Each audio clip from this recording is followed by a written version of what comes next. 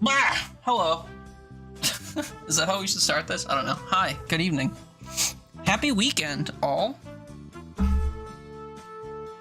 I had a day today that's affecting my night tonight. So, here we are at 12:30. Or whatever time it is for you. But for me, it's 12:30 at night. And I feel like I'm just waking up for the day, believe it or not.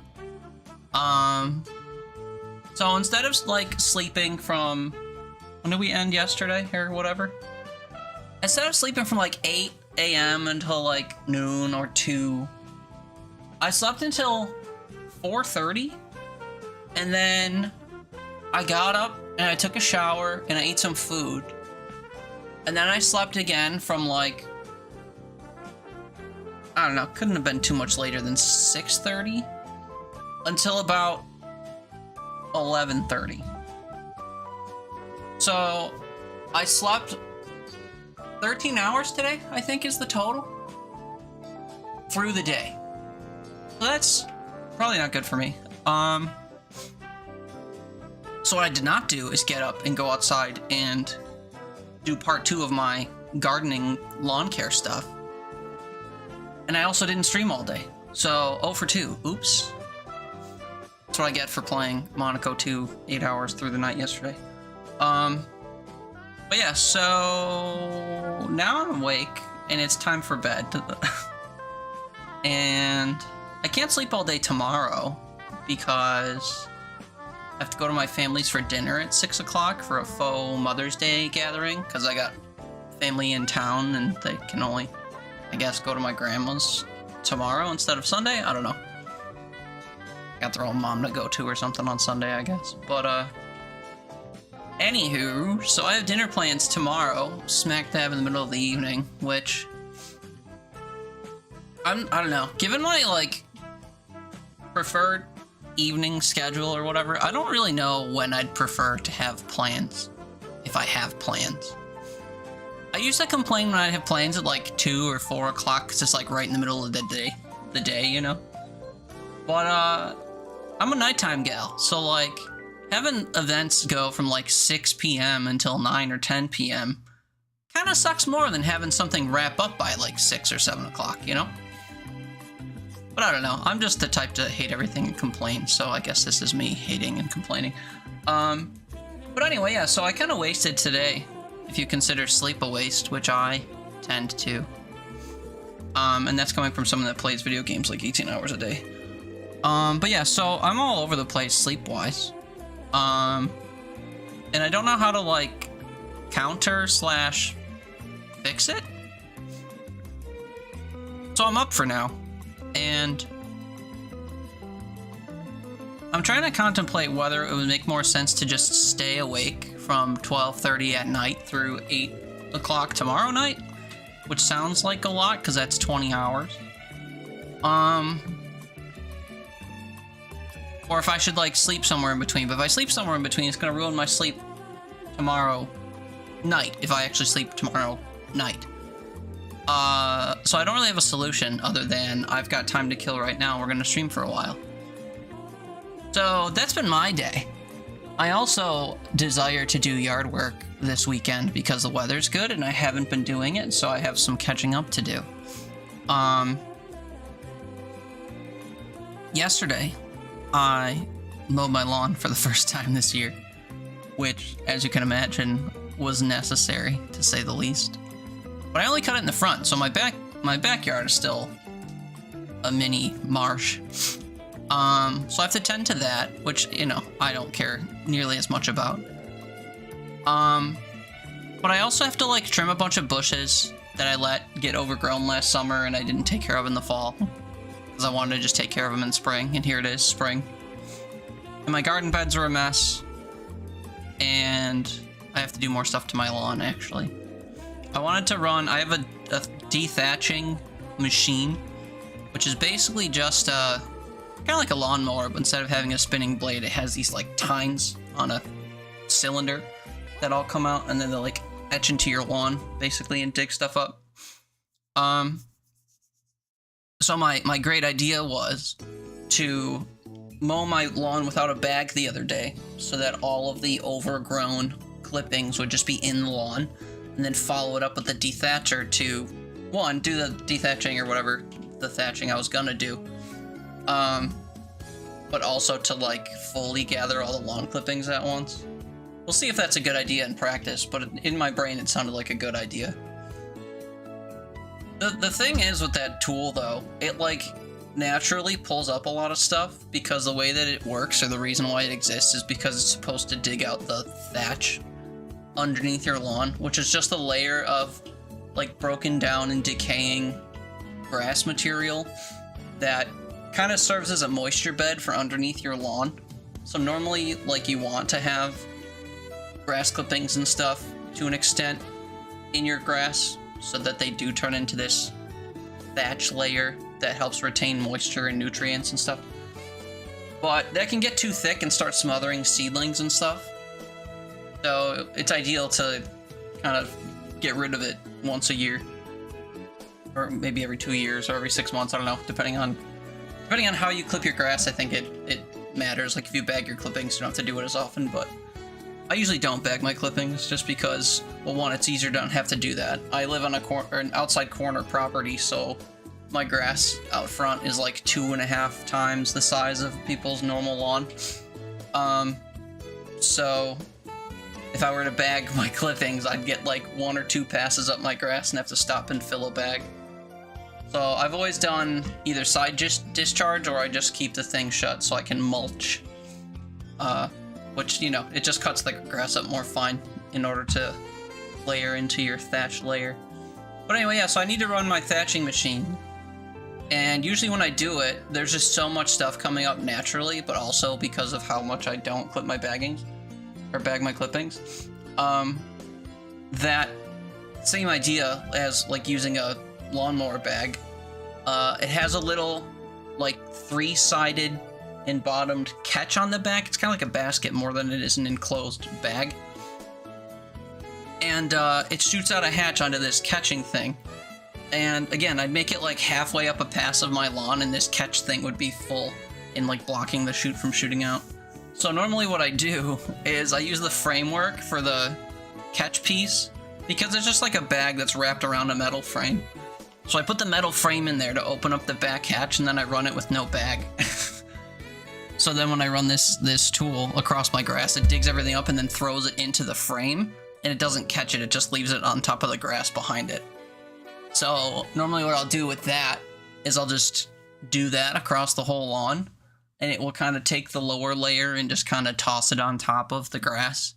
And then I'll either go through with my leaf blower on suck mode, and I'll suck it all up into a larger bag, which is nice and easier to clean out. Or I'll rake it if it's dry enough. But this time around it won't be dry enough because I just cut the grass. So I either rake it, or I suck it up, or I run over it again with the lawnmower to chop it more finely. It depends how much there is, or how many passes I do. Usually on, like, if I do a second pass through, I'll just run the mower over it. And if there's not that much on it, I can actually run the mower with the bag on it, and it'll actually be able to do more than a couple passes. Because it's not the same as, like, chopping the head off of every single grass blade, you know? But anyway, so I've got that all ahead of me to do. I think that the most cumbersome thing will be the lawn care. Because after that, I need to either spray it for weeds, or go get granules to put down. With how much rain there is, I'm tempted to go just do the weed and feed granules, but I don't really like doing weed and feed stuff, because when you think about it, normally when you try to kill weeds in your lawn, the idea is that you want to kind of soak the plant so that it absorbs the weed killer, because I'm pretty sure most weed killers don't work from the root of weeds. You don't want to like put it into the soil and have it attack weeds. You also don't really want to fertilize the weeds, which is what weed and feed kind of does. It acts as both a weeding agent and also a fertilizer. So, I don't know. There's a part of me that doesn't want to use weed and feed because I feel like it attacks the problem from the wrong place at the root, and also works to, like, nutrify things. or whatever you'd call that, to provide nutrients to things. So I don't know if I want to do that. But I do need to do some kind of weed care thing. But again, I've already cut my grass and the weeds. So you can't exactly spray the leaves or like the top face of weeds if you've cut them. So I might just have to settle on a weed and feed or something similar. Not sure. But I do want to get some kind of weed treatment down. And ideally, because I'm already dethatching, I would put down a fertilizer for the grass. But fertilizers aren't selective, you know? If I fertilize stuff, it's going to benefit everything. To lesser degrees, like I don't think the ingredients in fertilizers are necessarily meant to boost dandelion growth or whatever, but I think to some extent it would help do that, and that's not really ideal. So I have to figure that out, but primarily I just need to actually dig out the thatch and the grass clippings. And then I actually want to cut my grass again, because I cut it to the highest setting on my mower, and normally I cut it to about half that, or like, not half, but it's half of the mower setting. The halfway point. Of course, the lowest setting on my mower doesn't reach the ground, so it's not like it's actually half the height, but regardless.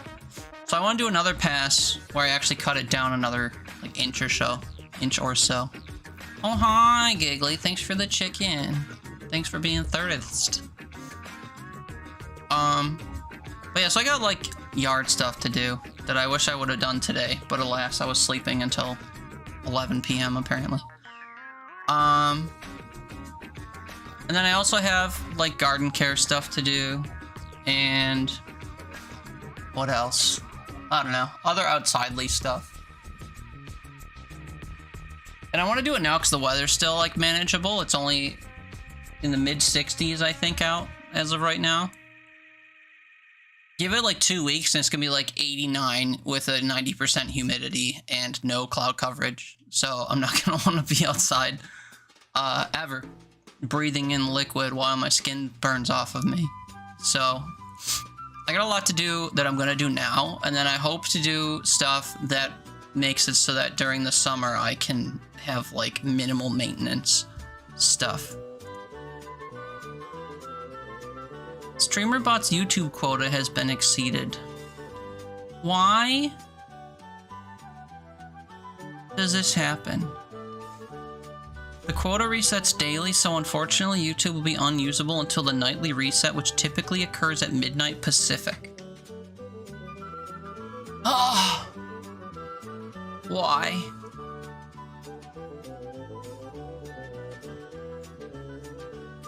So tell me if I log into StreamerBot, or if I log into YouTube with StreamerBot, I'm gonna get that message in like 2 seconds again. I wonder if that happened yesterday. I don't exactly monitor my YouTube chat outside of using StreamerBot to put it into my Twitch chat.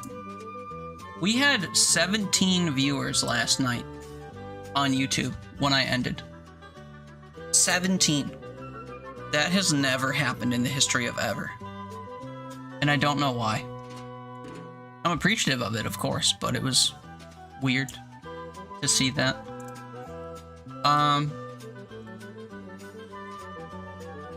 Whatever, StreamerBot's not able to connect. That'll have to be fine. Well, yeah, hi Giggly, how was your stream from your perspective? I hope you had fun. I enjoyed watching. For the, like, hour or so I was conscious. Because, again, I slept all day. But yeah, so I don't really know what to do tonight, to be honest. I mentioned yesterday that my affiliate anniversary is this weekend. Actually, technically it's... Is it this weekend? It's either this weekend or next weekend. I think it's this weekend, technically on paper. I think it's literally tomorrow. Yeah, it's on the 11th. Which is, you know, Mother's Day. And again, I have... Well, I don't have plans on Sunday, but most people probably do. So, it's not really the best day to do an affiliate anniversary stream. Also, my affiliate anniversary streams don't really matter, you know? If you've been to any of the other ones, we just kind of play games all day, and that's it. I don't have a schedule or sub goals or any of that stuff that, like, promotes people spending money. I'm not gonna pie myself in the face. I'm not gonna, I don't know, what do people do? I don't know. But my streams aren't that special. We just kind of hang out. And we, like, acknowledge that I've been doing this for forever. And people will sympathy sub or throw bits or whatever against my best, my pleas against it. And that's fine. I always appreciate it. I just, you know, the usual thing about treat yourself instead of Twitch. Because in essence, that's kind of what happens. But yeah, anyway, it'll be kind of like a nothing burger, just like a long stream that reminds people that I've been doing this for a while. But I decided if I'm gonna like schedule it so that it appears in chat, I pushed it out 2 weeks. I pushed it out to the 24th because I was supposed to, or am supposed to, I'm not sure, be busy next weekend. To the point where I don't think I'll be streaming. And this weekend is Mother's Day, so that works for no one. So, given that, I shouldn't do it this weekend, I can't do it next weekend, so I pushed it out until the following weekend. And again, I'm sure no one cares, because I don't do anything special. It's not like it's some huge event people are going to miss, but it is technically a unique stream in its own right, just because of the, whatever you'd call that. Not accolade, but whatever that would be called. But yeah, so that's 2 weeks from now. Sorry to disappoint. I know I originally said I would do it today, or tomorrow, or whatever, but that just doesn't seem to make sense, so I won't be doing that after all. But yeah, so tonight I don't really know what to do with myself because of the fact that I am not really meant to be nocturnal the way that I've been. Light Gamer, hello! Good to see you again. Happy weekend. Oh, my YouTube quota has been exceeded. Does that mean that I'm not going to get messages from YouTube anymore? I just got one, though. So what do you mean?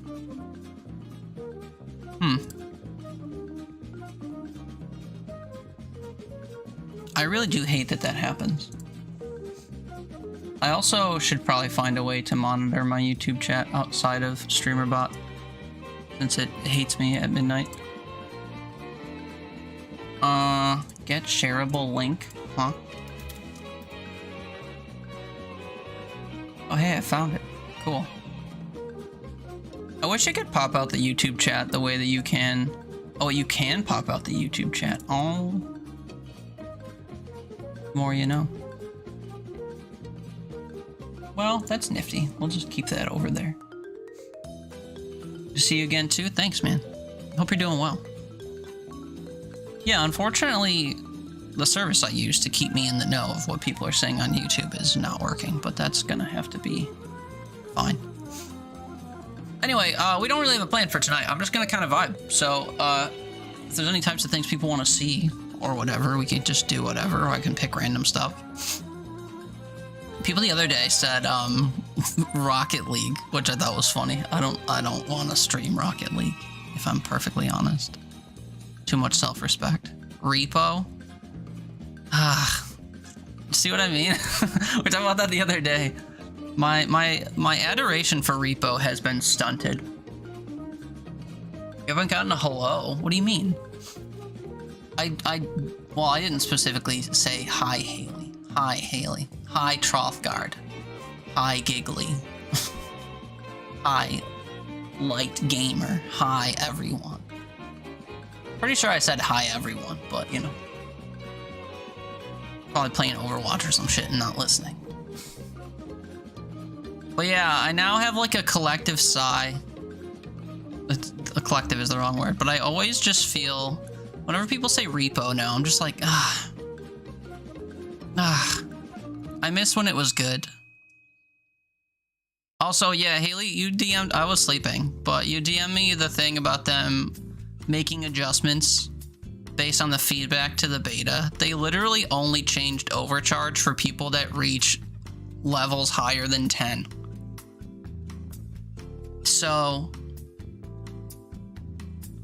they addressed the one thing that I didn't think was that problematic in favor of people that buy into a meta that they don't want to support, which is buying strength and using that to bully enemies. So, more things are coming, they're doing stuff. Are you sure? Because the way that I read that video was basically just, we're just adjusting overcharge. And I was like, oh, I don't care. Let's see what the Steam discussion has to say. Thank you for not destroying the game on purpose the first patch after I buy it. If you want suggestions for overcharge, don't. Okay, so this is someone who loves the strength meta.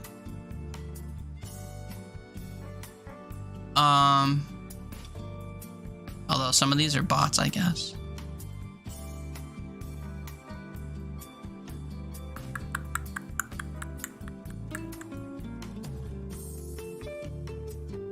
A new system will be implemented in future updates. This will increase the difficulty of the game in some way every 10 levels. That's ridiculous. Every 10th level, blah, blah, blah. Overcharge is the only change we know of so far, but they're working on others. Okay. We'll see. It's kind of wild to me that after all of the feedback that they got over the course of the day, they put a video out addressing specifically one point about it. Which worries me. But I guess we'll see how it goes. Anyway, yeah, I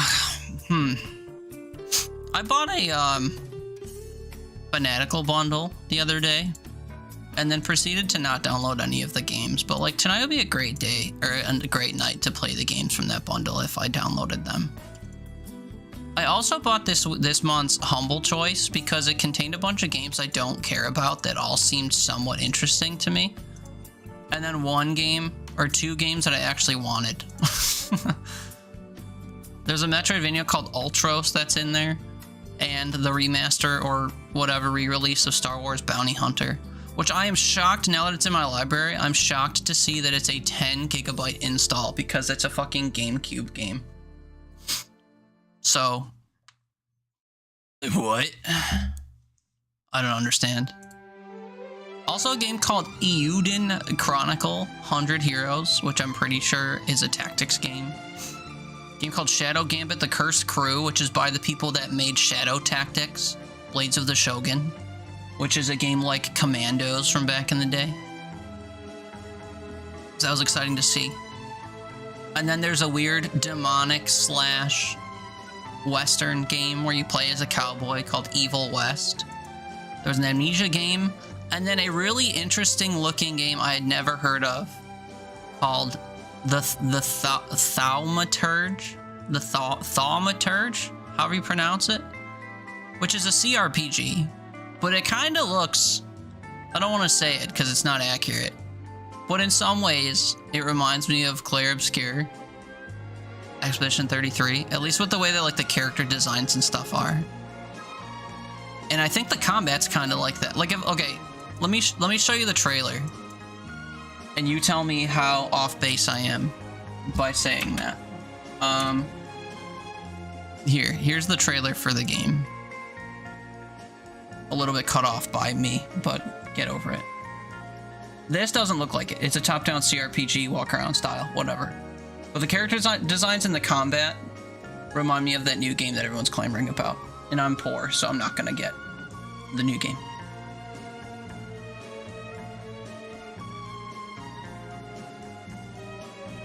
Also, this guy looks like a budget Gustav.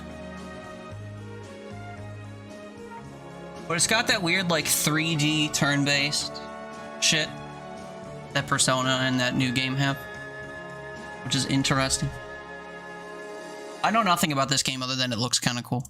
So, anyway, so I bought into the Humble Choice for the month, which again is this game, this game, this game, this game, this, and this. And then I bought a Fanatical bundle that had all these other games in it. I love games. Also, speaking of Fanatical bundles, I think that whatever it's called is still going. They have Bunderfest going on. Oh my, build your old bento bundle. Journey to the Savage Planet's $5. We have that game. Should I play that while the Star Deal is active for another... How long is it active for? 10 hours? Should we play this for the next 10 hours? To show off that it's $5 on Fanatical right now. I think this is a co-op game. Oh yeah, it literally says quirky co-op action adventure. God. If only I had people that had all the weird games that I have. I wouldn't have to play co-op games solo like a loser. Anyway, let's look at today's bundle. I imagine it's that bento bundle thing. Latest deals. Yeah, this is the one from today. 3 games for $3.33 a piece. So $10. Or 7 games for $2.85 a piece, which I think is $20. Let's look at them. First one's a modern Harvest Moon game. I didn't know Harvest Moon was still putting out games, to be honest. Oh wait, sorry. Try this on for size. The Winds of Anthos. Oh, and another Harvest Moon game. It looks like the same game. Oh my. Oh my. What is this? You loved Harvest Moon as a kid? I want to see a video on this. What is this? I mean, minus the character models. Gameplay looks interesting. I watched it on YouTube. Nope. Your mom just collected them? What, the Harvest Moon games? Rogue Flight, a shooter roguelite. Almost like a Star Fox style game. Another Harvest Moon game. Look, you could collect Harvest Moon games too. This one looks old. Also, the designs of the vegetables and stuff remind me of Farmville.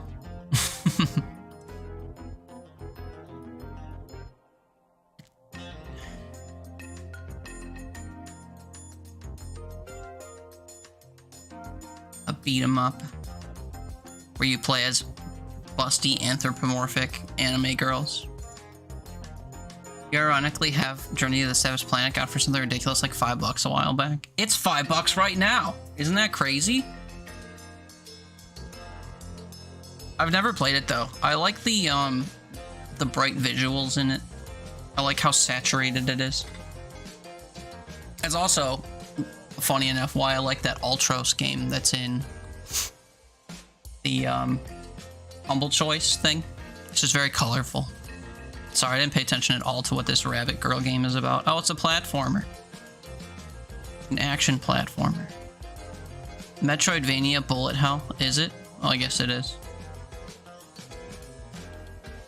It's a very flashy thing. Spirit of the Samurai. These side-by-side samurai games always seem to do poorly. Like, didn't people not really love Trek to Yomi, which was like the big, highly budgeted game of this style? Oh, but you can make combat combos. Kamikaze Last Planes.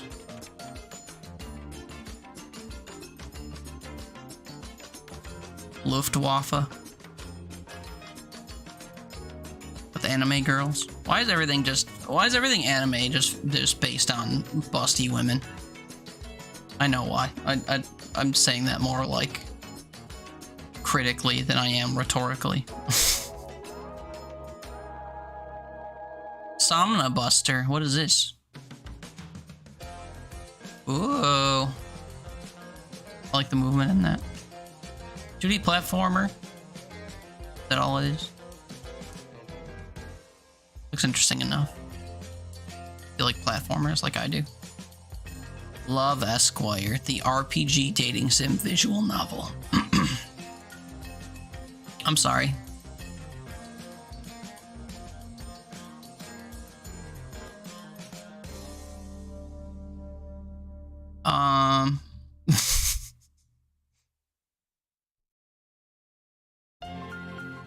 Okay.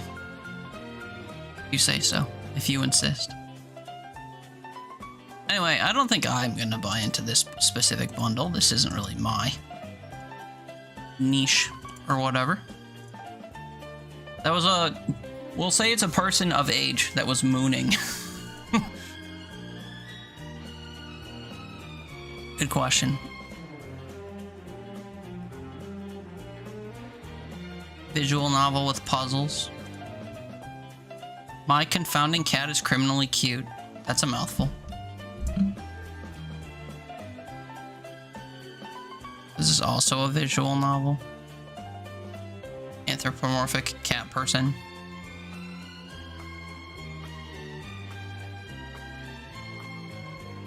Oh. I see.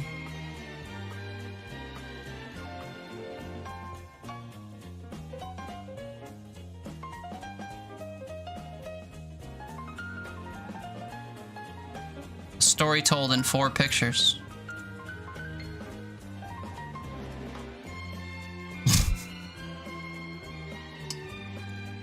You ever wish your cat was a human so that you could date it? This is the game for you. I just don't understand where this comes from. This is a visual novel. Very good, very good. At least they're both humans.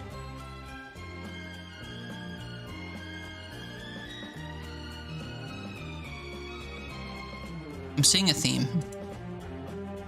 The Letter, horror visual novel. Let me guess, a guy kisses a tentacle creature or something.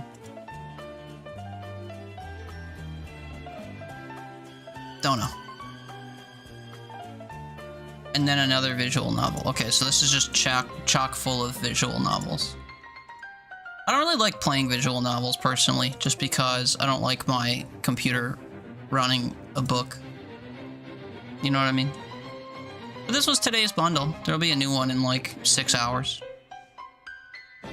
Surely they will be good. I guess we'll see. Here's the bundle that I bought into though, this killer bundle. So this is one that's kind of like a preset bundle, like you pay $5 and you get what's here. So you get these 5 games for $5. If you want to see any of them, I have this, so let me know. First one's Paint the Town Red, which is a first-person melee combat game. In the epic roguelite Beneath, you have to delve deep underground battling monsters and stuff. I'm not sure how true this is, but this kind of looks just like a put-together Minecraft knockoff, where you annihilate things in bloody carcass stuff. Looks fun. I like beating things up. Throw stools and shit. Yeah, we'll see what the dungeon diving is like. It's probably nothing. This is Empty Shell. This is like a top-down survival exploration game. Really gritty looking. Didn't particularly care about this one, but it was the one that they used as a poster child for the bundle. Hi, JJ. Good evening. Happy weekend. You thought about that one song that's gonna be stuck in your head? Because I said Minecraft ripoff? Because it's called Paint the Town Red? What song? Paint It Black by the Rolling Stones. Paint the Town Red? Who's that by?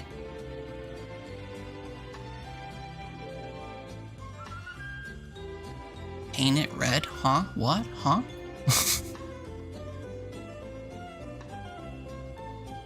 This is a Vampire Survivor clone. We like these.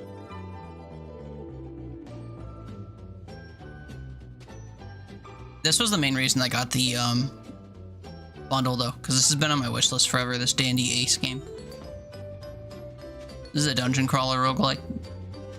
Looks kind of like Hades, I think, but a little bit more anime and flashy.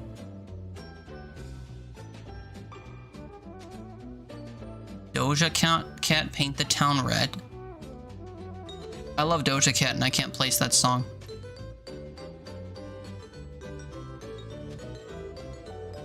Wait, is that the one that goes, Oh, I do know that song. I do know that song. Bitch, I said what I said. I'd rather be famous instead. I let all that get to my head. See a devil, see a bad little bitch, see a rebel. On a level. That's a banger. You should have that in your head. They're just so much fun. Anyway, this was the reason I got the bundle. These other games look kind of cool though. And then this is a tactics game. Tower defense tactics game. Shout out our tactics lovers. The visuals in this look kind of cool actually. Ugh, but I want to play something. I don't know what to play. I didn't really have a plan. See a devil. Alright, enough of that. Also, I kind of have a headache. Where did that come from? That sucks. Let me get some water in me. JJ, how are you? How was your, last day in the office for the week?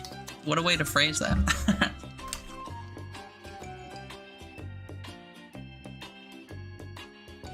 I just slept all day, so now I'm awake. Kasa. But yeah, we should play something. I wish I had something in mind. Haley wants me to play Repo. Repo is so ruined for me. There it is. 165 hours played? Shut up, is that true? 170 hours, oh my god. That's so much time. When did this game, like, come out? In February? Wait, really? I've had this for 3 months now? I mean, I didn't get it right when it came out. I got it a couple weeks later. Play Repo with you because I have nothing else? Brandon's overwatching. You have nothing else? Weren't you playing something else recently? Were you playing Schedule 1? In Skyrim? In Minecraft? I don't think I want to play... I don't think I want to play Repo. Repo's been ruined for me. They ruined it. Whenever I play it, like, not beta, and I'm playing with the old mechanics, I just feel like I shouldn't be because they're not going to be in the game anymore. And I don't want to play the beta version because it sucks. Schedule 1, yeah. Minecraft, nah. Skyrim, some, but eh. Man, you sound bored. Are those the only games you have? Do you have any games that you like? Actually, what was free on Epic this week? Is there anything worth getting from Epic? I haven't played Fortnite yet this season. I don't think anyone wants to see that, though. My singular seasonal Fortnite stream will have to wait. For when? I don't know. Maybe Sunday. What is free this week on Epic? Dead Time Defenders and Touch Type Tail. Strategic typing. Typing games are weird. They're kind of cool, but they're weird. What is Dead Time Defenders? I looked at this and it looked kind of cool. A looter shooter RPG. Okay, so it's like, it looks kind of like that, what would you call it? That, like, beat 'em up game I played the other day. That Viking one. But you shoot and loot stuff. I also didn't download this. I tried that, I guess. I don't know. Repo makes me sad, though. I don't want to play Repo. They've ruined it for me. Scootin' and lootin' amigos. Yeah, I guess that's about right. Lootin', shootin', scootin'. Boot scootin' boogie. Ugh. Is it bad that I kind of want to play Monaco? It is bad that I kind of want to play Monaco. What other recent played games do I have? Blueprints? Oh, we never did continue Blueprints. Could do that. I've been itching to play Baldur's Gate 3 because I haven't played it in a month. And I want to do a playthrough on stream, but that's a commitment. And then these were the games we played during my most recent random game stream. I liked all of them too. Zappling Bygone was good, and I'd like to finish it, but I feel like I'd want to commit to finishing it.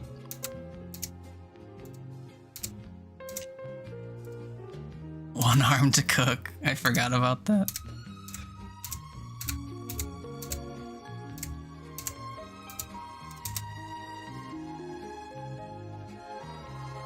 Two-player co-op game. Man, I have a lot of co-op games and not a lot of co-op partners. Cook with one arm. That's not worth streaming. That game has no comment or no content whatsoever.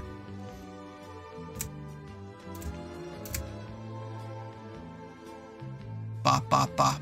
Mama nana. I need inspiration. I should just play Blueprints and then when I get bored, find out why I'm bored. I don't know.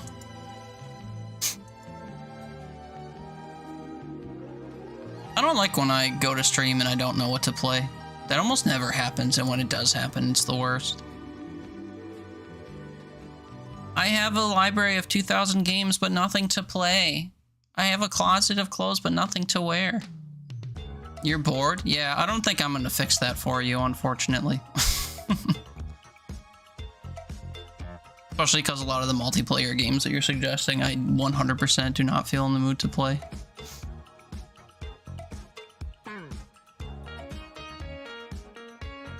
Phasmo got an update. Oh, it's a hotfix update. I've been seeing people play Phasmo again recently, and I have no interest in joining them. I never did finish Lumberjacked. Actually, I think I did. We got the one ending, but I never got the other ending. Maybe this game's boring enough to, like, funnel me into wanting to play something. I'm missing 3 achievements. Unlock the buzzsaw. Finish the subordinate ending. Finish the both endings. Okay. Okay, we'll play Lumberjacked for a little while. This will 100% like boredom stasis me into playing something else. I'm convinced.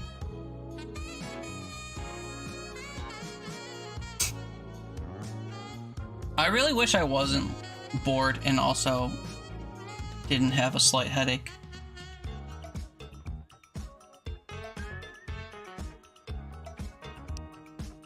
This game not work with game capture? Oh no, it did. Escape the back rooms? What about it?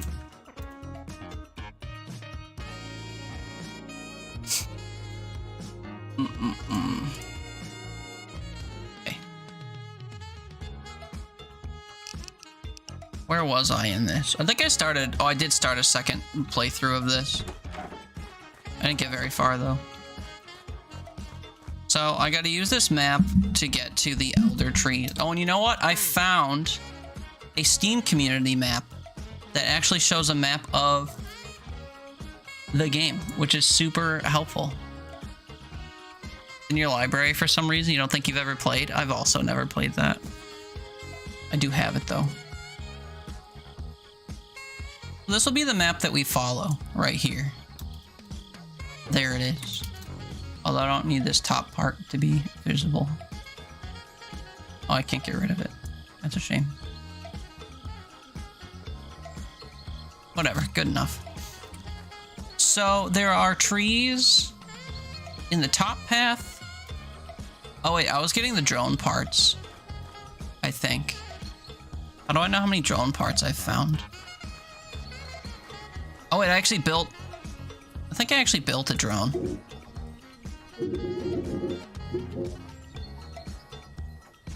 Oh, I found one part. Okay, I must have done that on my other file. Oh my god, Valheim, if you find nothing else and get bored of this. I don't know how else to say. I probably don't want to play multiplayer games tonight. I just need to, like, play stuff and, like, fill time, I guess. I don't feel particularly multiplayer gaming social. I hardly feel conscious. Sorry to say. So I'm just gonna, like, nickel and dime my way through random games, I guess. And we'll see how long that works. So if I can follow this map correctly, my goal would be to try to get to the other 2 drone parts so that as I go, I don't have to actually focus on harvesting things and we can just go get the elder trees. But I don't know how that's gonna go. I also don't even know where I'm going right now. Okay, well, we have this nice little path now. So we'll just come and collect all of the wood. I didn't realize that my toss thing was... It reaches just past this bush. Noted.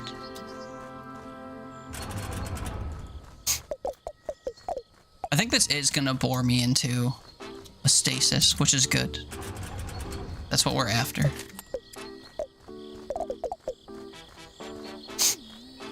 I really wish I didn't sleep the whole day away. Not because of anything better to do, but... You don't have your ring to sit here and fiddle with, so you're stressing. Oh yeah, I saw that too. Man, I'm the worst at responding to people when I'm groggy.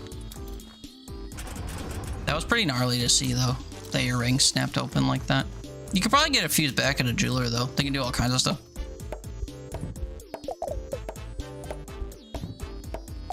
Also, gold is kind of fragile, so I'm kind of surprised that the band itself is that thin. Like a thin band of gold. I guess it depends on the type of gold, though.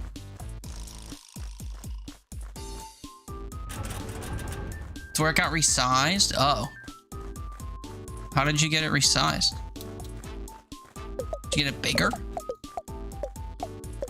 Because I imagine if they added material to it, something could have affected it.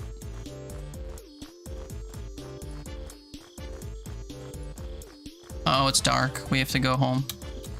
I forgot about the time mechanic in this.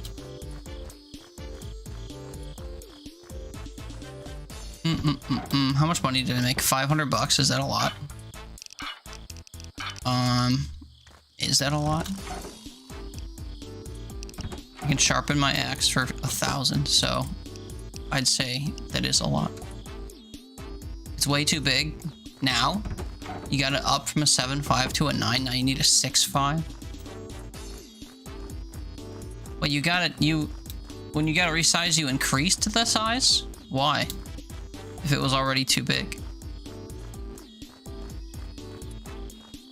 I don't understand. I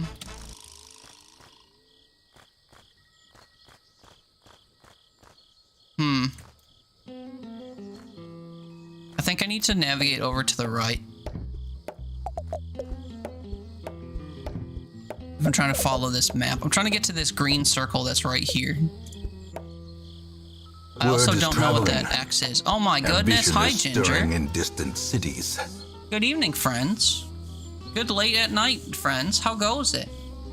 Let's play Timberborn. Oh boy, I'm sure that's not too different from a lumberjacking game. What's up, friends? Welcome in. My name's Teeter. We play all kinds of random stuff. I'm bored tonight because I slept until like 11:30 at night for no reason. And now I'm awake against my will with nothing better to do, so we're playing some games. How is Timberborn? How are the Dare Drop games treating you?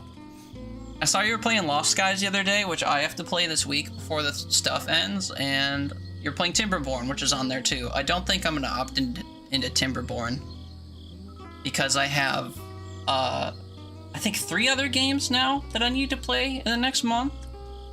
I have to do Lost Skies, I opted into Dead Zone Rogue, and Drop Duchy. Yeah, that sounds right. I wanted to opt into Captain Blood too, but alas.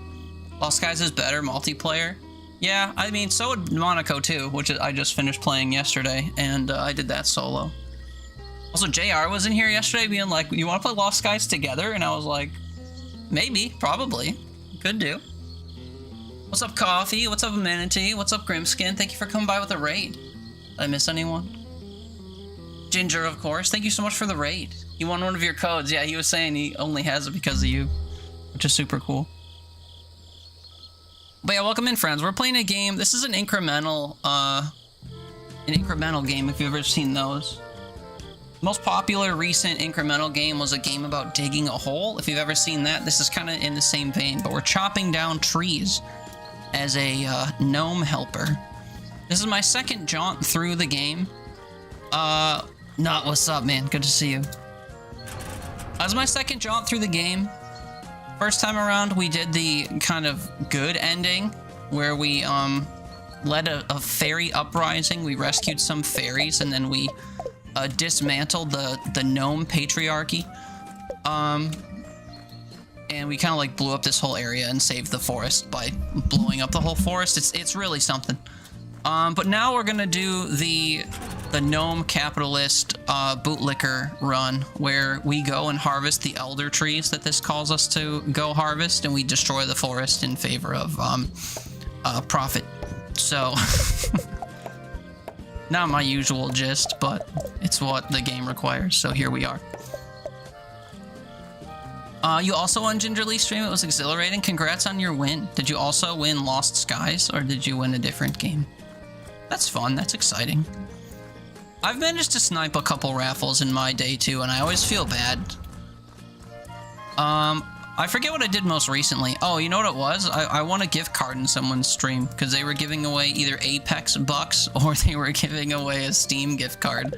And I don't play Apex Legends, so I like stepped in at the end of their stream. I said hi. They're like, "Oh, we're doing a giveaway if you want to enter." I'm like, "Okay, whatever, sure." And then they pulled one name, and it was my name, and then I felt kind of shitty about like coming in and sniping it. I also did that a couple years ago. A friend was giving away some of his merch, and I came in at the end and earned myself a sweatshirt. And then I got 2 in the mail, so it was it was like an extra snipe. They had some kind of like processing error or whatever, and they sent me 2 of the hoodie, which is super dope. I love free things that don't cost people stuff. And that's exactly what that was, as far as I understand. But yeah, Ginger, thank you so much for your raid. Sorry for the random thought dump. I hope you had fun playing your beaver harvesting game. If you need to run and sleep and do normal nighttime things, any self-care, post-stream care stuff, please do. Please don't let me and my yammerings keep you here. I thank you so much for the raid. I hope you had a great stream. I was also mistaken. I don't actually need to go this way. I need to go further up this way. Learning is a process, and one that never ends. We are not, I don't think, going to get to $1,000 today, which is tragic. Because I want to make it so that I can hack through things faster.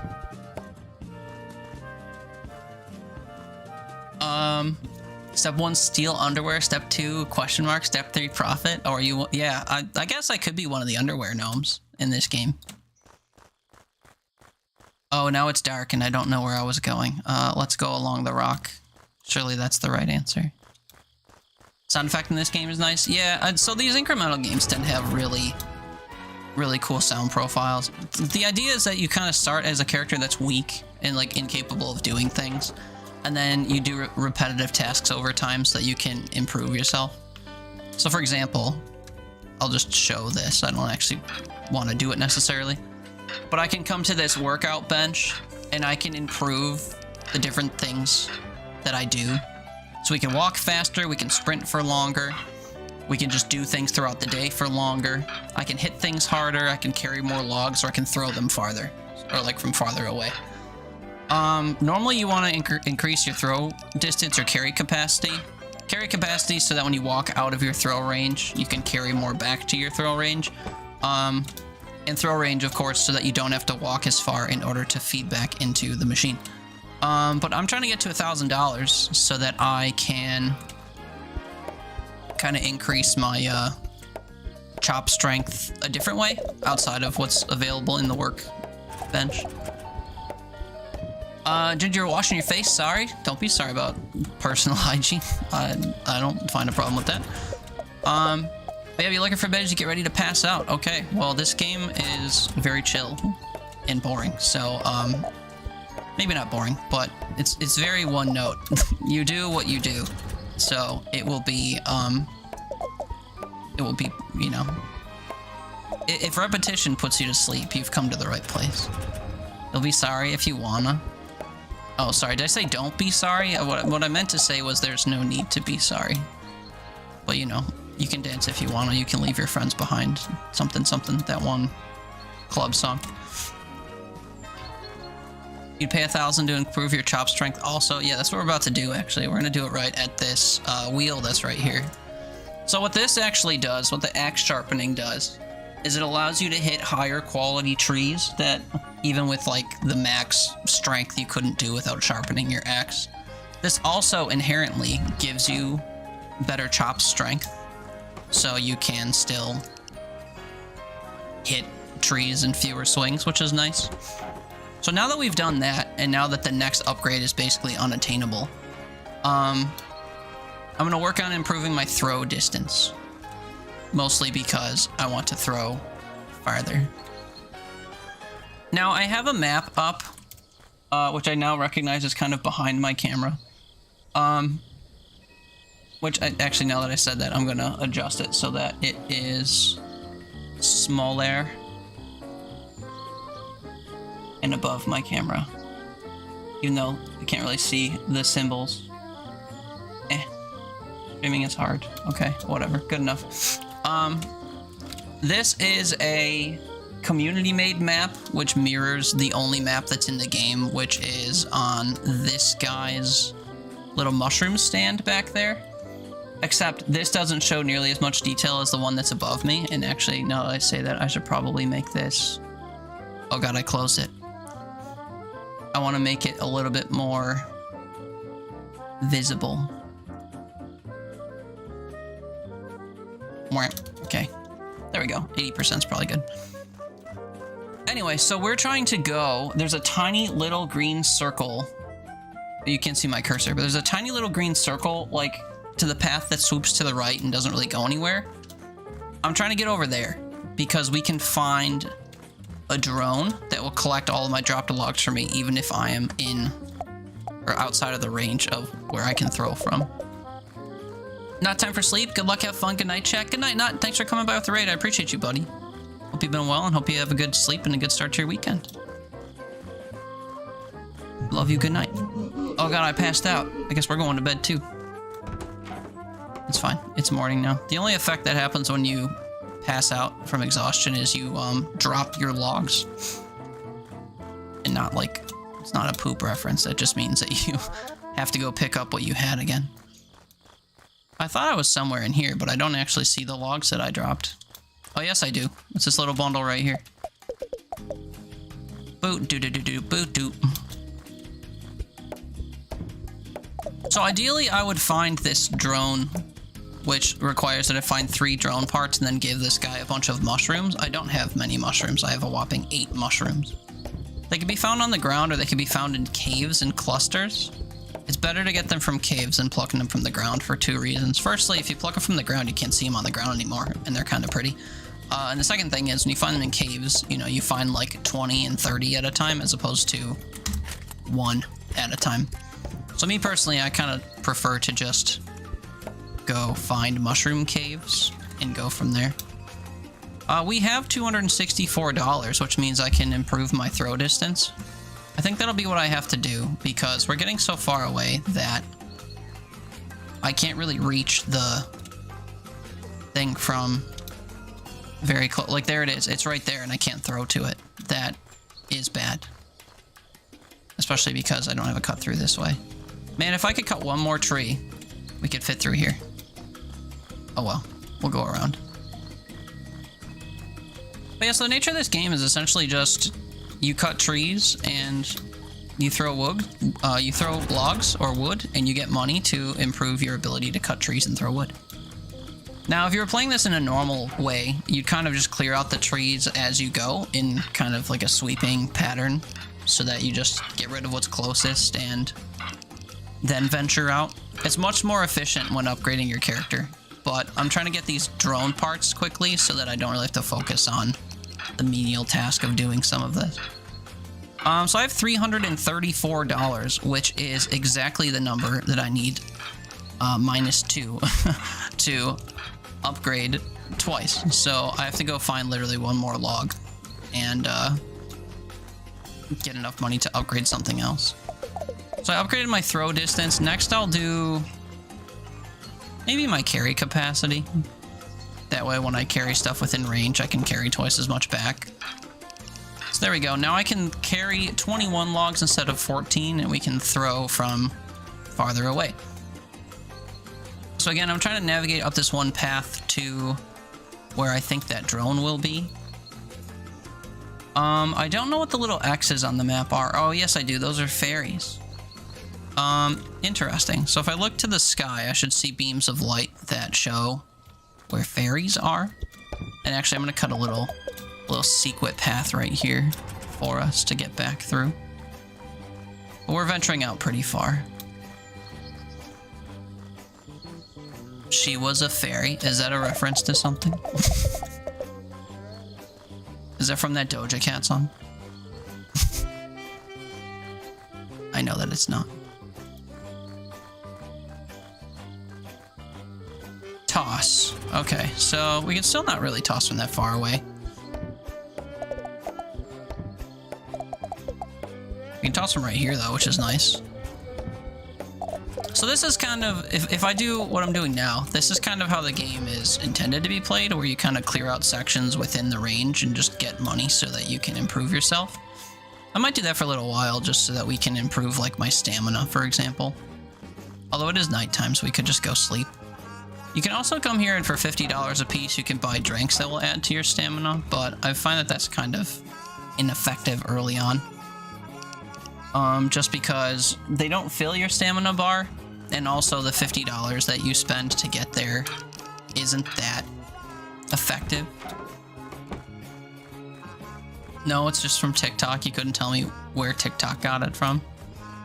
Yeah, that's always something to figure out, isn't it? Why things are the way they are on short-form content platforms.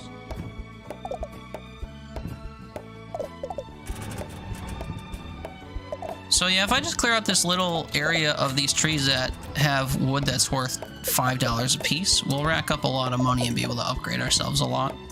I think primarily I need to upgrade my stamina because I chopped down like 10 trees and then I'm out of stamina.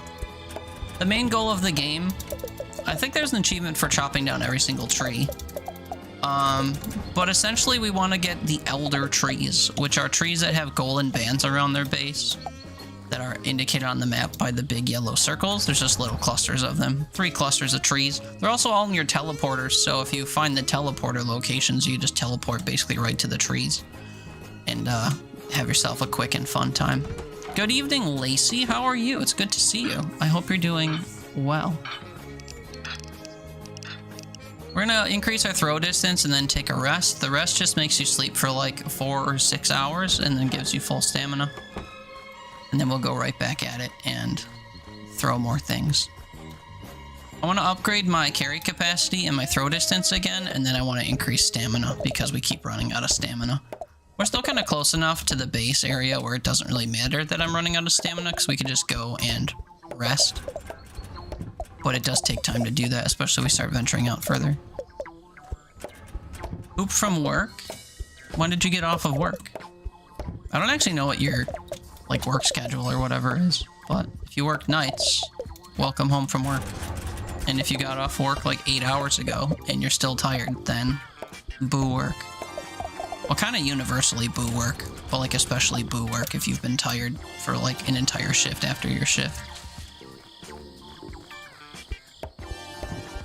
Well, sleep is coming soon, I think, I imagine. So at least you'll be able to rest up following your poopedness. 8:30? Damn, that was some time ago. Spend some time with your dad's chit-chatting for a bit before you headed home. Does that tire you out too? Social stuff tends to wipe me out, especially after work. We have $1,000. This will serve me, I think. Let's go. Oh, I have stuff in my hand. I can increase my throw distance again? I 100% need to increase my carry capacity and stamina, which thankfully I was able to do both of. So now you see that my stamina bar is like considerably larger than it was. If I can get to 2.5k, I think I'll sharpen my axe again. But I'm trying to get these super dark trees because they're worth, the logs from them are worth $5 a piece, and that tends to add up kind of quickly. That's why we're kind of skipping all these normie looking trees here. They're just not worth as much. It was nice spending some time with him. You pretty much only see him on Fridays, so it was nice to catch up, I see. Yeah, just a tongue-in-cheek thing about social battery exhaustion on the heels of working. Nothing against your dad. I'm sure it was a lovely time catching up. It's also nice to be able to see someone every Friday. I guess it depends on how much you prefer to or used to see them, though. Once a week might not be a lot if you are, like, attached to the hip, you know? I see my family twice a week, and before that I used to see them once every, like, 3 months, and I was personally not too affected by it. I love my family, but we're not super attached at the hip, so I'm fine with the cursory, like, once every little while. How you doing? How you doing? That was a social job, so that wears you out too. Oh, yeah. Yeah, social stuff, physically social stuff wears me out. Streaming doesn't, somehow. Even though streaming is arguably pretty social. I can stream for 12 hours and not really feel anything, but I go and I, like, work. And I have to interface with people, like sit in a meeting for 3 hours, and I'm like dead to the world. You're a waitress, so it's physically social? Oh my. Physically social has an interesting connotation to it, but I know what you mean. I work at Hooters.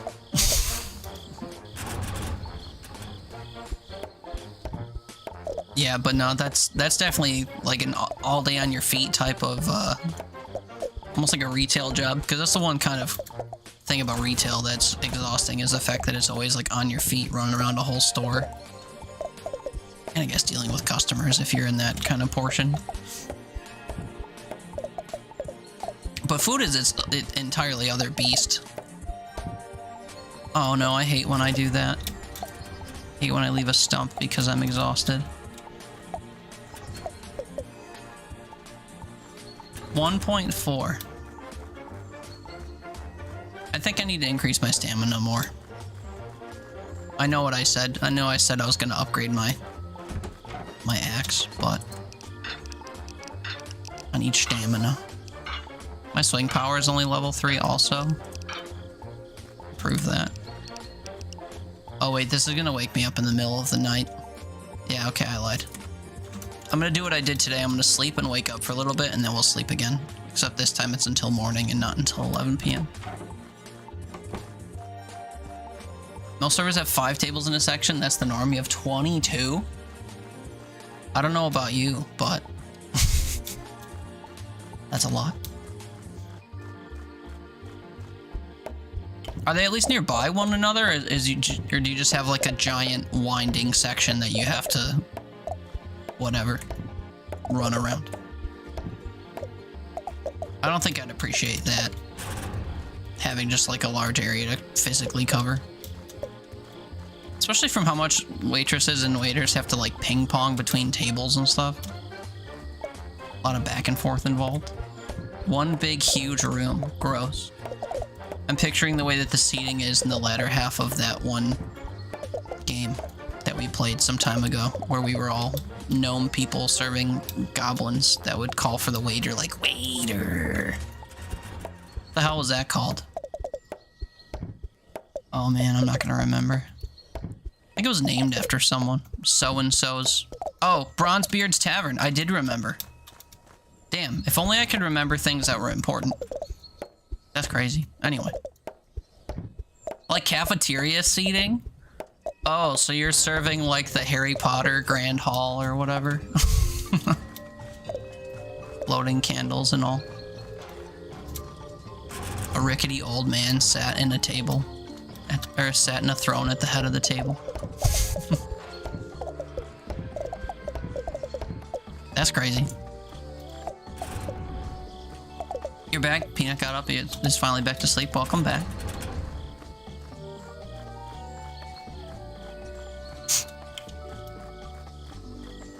How was your day? How are things? I think I asked you that when you had to run off. But I hope you're doing well.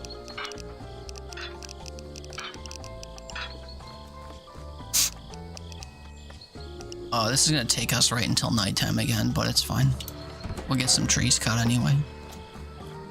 Okay, so I'm trying to get to, I think, just past that golden beam.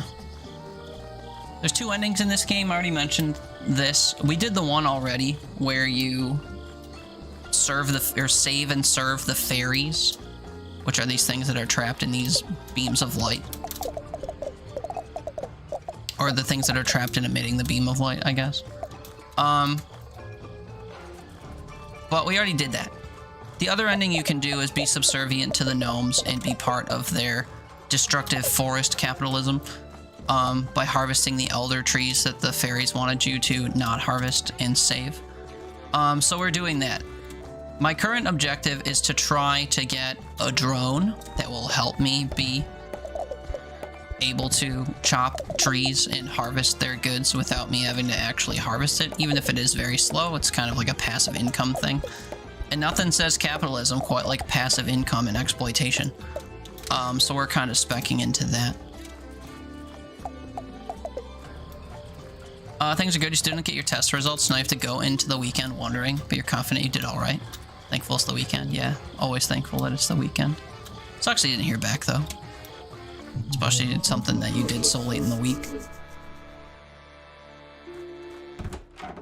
600 bucks. Can I pimp anything before I leave? I'll do swing power just because I can. Actually, I should do the base levels for like sprint endurance at a minimum. Okay, that'll be fine. Just to improve our movement ever so slightly. So now I have almost half of a stamina bar, which is pretty decent considering where we started from, but still not very good. And I do need some money, so I will continue to hack down all the trees in this area.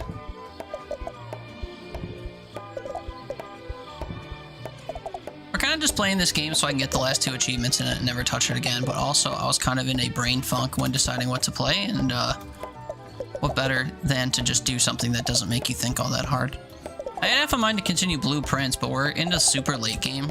Or it might even just be the mid game, honestly. I have no idea how much content is in that game, but it's all very thinky and makes me remember things and be strategic and stuff, and I don't feel like I have brain power for that right now. Maybe if my grog wears off. Although I've been awake for like 2 hours and I still feel groggy, so I don't know if that'll happen.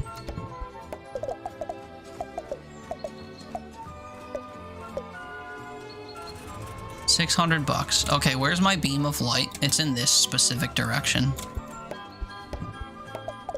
gonna try to face that way as we continue because I was kind of winding back and forth. Unfortunately, my toss range kind of ends at the base of the trees here.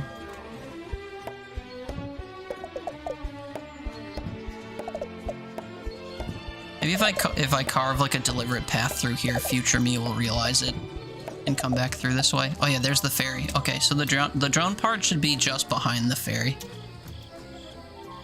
Contrary to how it looks, I am not looking to help the ferry, but instead I am going to go just beyond it and get a drone part. Did I get more yard work done today? I sure didn't. I ended up sleeping until 4 o'clock, and then I woke up for a brief period to take a shower and have dinner, and then I fell asleep again until 11:30. So I slept all day and accomplished nothing. So I'll have to aim for tomorrow morning or Sunday, I guess, for my future exploits. that chiming means we're near a drone part. I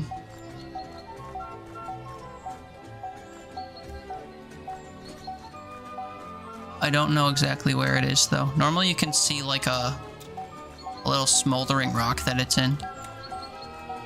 It's fine, though. We'll go drop off these logs and then come back. Oh, man, this tree line's farther away than I thought. There are 3 drone parts to get. This is unfortunately only the second. And then the third one's actually kind of on the way to a portal. So, we could potentially unlock a portal, which will be good. I really wish I could see specifically... Oh, wait, there's a mushroom cave right here. I wish I could see specifically where that drone was coming from, so I didn't kind of waste stamina going through trees that don't bring me closer to it. Although, speaking of wasting stamina, there is a stamina berry bush here that we can get with a few swings. I also wish I got slept most of today, too. Yeah. One benefit of taking a day off, I guess. Oh, golly, wait a minute.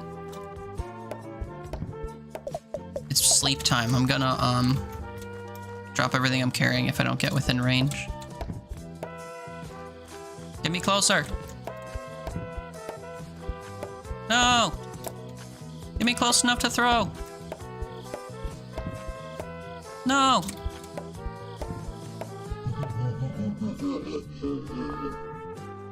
Not the end of the world, but not ideal. Throw distance is 2K.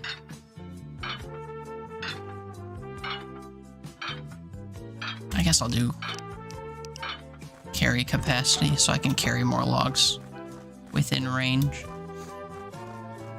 Well, yeah, so I still have a lot that I need to do, and the weather's supposed to be good over here for the next couple days, so I'm not really too worried about getting affected by the weather, or like limited by the weather. I did a hefty first pass on my lawn, which is good, but I unfortunately do have a lot that I could do to other parts of my yard, and also more that I could do to my lawn. So I was hoping to be able to do all that, but today wasn't the day for it, I guess.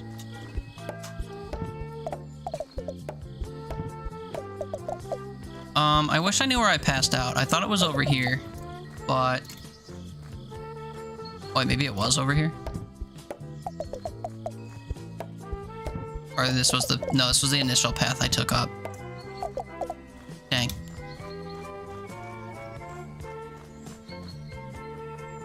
How am I getting so turned around? Oh wait, this is the path. Okay, I see. Did I take the day off too, but you decided to go and save your leave? Yeah. Probably for the best.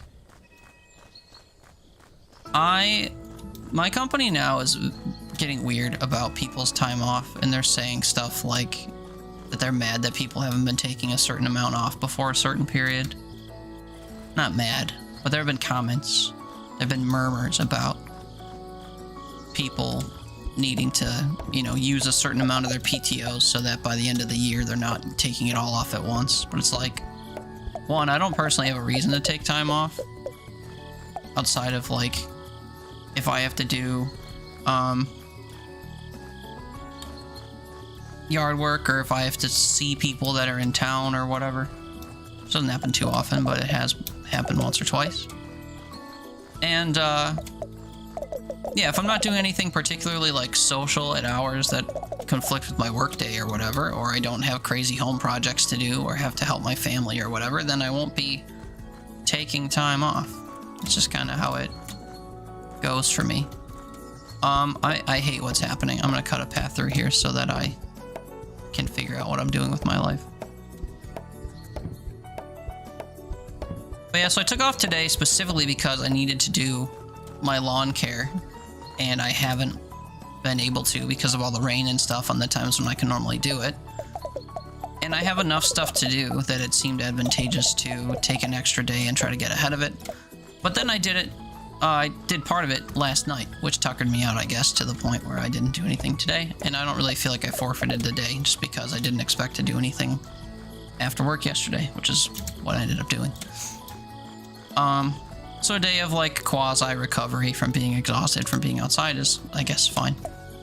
Not what I would have hoped for, but I won't lament. So yeah, I've got the rest of the weekend to do other stuff, and then I've got time coming up next week that I may or may not use for that, depending on how that goes. And then it's Memorial Day weekend, which nets me an extra day as well. So time is a valuable thing.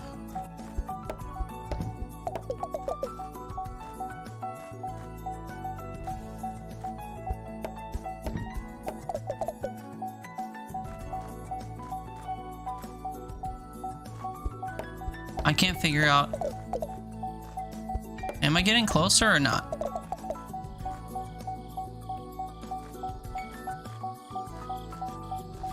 Oh, I'm not going to find out because I'm about to pass out. Oh, I should just rapidly hit another tree then. I don't see the smoldering rock pile that would contain a thingy. Oh well. We try again. Everything looks the same in the forest. Of course, you can turn on. Oh, yeah, I know, but I'm actually following the map that's above me. That's a community-made map. So I kind of know, at least general path-wise, between the rocks where I'm going. But the problem is I'm not exactly following perfectly straight lines everywhere, so I'm struggling to know maybe exactly where I am. Well, this is where I just was, hence the logs all getting strewn about here. Some of them actually fell through the trees, it looks like. Just kind of silly. Oh, hey, here it is. Cool. Now the annoying beeping can stop. So that was literally all I needed to do over here. In the normal playthrough, you could save the ferry that's right there, but I'm not saving any ferries this time around. We are being corporate grunt and doing the bidding of the gnomes. So now, the third drone part is in this direction somewhere, over a bridge. I think it's through here.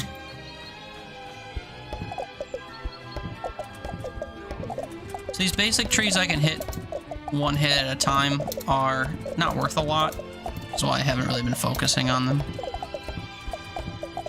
But I do need to kind of carve a path to this bridge, which I apparently have the throw ability to toss from the bridge, which is interesting. I guess I'll also pick up the logs that I'm dropping, just so that I don't have to come back here and do it again. We'll cut kind of a wide berth into here so I actually know where this path is, because I know that with all the turning around and stuff I'm doing, I won't notice where this is.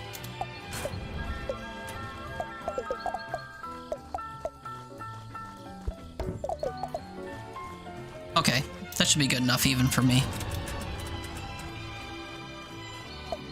So now that we're at the bridge... Oh, it's kind of a snaking path to get to the drone. That's a little annoying. Also, I can throw from about halfway across the bridge now, it seems. I guess if I go along the leftmost wall, that would be most advantageous. Oh, and I can hit these medium trees with one swing now, too. That's good. There's also a mushroom cave here. I'm going to need mushrooms in order to buy the drone I'm trying to put together. So in the mushroom caves you find are like long paths that have mushrooms everywhere, which is cool. This was not one of them.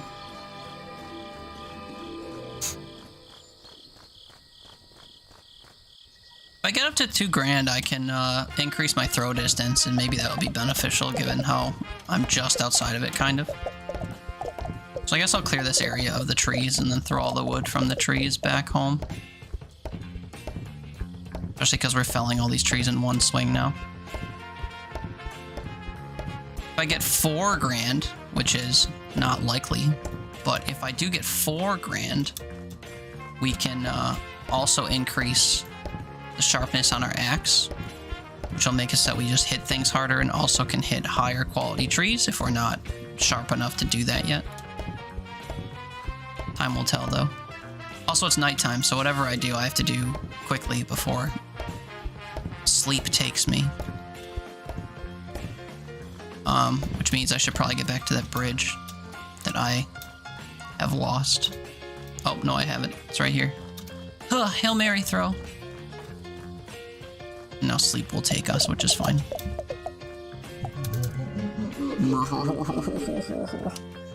Bad news is we didn't get to 2 grand, so I can't upgrade anything, but that's gonna have to be fine. Oh, and I was going this way now. See, I'm already forgetting. Doesn't take long. But yeah, so I'm kind of playing this game out of order in hopes that it somehow benefits me over time. Because I'm attempting to get the drone pieces kind of earlier than I can even afford them. Because I think it's you need 200 mushrooms in order to afford the drone pieces. But also we can go and discover and use the portals so that we can teleport to different areas of the map without having to trek all the way out, which is kind of nice. So on this map that I have above me, we're in the bottom right section looking for that little green, tiny green circle. And beyond the green circle, there's where it goes upward. There's a bigger yellow circle that contains some of the trees we have to cut down. And then beyond the little blue beam in the sky over there, there's a portal that we can use to kind of get back over here a lot quicker than actually navigating that way. So that's kind of the goal. The current kind of mini goal that I've set for myself. But also I want to knock out every tree in this little section and get money from it. So that's kind of also what I'm doing. But again, because of my current throw distance, I have to, what's it called? Go back to this bush every single time, or the bridge every single time if I want to throw these. Now, one thing I can do is I can say that I'm stuck in the pause menu and it'll respawn me on my bed, and maybe I can increase my throw distance. And, maybe we could throw these just from here. Do the trees grow back? No, but there are 10,000 of them, so they're not really going anywhere. So yeah, now I can increase my throw distance, and we'll see if that actually helps me or not. I'm hoping it does. Finally opened it without knocking. That's too bad. I had no idea you were coming. Just barged right in without knocking. What's up, Blackstark? How goes it, bud? Happy weekend. So now I can throw from... Oh, not this whole area, from about this rock, which is a lot better than the bridge. How's the randomness treating you? Well, not very good, to be honest. This is the first game we're playing, and I picked it just because I saw it and remembered I only had 2 achievements left to get in it and thought that I could do so somewhat quickly. I still think that's true. But I'm not playing this because it's something I was particularly in the mood to play. There were other suggestions that I am not in the mood to play, so there was that too, and I feel somewhat bad about that, but... I'm working out of a weird sleeping all day grog, so I don't really feel like I'm pulling myself in any particular direction with gaming desires. I could have played another Dare Drop game. I have to play Lost Skies before next weekend, but I don't wanna at 2 in the morning. I'll save that for like Monday or Tuesday or something. I was solo Monaco too. At points it was frustrating, but overall I really enjoyed it. I like the mechanics in the game, and I like the different characters and their different abilities and stuff. Some of the perks that you get for the characters as you progress and you use diamonds to like buy things are a lot of fun. Did I get the key from my friend? I don't know yet. The videos I posted are still being reviewed. I don't know with what frequency they review them, but the drop technically ends tonight, so they'll be revealing their final permission or their final submissions soon, I imagine. But yeah, no confirmation yet. I haven't had any truly fail yet, so I'm kind of confident in it. But we'll see. Okay, we have another 2 grand, so now I can increase my chop strength. Oh, it's 2.5, but whatever, we still had it. Now, ideally, again, I would increase my carry capacity so I don't have to backtrack so much in order to do stuff, but I don't care. Oh hey, I'm going the wrong way. I'm trying to go this way.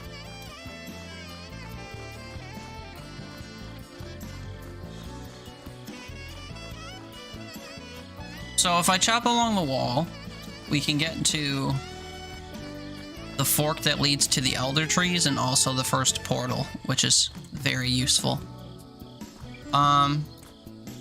So yeah, we've been in this area. I need to kind of go this way. Now, I think my goal is mostly just to path this way. I don't think I want to harvest a bunch of trees, although my throw distance is making it such that I can toss from about, well, from about here and closer. So I guess if I can clear out this whole area, I'll recognize that. And also we can toss from here and make some money. I need to look out for more gem, or not gem caves, sorry, thinking of blueprints. Mushroom caves. Because I need 200 mushrooms in order to buy the drone I'm trying to piece together, and we're at 39, which is not nearly enough. Okay, so now we will path in this direction along the wall. Doing so should take us to a bridge. And then to the right of the bridge will be the portal, which will take us home. So instead of having to throw from all this way, we can just take the portal. This is the next tier of tree, so they're going to take more swings to hit, unfortunately. But if I can make it to the stamina bush, we'll get some more swings out of ourselves. Not too many more, but some more.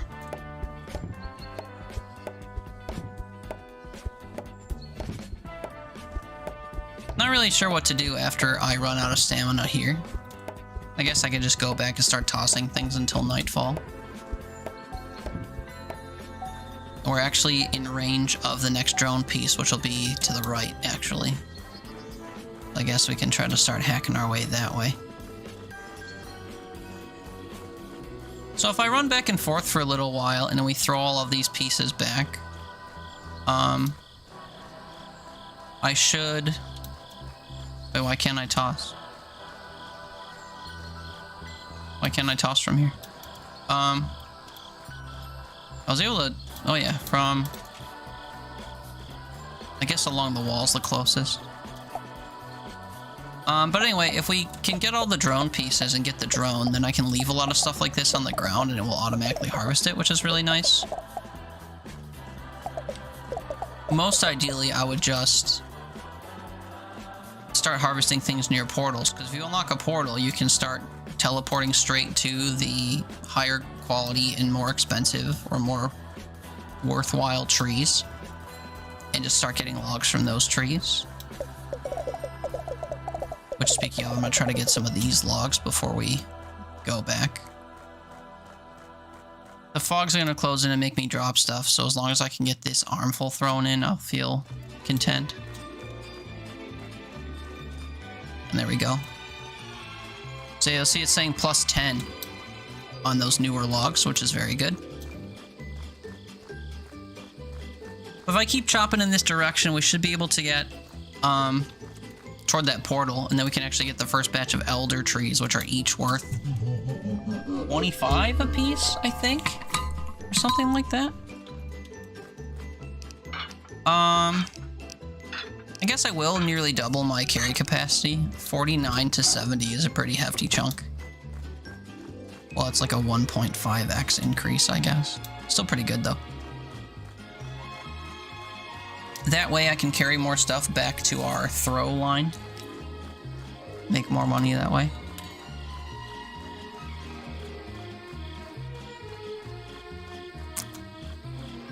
looks like the stamina berries are regrowing, so I can maybe keep that in mind if I run out of stamina and come get those. But we're still looking to carve a path and get the drone that's out here. So I'll pick up all these logs from my most recent path. I think it'll be all of them. Oh no, it won't. It'll be kind of close though.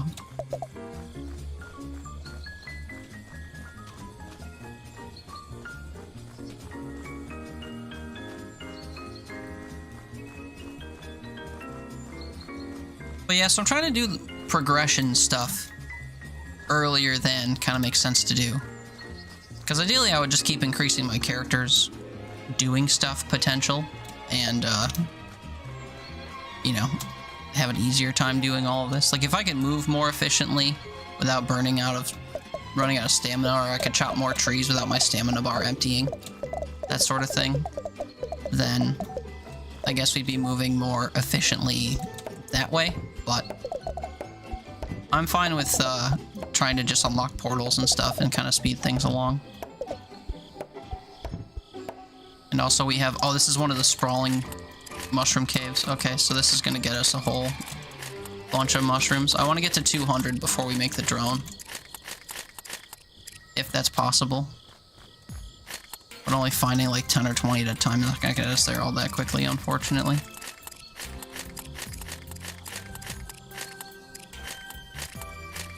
We're up to 80 now, just for reference.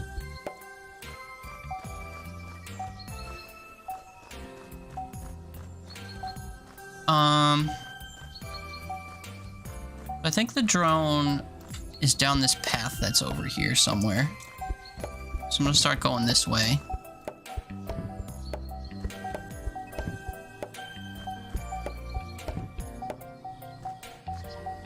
Actually, that's it right there.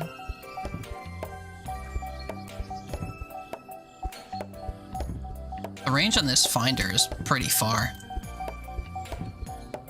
And it doesn't really tell you what direction it's in, unfortunately. But here she be. So now if I go back to that gnome... Oh wait, there's a mushroom log here I'm gonna go for too. If we go back to that gnome with 200 mushrooms, we should be able to give him all 3 pieces and get a drone. And then we can upgrade the drone using... I think using mushrooms. And it will carry more stuff, or carry it faster, or things of that nature.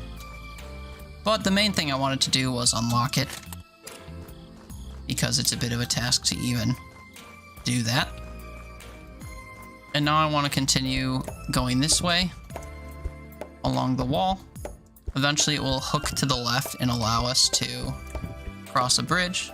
This is as far as I can go. So now, before night hits me, I'm going to try to throw what I'm carrying. Got a long way to go though, so I'm not sure how lucky I'll be in order to do that.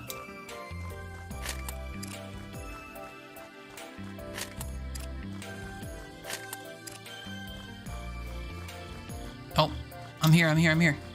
Toss, toss, toss, toss. There we go. So I'm not gonna drop the logs I'm holding or whatever.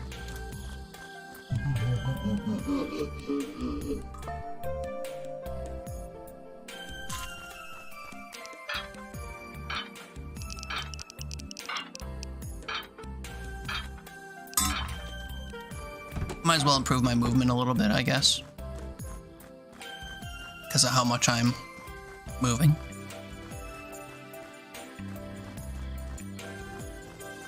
We're absolutely zooming now, which is kind of nice.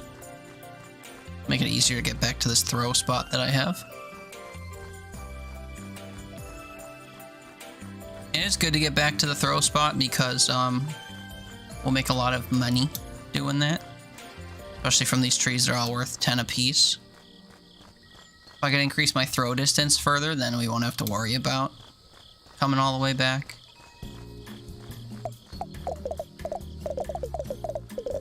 I'll just grab a bunch of these logs from over here.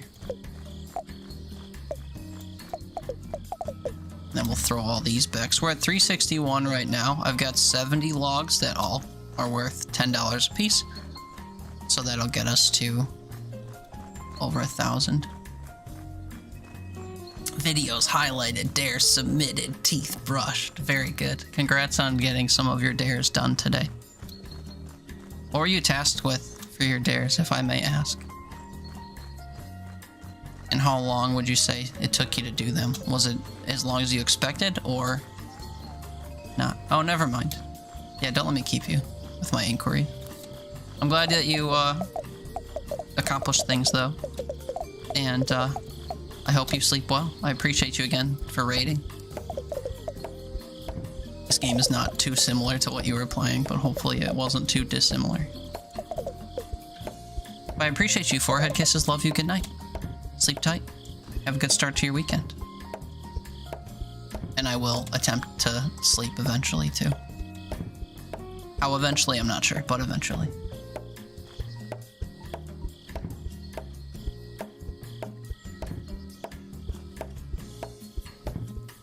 Surviving the first bad tide? Oh yeah, I guess you're beavers, huh? Making a tunnel at least 5 segments long and building a multi-story garden out of terrain blocks. That doesn't sound... I mean, I don't know the mechanics of the game at all, but... Terrain blocks seem like they'd be easy to get, because the terrain would be, conceptually, everywhere. Long tunnels sound... I like digging tunnels, personally, in games, so that sounds like something I wouldn't mind doing. And... surviving sounds like a component of the game. But I hope you had fun. Thank you for explaining. Now don't let me keep you. Terrain blocks is hard. The first 2 are easier. Oh, really? Interesting. Me showing my not knowing anything about the game, I suppose. What if you got all 3 done? That's awesome. It's always fun to be able to do all the dares that you pick. I just finished my Monaco 2 dares last night. And I'm glad to have been able to do that. Okay, if I make it to the bridge that's over here... Actually, no, if I can look to the sky, we'll see where the ferry is, and then that will take me to the portal. Actually, here's the bridge.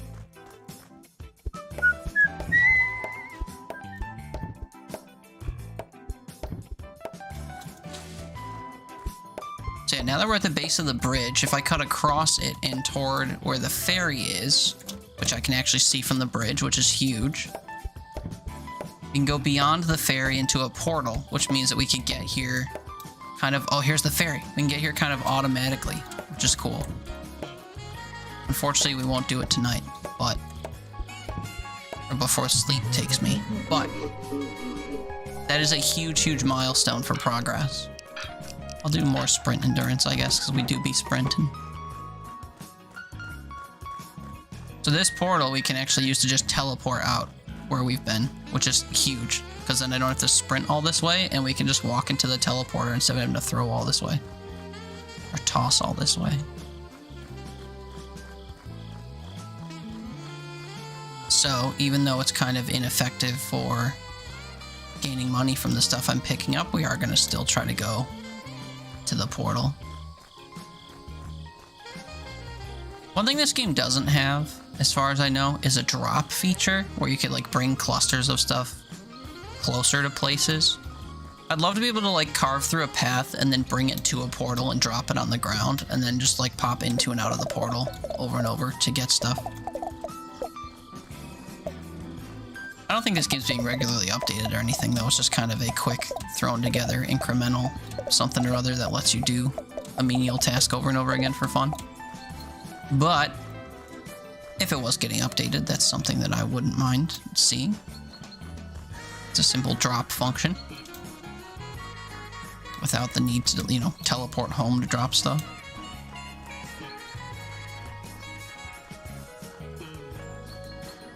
So it's beyond the ferry down a path, which I think would actually make it this way, because there is a bunch of stuff this way. Oh no, this is the bridge gap. So it's literally just along this wall. Okay, I was going the right way. I was afraid this was going to take me back to the start, because these trees look Oh, this is the next tier tree. I was mistaken. You have 4 hits to break these. Okay. And here's the portal. This is huge.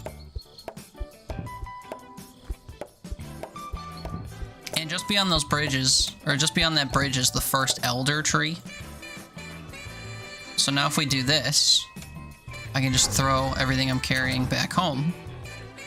And I can get a lot of high-cost trees from this area. I don't know how much these trees are worth, but I know that they're worth way more than the ones near the start and everywhere else we've been. Let's find out. If I come here and I hit toss...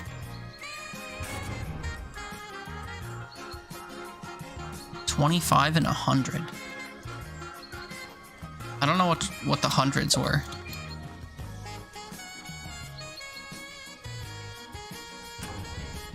Okay, so these golden ones are 25. I don't think these ones are worth 100, are they?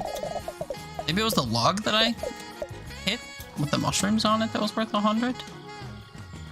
100's wild, though. If I could find a batch of ones that were worth 100, then we'd be cooking.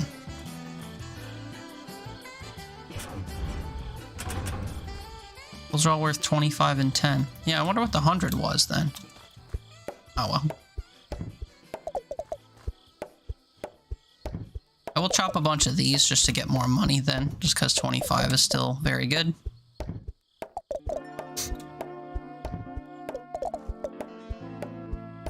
Also, if I can get to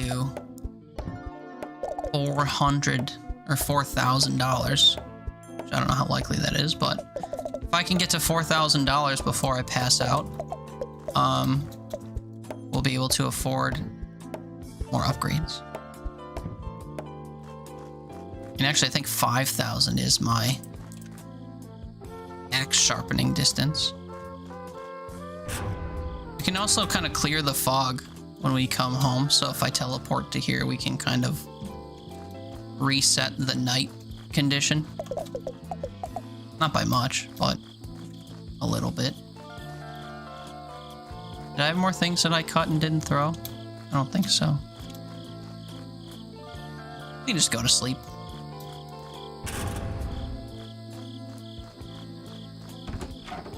$5,000, actually. Oh, that's 10 grand. Okay, never mind. And then these are both 4.2. Now that I have the portal, I think I'm going to increase my carry capacity instead of my throw distance.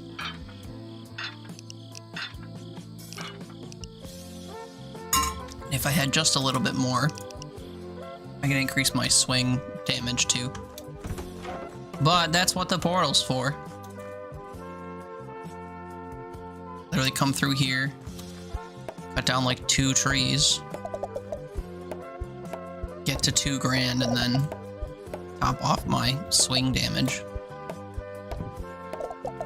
So this is sort of how you're supposed to play the game, is to like clear up big swaths of trees and use the money gained from them in order to improve your character, but this time we're doing it with trees that are worth more than the ones at the beginning because we already found a portal.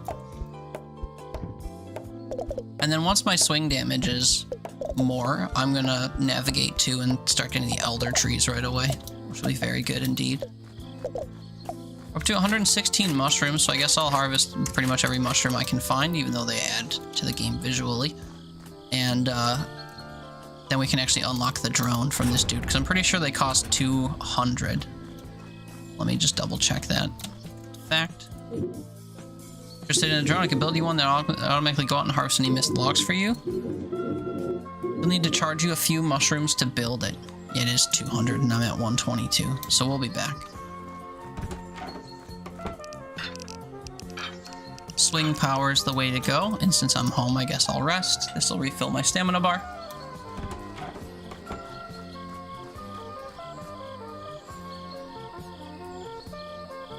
And now, I think we'll try to go for the elder trees. I got out here along this path. I guess I'll pick up all the logs that I managed to drop. But beyond this tree is how we'll get to the elder trees. Nicola, good morning. happy weekend. How are you? There's also a mushroom cavern over here, which is huge for me. We'll navigate toward the mushroom cavern.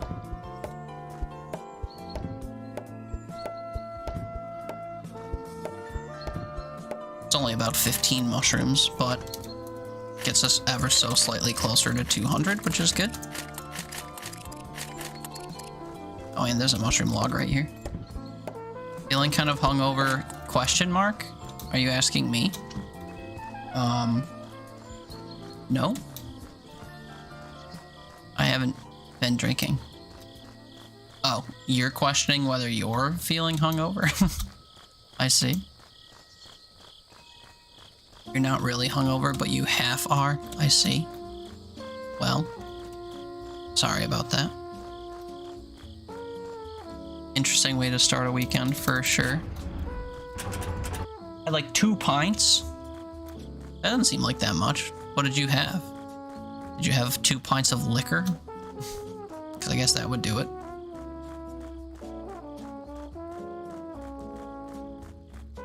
Okay, so now I want to go to these trees with the rubber bands on them and pretty much only harvest these.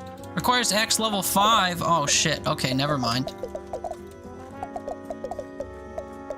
I need to sharpen my axe once more. Well, that sucks. I guess I have to harvest more of those kind of lesser trees. No headache, just the weird dizziness. Oh, I see. Well. Zowie. Hopefully it fades throughout the day. Oh, I made it to the teleporter. Get me home, get me home, get me home. Oh, I fell asleep on the teleporter. That's new. Did I drop my logs right here? I did. How silly.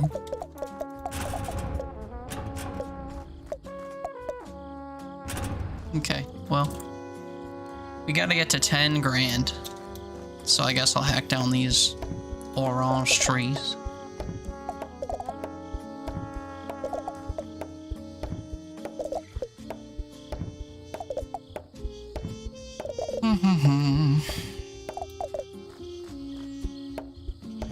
Well, each log from these trees is worth 25 bucks. Goes pretty far. The other tree logs are worth 100, I think. So once I can afford to knock those down, we'll be cooking.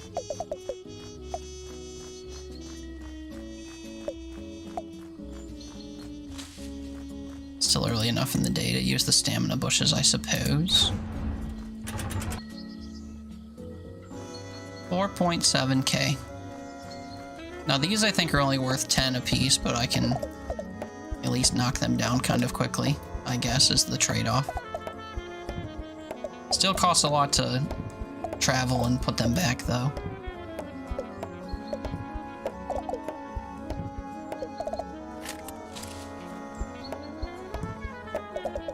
I think even at max throw distance, you can't throw from this far away, which sucks.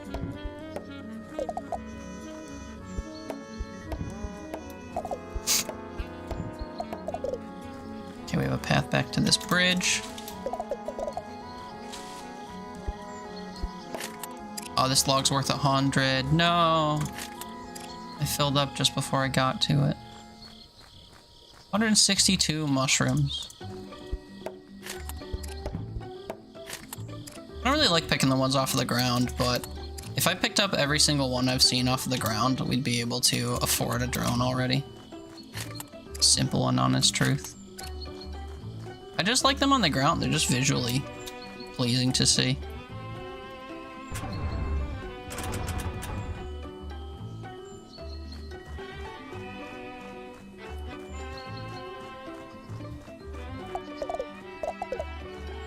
So yeah, a lot of movement to get home and drop off trees. If I go into another direction to start going toward another portal or another group of elder trees, we could probably earn enough on the way back to afford stuff. We'll find more mushrooms that way and we'll get more money from like level 4 trees. Actually, I've got a cluster of level 4 trees here. Interesting.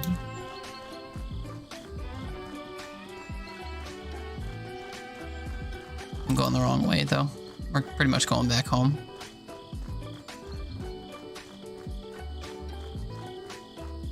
But I'm committed to going the wrong way, I guess, now. And these are only level 2 trees, and then beyond, I think this rock was my throw distance cap. Yeah. So I'm basically at this bridge that leads back to camp. And it's nighttime, so nothing lost, I guess.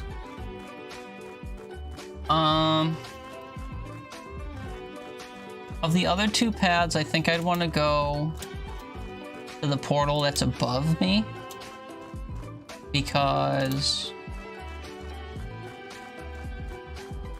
it doesn't make me go through the elder trees the way that the other path does.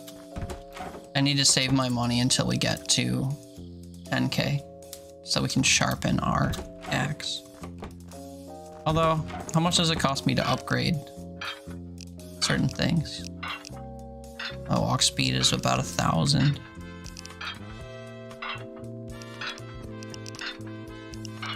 I guess I'll do those 2 things. And then just have an undeserved confidence that I'll earn it back. So I want to go in the direction of the pink fairy, which is this way. And again, we're going to actually pick up mushrooms that we see along the way.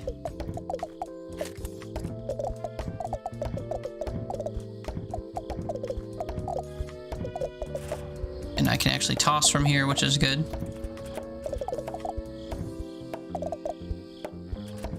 But if I go along this leftmost wall, I should be able to just kind of go straight up the path and across the bridge. If I stay left along that path and that wall, we'll end up at a teleporter, which is very good. So all these logs are only worth 10 apiece. So given the stamina it takes to chop these down, it's kind of not worth it, unfortunately, compared to 4 swing trees I have that net me 25 apiece. But I can toss from here, so I'll draw myself a toss line, I guess. So anything closer than there I can actually throw and profit from.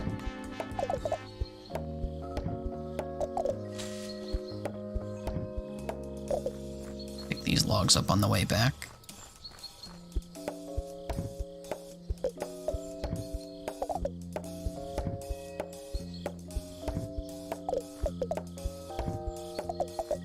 Get to the stamina bush, and I still kind of want to hug the left side if I can. That's what we'll do.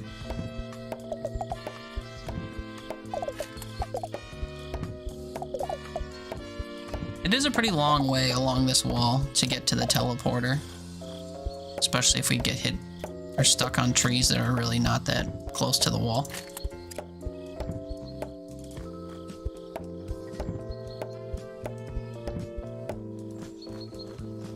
My limiting factor now seems like it's going to be stamina. I'm getting far along enough now where it would be advantageous maybe to buy the drinks that will give you some of your stamina back, but we're not able to do that while out and about. So now I'll just focus on my throw line that's over here. Thankfully it's not super far across the bridge here. Also, there's another stamina tree here, so I guess I can get some stamina. Oh, and over here.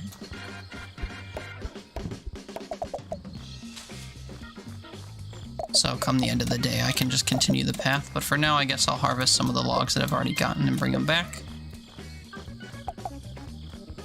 Because I do want to work on getting some money, in addition to carving my way to the portal.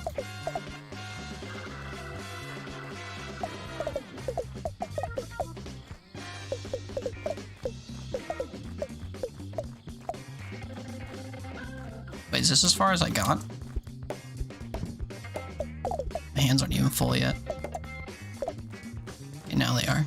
And it's nighttime, so I'll just have to beeline back and let the sleep take me. All right, Mr. Teeter, go ahead into bed. Hopefully you can get some night's sleep. Yeah, we'll see. I guess I'm not too worried about it. I was kind of flipping a coin as to whether or not I should just stay up all night or not, just because I slept all day. But if I get sleepy, I'll heed the warning or whatever and try to sleep. But do enjoy your sleep. I appreciate you hanging out. It was good to see you as always. Play safe. And we'll do our best. We will appease our gnome overlords and not get into any trouble. But thank you. Forehead kisses. Love you. Good night. Sleep tight. Have a good start to your weekend.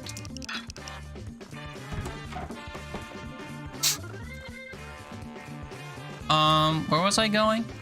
Pink Fairy. Right. 177 mushrooms isn't gonna get us a drone, unfortunately. But if I see any big mushroom clusters, that could get us a drone. Or I start plucking individual ones we see along the way, I guess. I don't want to expend stamina trying to cut to them, though, is the thing. Oh, I passed my throw line without throwing. Oops.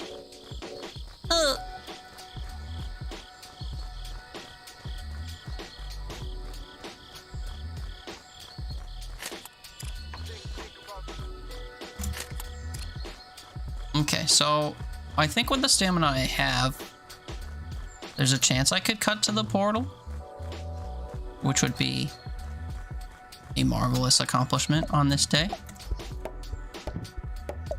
So that's going to be my primary task here. And I guess picking up mushrooms that are within reach. Oh, there's a log here.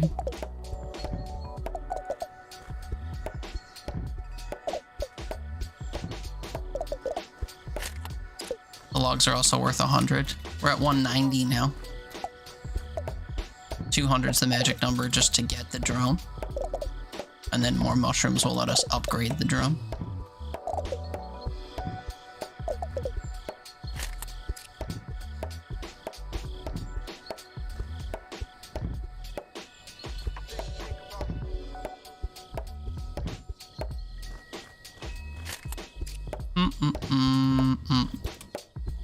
Maybe I won't make it to the portal with this stamina, because we haven't even seen the bridge yet.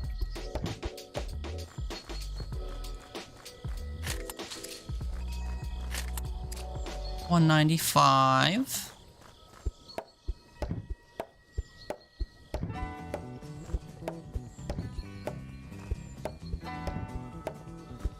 There's a long winding path past the bridge that's over here.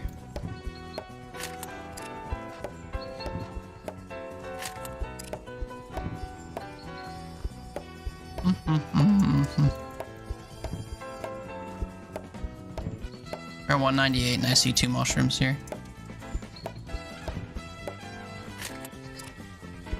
Can't reach her from here though. There we go, 200. So now when we get back home, we can use this 200 to get ourselves a drone, and then the drone will start harvesting some of the logs for us. And then that way I can just carve paths like I'm doing and not have to worry so much about my income. That's a huge shame right there. Oh, the portal's right there. Oh. Maybe I can find a stamina bush and do it before the sleep takes me. Probably not though, I'm really far up. Man.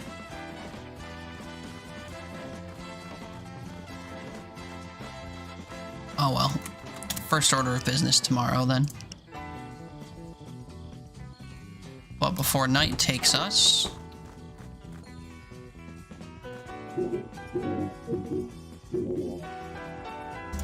Bam. Now, I don't think the drone is customizable, unfortunately. You can just upgrade it. So all these different drone types that are here, I don't see a way to actually change.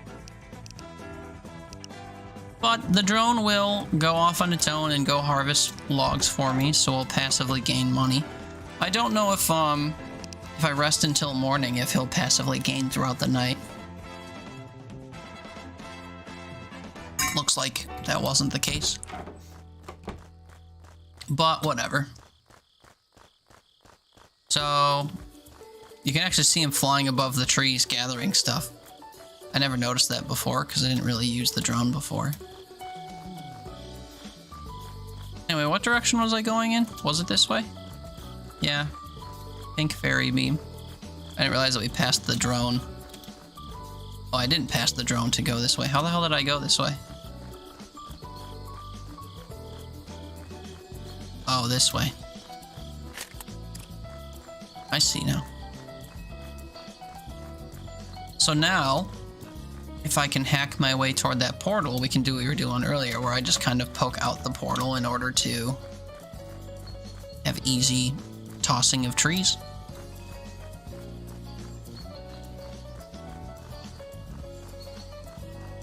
The drone's already exhausted and going back to rest. It made me a whopping like 20 bucks. But if I find more mushrooms, we could put the mushrooms into the drone. You can also use your mushrooms to get a light so you can work throughout the night, but frankly, I don't really mind having to go home and venture back out, especially once you unlock the portals. So that's what we're gonna do. Beeline all the way to the end of this trail. And right beyond these trees is our new portal. Actually, a wide area in front of it, too. So now this should be set to 3, because this is the 3rd portal.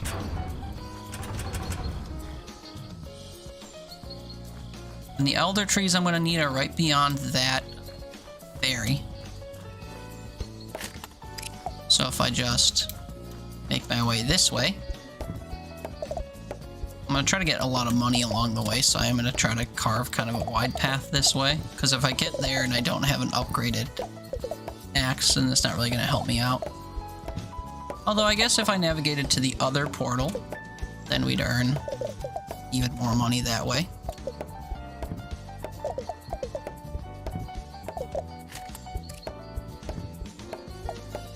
Up to 12 mushrooms, so I can upgrade my drone a whopping 1 time. The drone has upgrades much like me, so it's like carry capacity and energy instead of stamina, but same idea. The ability to carry things and how often it can go do so.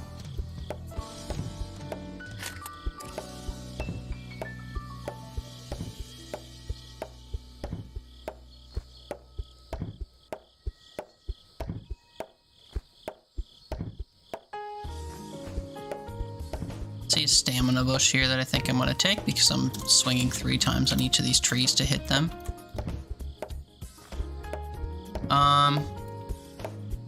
Yeah, if I stay wrapped along the wall here, we should be able to see the fairy eventually, I think.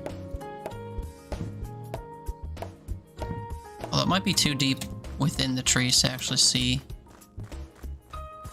where the fairy is. But the goal would be... oh, hello. The goal would be to be able to get to the fairy. And then just beyond it would be the elder tree. See if I can't make it back to the portal before I get swallowed up.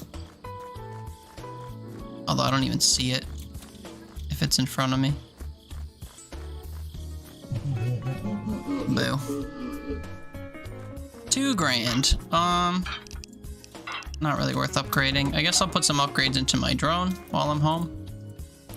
Hello, sir. I'd like to upgrade my drone. You bugged? Here we go. Speed, capacity, recharge rate, or energy capacity. Well, I can triple its energy capacity. That seems huge. And then minimally increase its speed, double its carry capacity, or double its recharge rate. Which is more important? Carry capacity is probably better. Could do more per energy usage, you know? That's how I look at it anyway. And I guess I didn't make it. Oh, I did almost make it back to the portal. I was gonna say, I guess I didn't because I can't find what I dropped, but I was right behind it. I couldn't see that far away. That's crazy.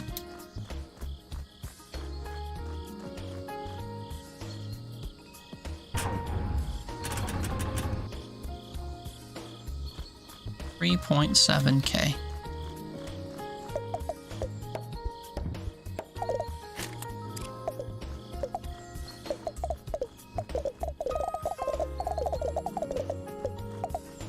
So I'm probably gonna top off just grabbing all the ones that have been left behind. Yep.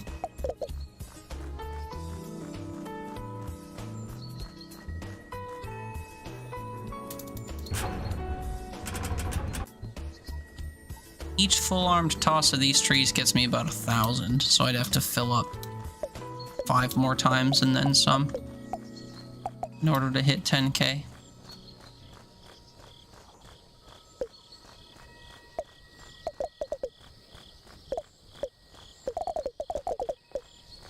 I guess I'll try to do that with what's here already, just to clear the path up.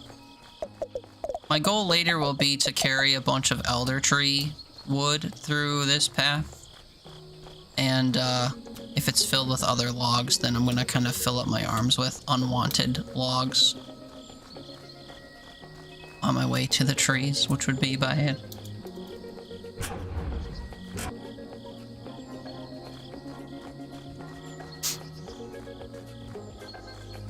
So yeah, that was about $900 worth of stuff.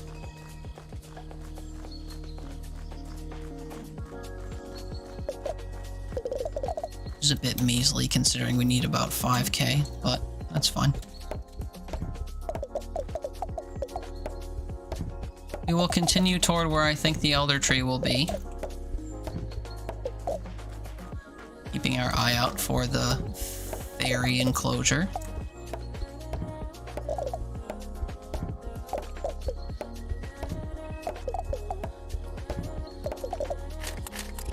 And of course I'll grab more mushrooms in order to beef up the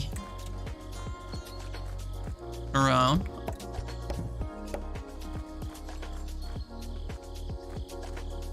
I thought I saw... That's not a branch, that's a leaf. Okay, I thought those were the elder trees already. Peeking through all these cherry woods or whatever they are.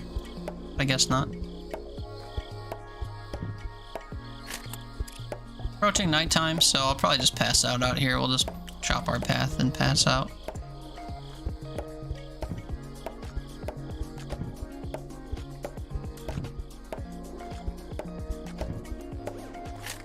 Can I walk over and around this? No.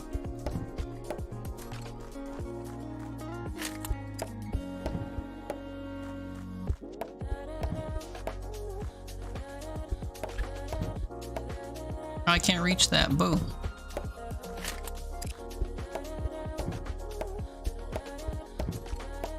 Yeah, so sleep is coming now.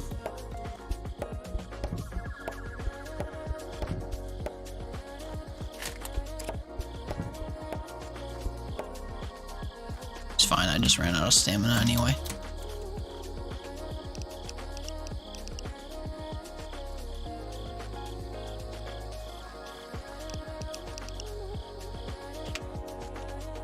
Yeah, so our drone doesn't seem to be affected at all by the passage of time. Because even just looking at the thing up there, I slept for like 4 hours and the drone charge didn't go up at all.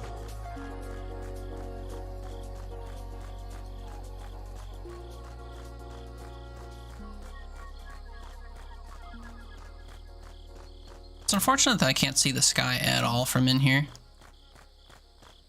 Even just a glimpse of a fairy beam would be good.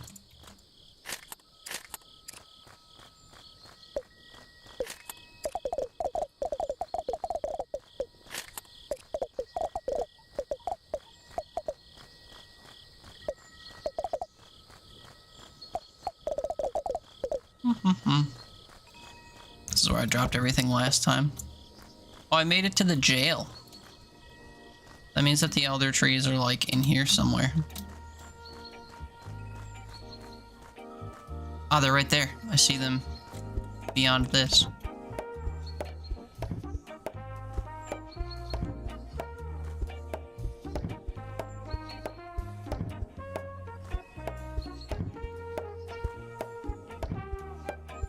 So they're right here. This is where we're gonna have to come once my axe is level 5.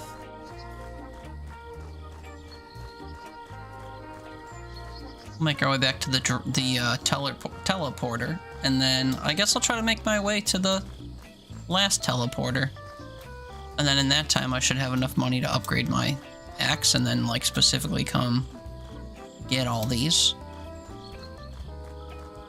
I don't think throw distance helps me for any of these, except maybe the elder trees near the first portal, because I think those might be within the throw distance range. I don't remember what the max throw distance is, though.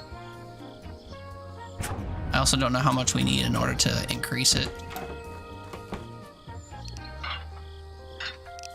4.2, then 8.5, and then I think 10? Or 16 or 15? I think the max level is 9 or 10. But okay, so the first one is near the purple fairy direction. I don't see a purple fairy. The fairy to the left of the pink fairy. Oh no, that's the red fairy. The red fairy is actually beyond the bridge. Okay, so we'll go that way. And I guess I could have increased my drone while we were heading out. Or before we headed out, but that's okay. I can't toss from out here, so all these logs I'm picking up here will be ones I can just get rid of right away and profit from. I think a ton of mushrooms this way, though, so I'm kind of trying to get to a lot of them along the way. Kind of a weird, unconventional path I'm taking to where I'm going, but that's okay. Again, it's all within the throw distance range, so anything I hack down on my way out this way will be able to just get picked up and thrown right away, so it doesn't exactly clog my hands.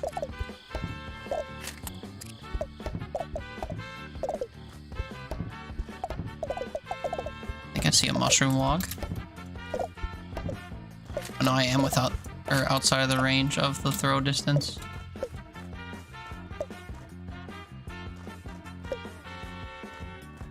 Looking for a bridge.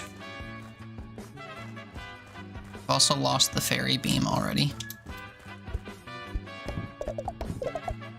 We'll get rid of some of these trees then. Right on the cusp of the toss line.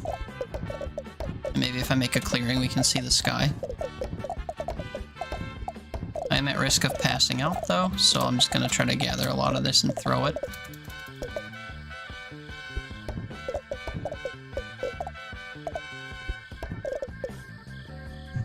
Kind of just blindly running around swinging and throwing things.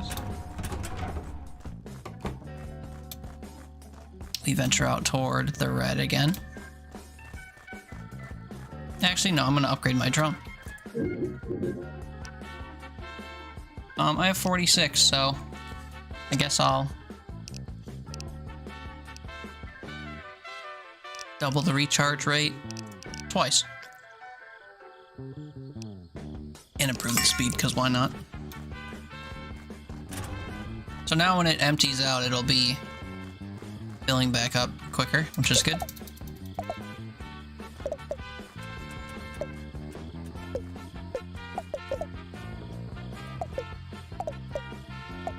Hoping I could peek the sky and see where the fairy is, but doesn't look that way. Feed into this clearing I made, and then maybe the sky will be more visible.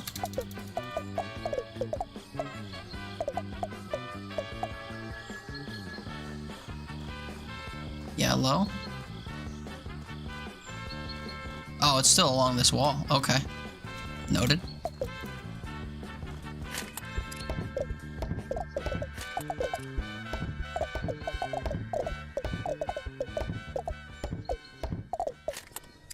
It's a gem I keep saying gem cavern because I'm thinking of, what's it called? Blueprints. What a mighty lumberjack, yeah. What's up, Jay Schwan? Good evening. And happy weekend.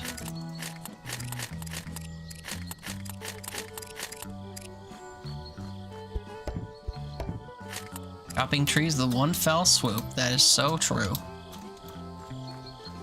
So true. I'm trying to navigate to a portal so that I can also teleport home and toss them to where they belong, but that's yet to come. I'm also trying to harvest mushrooms so I can improve a drone that's helping me collect all these all these logs I'm dropping. So on my mini-map here, we're just crossing this bridge. I'm trying to snake into this little... Oh, you can't see my cursor, but right above me, there's this path to the right here, or the left here.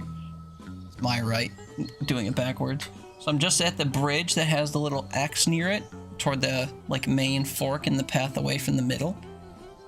And I'm trying to snake my way to, like, this little tip with the gray number on it, because that's a portal. I really wish you could see my cursor. Oh, you can't see my cursor when I do this. So yeah, we are here. We're trying to get here. And then that way I can portal home and harvest these logs that I'm carrying because I'm too far away to throw them. Although we're kind of close to home on this path, so I think for to increase my throwing distance, we would actually be able to just toss this stuff from out here, which would be great.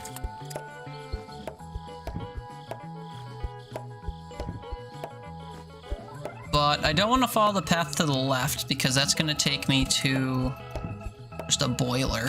So I think I need to go kind of straight and along the path. There's a fairy that we could rescue. We're doing a capitalist gnome run where we won't save the fairies in the forest. Instead, we're going to annihilate everything and just bow down to our gnome overlords.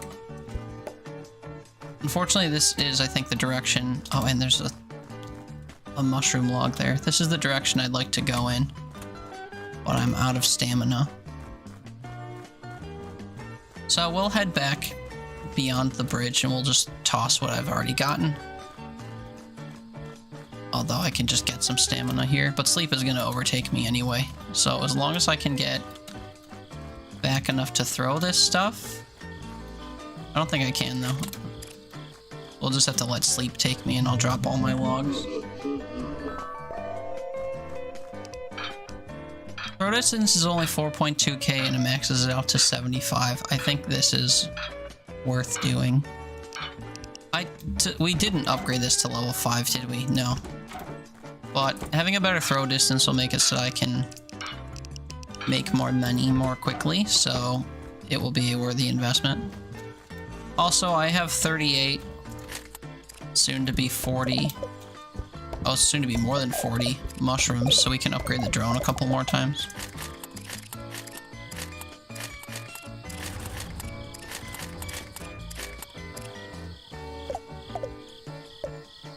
$53. Hurry up, we're wasting my time. Double the recharge rate again, sounds good. Or I could increase the speed and capacity. I think I'm gonna increase the recharge rate, just so it's basically always out and about. Drone doesn't do too much. Throwing distance does. And hopefully we see that in effect if we go this way. Is this the right way to go? I think I'm going the wrong way, actually. Actually, in front of the ferry, I think was...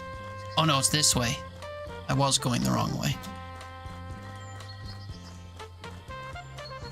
Took this weird path through these trees. That's right, it wasn't a straight shot back. So we're trying to get to that red beam of light again. Look at this, I can throw all of these now.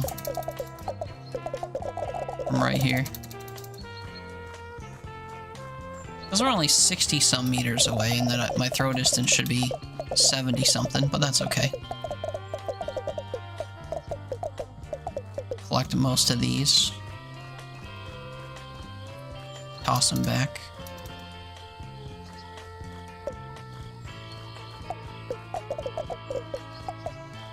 So this path I cut to the robot is almost an unofficial toss line. It's like just beyond this we have to go.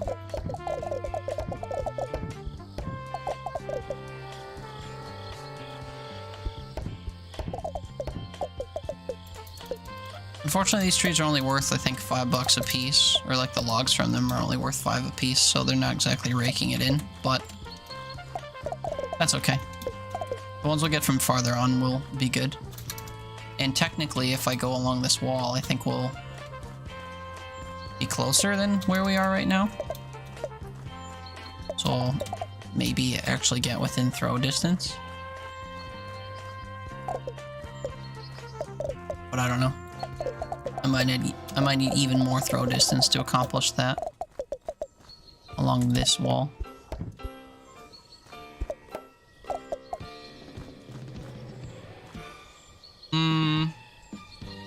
Although I guess I'm not trying to go along the wall, huh? We're trying to go this way. Oh, never mind. I made a liar out of myself. Mushrooms here and a great. This log is worth $100, but I can't pick it up, unfortunately. Still keep going this way.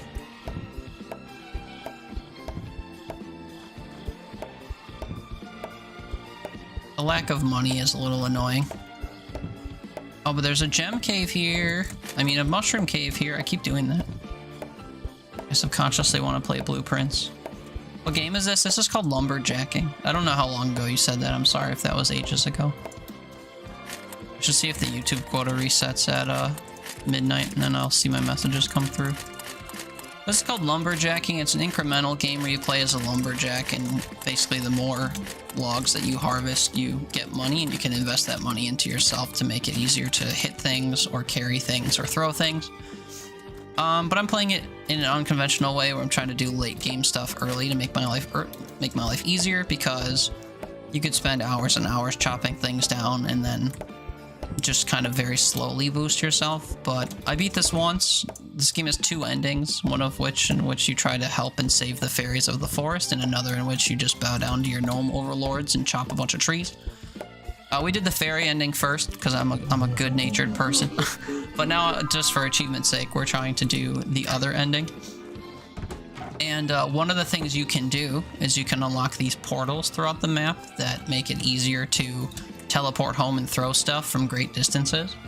So I'm trying to just navigate to each of the portals, and that way I can just start throwing things from deeper into the woods that are worth more. I could like walk them home a little bit easier, as opposed to having to increase my throw distance by a bunch and just like throw things from across the map. So I'm navigating to the 3rd of the 3 portals now. The portals are also near the objective trees, which are the golden ones listed at the top that says 0 out of 1,000. Those are called elder trees. They have little golden rubber bands at their base, and they're worth a lot of money. But the goal of the game, the main goal of the game, is to harvest 1,000 elder trees. But you have to find them, and also you have to have an upgraded axe that lets you chop them. My axe is only a level 4 axe. If I get $10,000, I can upgrade it to be a level 5 axe. And that is the level of axe you need in order to do that, in order to chop the elder trees. But yeah, so this is lumberjacking, or lumberjacked rather. This is an incremental game, much like that game about digging a hole that was hitting the streets about a month or 2 ago. Here are the elder trees just beyond here. It will tell me once I look at them that I don't have a strong enough axe, unfortunately. But if I continue along this wall, actually I guess I'd have to go to the right past the elder trees.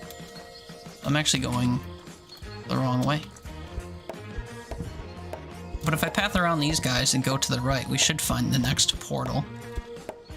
The bad news will be if these guys hug the wall, which I think they may be doing.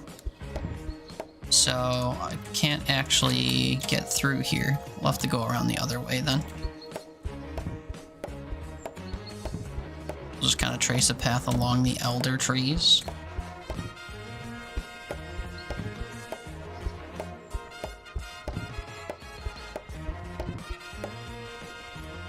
Oh no, I can't pass through here either. Uh-oh. Please let me pass, please let me pass. Okay, perfect.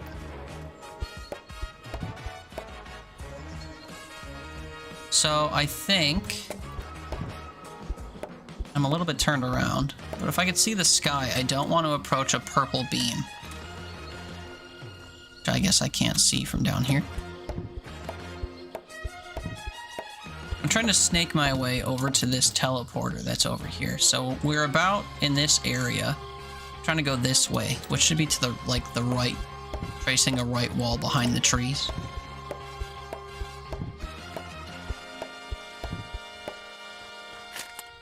And at a minimum, we made it to the mushroom cavern, but I don't think we're gonna get too much farther without any stamina. So instead, oh wait, but there's a stamina tree right here. Make a liar out of me, why don't you?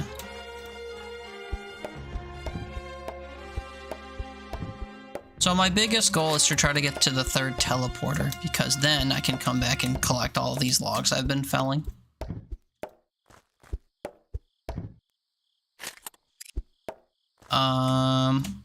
But it's nighttime and I'm out of stamina, so it won't be happening tonight.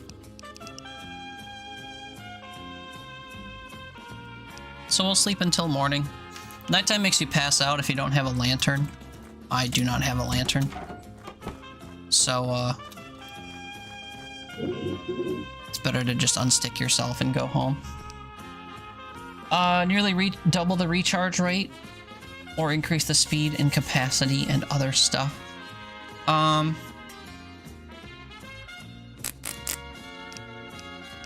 Capacity's good, I guess. And it having more energy is good, I guess. I don't really care that it's slow, as long as it's doing things kind of constantly. I haven't really noticed the effects of the drone yet. Like right now we have $2,030. If I don't toss anything home, we'll see how much money I make in one outing from the drone. Right now I think it's... Is it charging? I don't actually know what the drone is doing. But I have a goal that is not that. I need to get to the portal.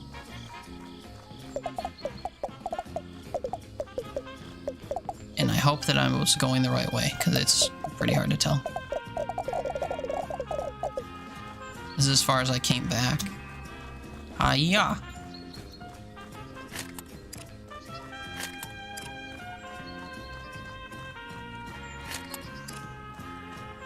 And then I guess I looped all the way around here, and we were going along this wall instead.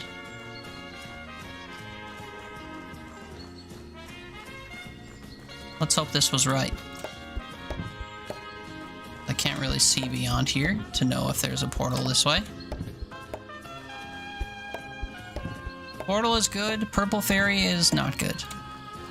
Because we're not rescuing the fairies. If we were, then that would be good, but we're not. We already did that ending.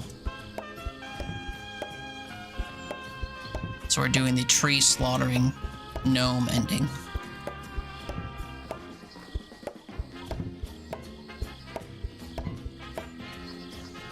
Now these trees are so tightly packed I can't even see between them to try to even see if there's a portal this way, but all signs point to maybe.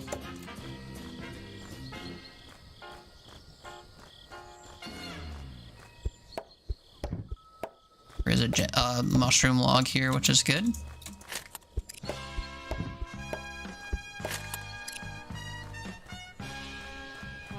Really trying to peek through these and see if there's anything over here.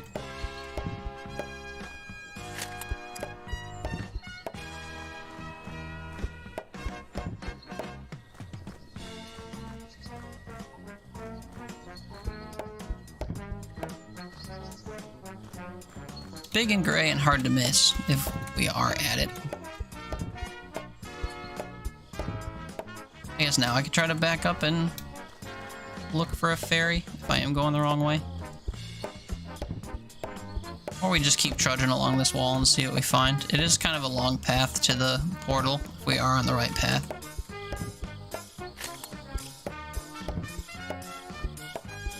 We're still at $2,030, so... Oh no, I did go to the ferry. Shoot.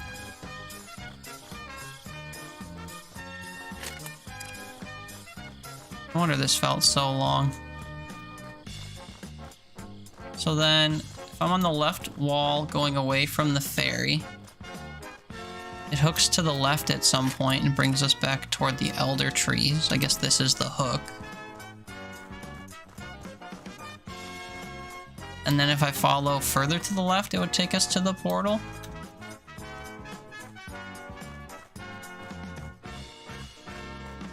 What the heck? I'm super turned around.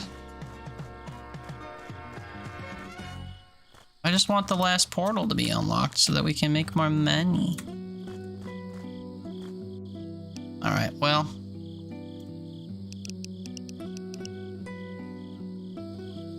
My drone officially made me $0 today, by the way. Good investment.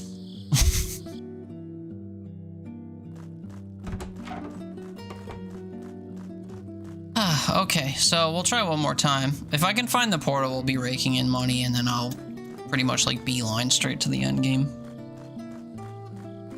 Because we already found both or all 3 patches of elder trees. I just have to be able to chop them.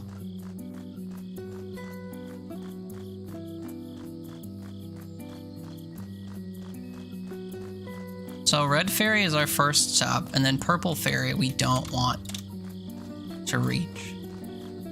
Problem is I can't actually see the purple fairy from over here.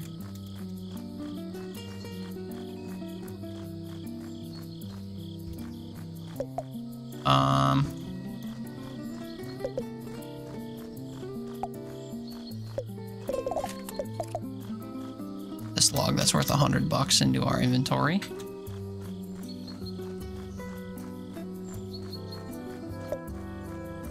I did find the elder trees, which is very good. Those were up this way.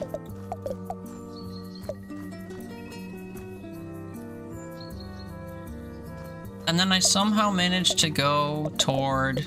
I mean, is there a path this way? Through the trees that I just can't get to?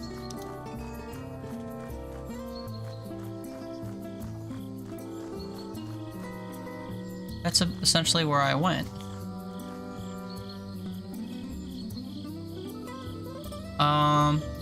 So maybe if I go this way, it'll take us toward the portal? I'm definitely lost.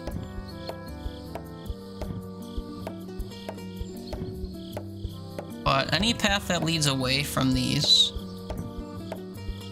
and not to the right of the bridge, I think would be beneficial. But I guess I don't know. I could have spent some money, about $500, and given myself some stamina potions so we could be out longer. If I have to go home one more time, I guess I'll do that.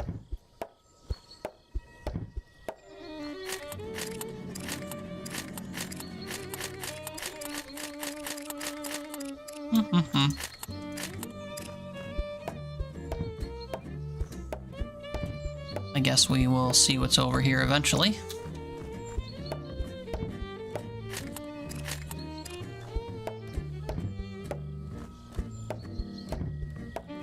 My drone has made me $0 across 2 days, and I'm surprised by that. Choose the wildest times to cook. What, like 3 in the morning? What are you cooking?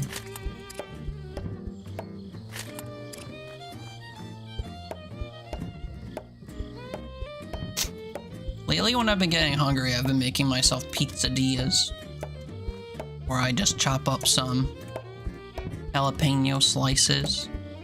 I get some pepperoni out of my freezer,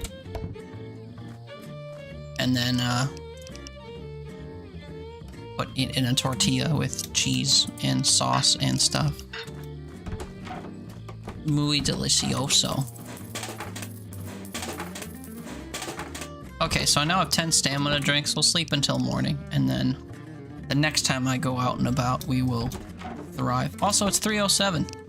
Let's see if I can't link StreamerBot to YouTube, so I can actually read my YouTube stuff in real time.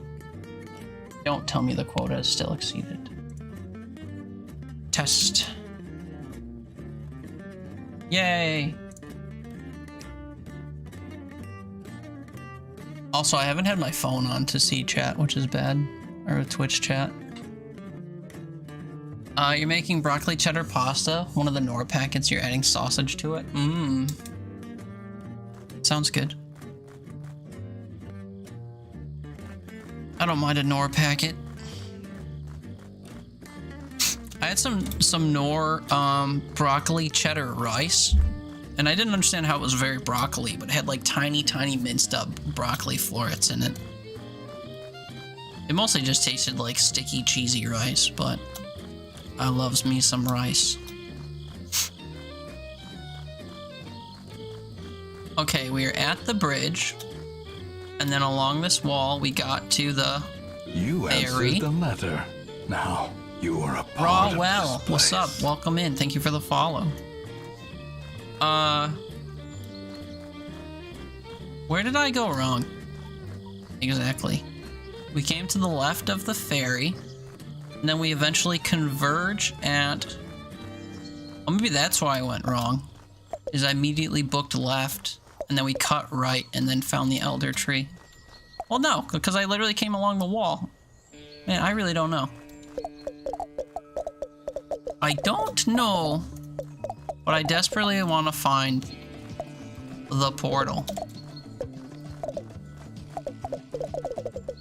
You make this as a meal. You put a bag of broccoli florets and Johnsonville sausage and Velveeta. I don't think I've ever had Velveeta. I've heard good things about it, but it just seems like... Isn't that another one of those like plasticky cheeses? I try to avoid plasticky cheeses when I can think to do so. Velveeta is known to be very creamy. There's another mushroom cavern here. It is. It's good in small amounts. I'm sure it's good in general, but I've never had it. Actually, I know it's a plasticky cheese because when I worked in the dairy department, we used to store it on a shelf unrefrigerated. So I should have known that innately. Use it just for texture, that's true, it is really creamy. Creamy plastic.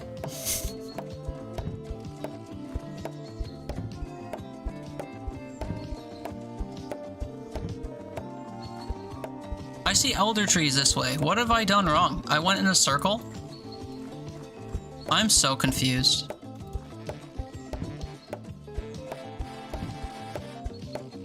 You refrigerate it because you're weird? You refrigerate everything but you're afraid of germs? Yeah. I went on a path... Wait, so does that mean if I go... somewhere beyond...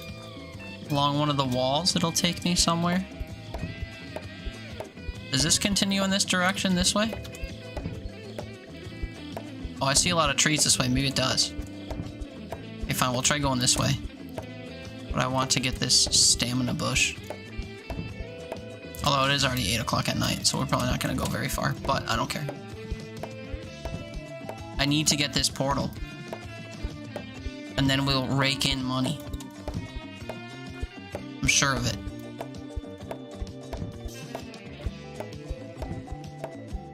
I think I see another mushroom cave over here, though. Because I do.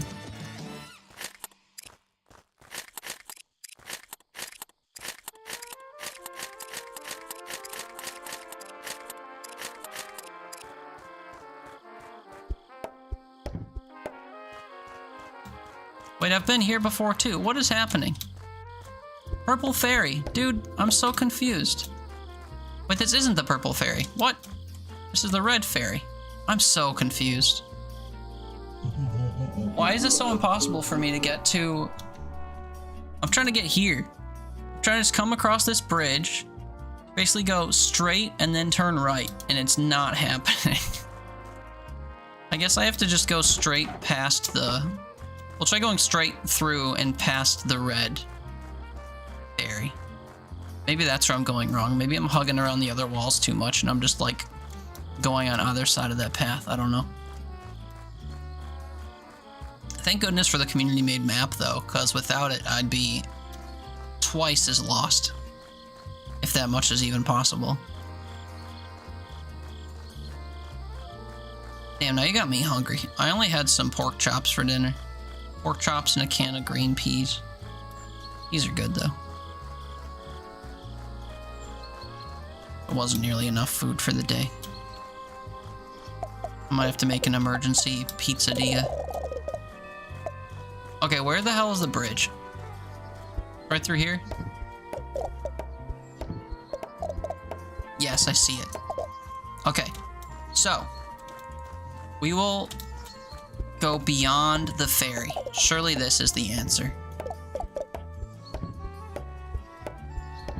We go beyond the ferry to the elder trees, and then we turn to the right.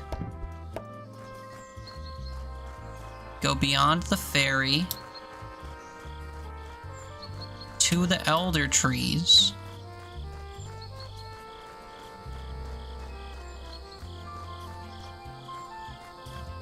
Where are the elder trees?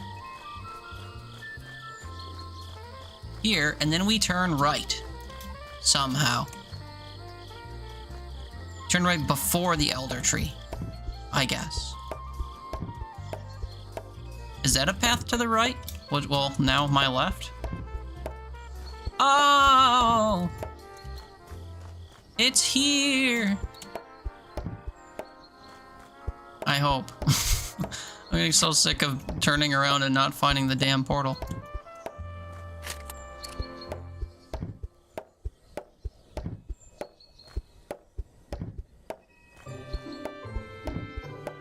I have faith in this direction because I've exhausted every other direction. Well, just about every other direction. I do have stamina potions this time, so if I run out of stamina, it's not the end of the world.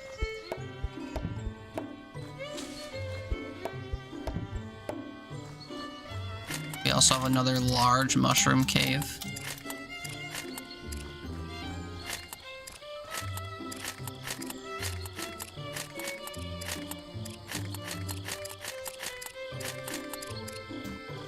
Clear that right out.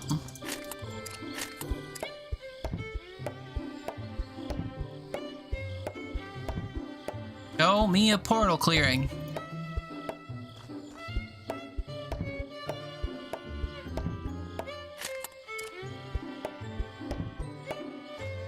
Oh! We did it. We found it. Holy cow. That took so much longer than I wanted. So now we just harvest a bunch of trees and eventually get to 10K.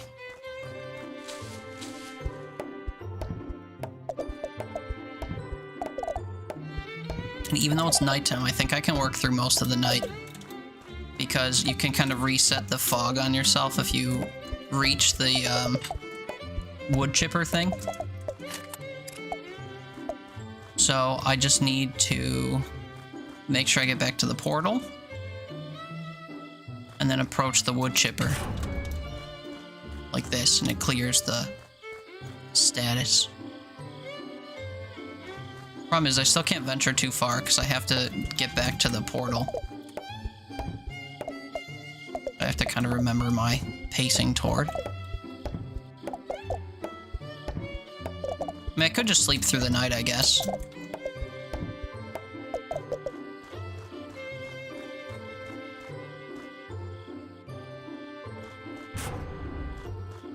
Actually, I will do that. Sleep until morning.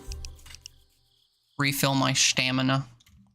But now we can just kind of make money until I get to 10,000, and then we can go straight for all the elder trees, which is huge. And I have paths to each of the elder tree clearings, so that's great.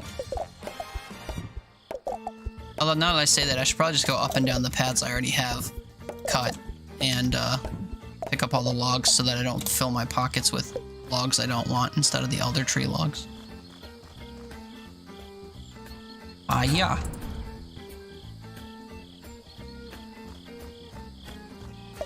Yeah, like this path along the rocks here.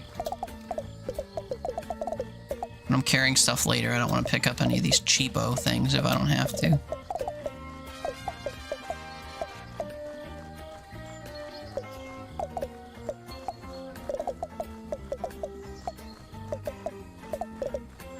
Okay, we're full. So we run back. Already at 7K though, so in a few more lengthy walks like this, we'll be able to afford what we need to. And then we can start elder treeing. Oh, wait. 9390. Okay, I lied. We're gonna chop up this clearing right here. And that'll get us what we need.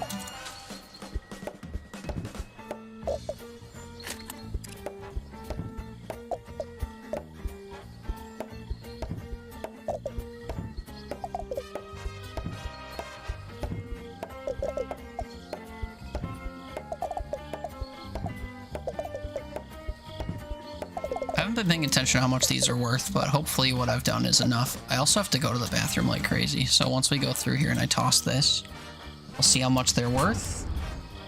Way more than 10K. Perfect. I'm gonna run to the toilet and go potty, but thanks for being here. Hope you're having fun. I'll be back in a minute.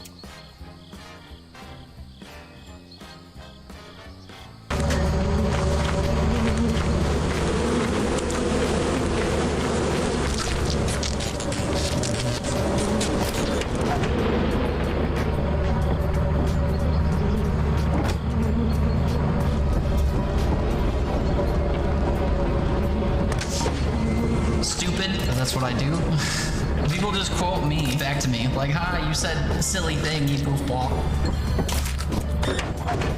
Give me the last one, give me the last one. Let's fucking go. I got all 3 of them.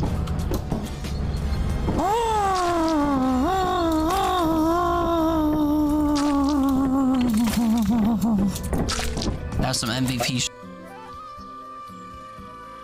I'm sorry, wait, can we admire this rock? This rock right here? Or this trio of rocks right here? It's a chode if I ever saw one. Alright, where are we going? Send us a fresh one, boys. Wrap her up and tie her down. Oh, that's not how I hoped you would help me. Not a 3v1. Oh my god, I hit them all in one swing. Wow. Hog tire and strap her down, boys. Holy shit, dude. This guy's mad that I cleared away his ball. Hey now.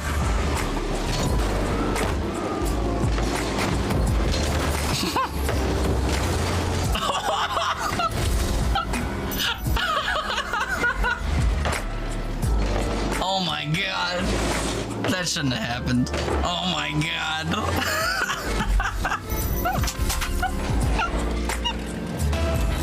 Sorry, that was wild. So we can get 3 of these all-star cups, which I will very quickly regret. Import wheels. Oh wait, maybe I don't regret it. We got one of the exotics. Now give me a black market just to fully... I've never gotten a black market, so it would be really cool if I could get one here. But I probably, you know, luck isn't usually on my side. But let's send it. Oh my god, wait a minute, that worked? I begged the Rocket League gods for it and I actually got a black market goal explosion? Holy shit. That's amazing. That's really exciting. Hi, I'm back. One of the only happy clips you'll ever see of me playing Rocket League. Cause heck that game. Oh wait, yeah, I can, oops, my bad. I can upgrade my sharpness now.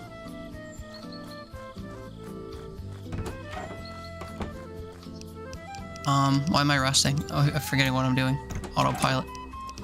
Sharpen. Okay. So now comes the fun part where we harvest the elder logs. And I think doing 2, 3, 1 in that order will be advantageous, just looking at the positioning of stuff.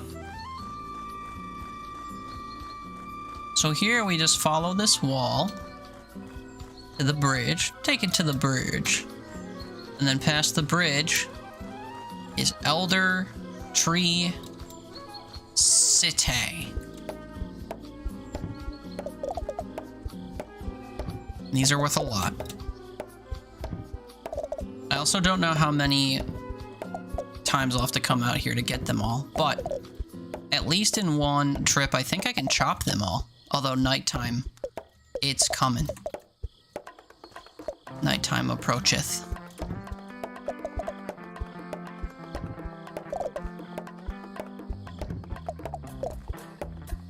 We'll see, though. We'll see how big this circle is for one. And how quickly I can get through it.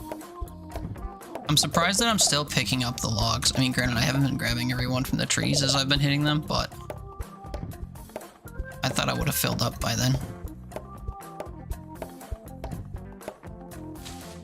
That's gonna help a lot.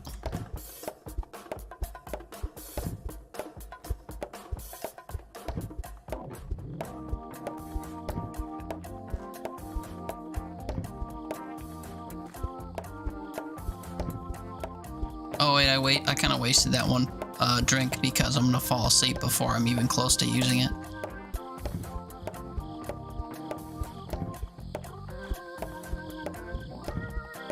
Squint, squint, squint. Dang. Alright, well.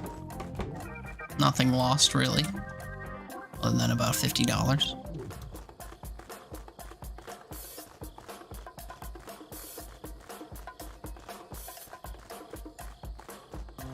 Just beyond this bridge. I think I'm gonna make some paths back to throw. Although, no, I'd rather chop them all first and then just make a bunch of paths to gather.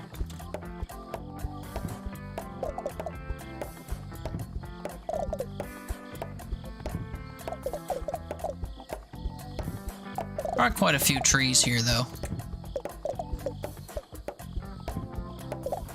Not entirely sure what the number of them is. The thing in the corner says 10,000, but I don't think it's actually 10,000 trees. It's 10,000 logs. I think the tree count is actually, or 1,000 logs, rather. I think the tree count is actually 10,000 trees, but the log count, or the elder tree count, I think is 10,000, or 1,000 logs. Wow. I'm not speaking right all of a sudden. I know talk so good.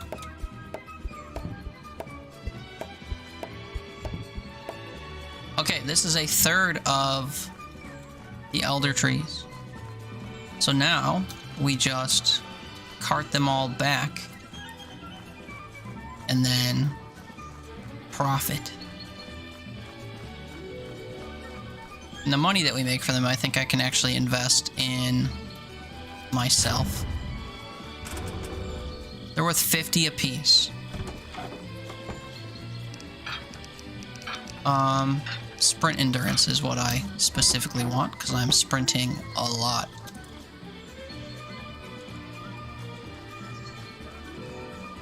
I don't really need stamina today, because we're just gathering and throwing logs.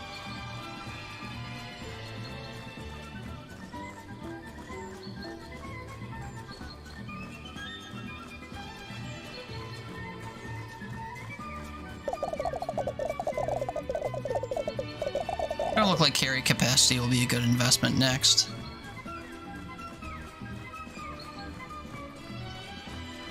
So 91 logs at $50 a piece is just over $800. Or 8,000, whatever the math is. I can't math so good. Oh no, I'm sorry, it's 4,000. Jesus Christ.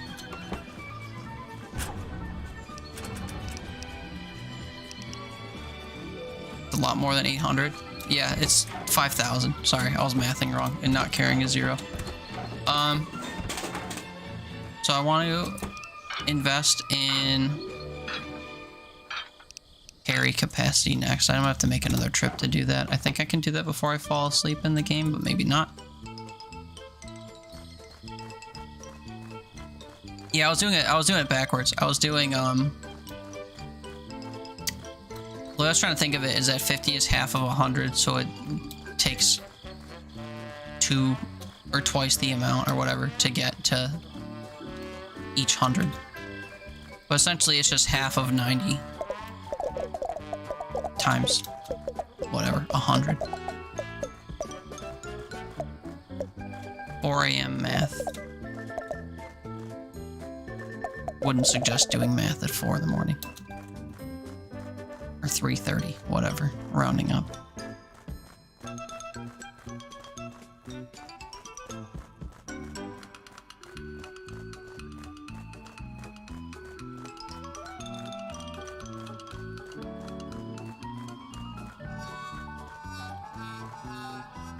Okay, so this should be enough to increase my carry capacity then.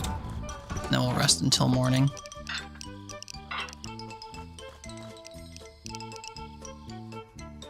So I think now I can get the rest of what's out here in one pass, maybe? Then we'll upgrade ourselves a little bit, and then we'll go to the next section of Elder Trees. If each section has exactly a third, then that number at the top should go to 333 when we're done, or 334 if it's the special one. I can hold 112.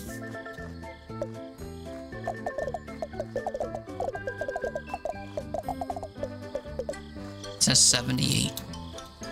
Oh, so it's more than I said. 350.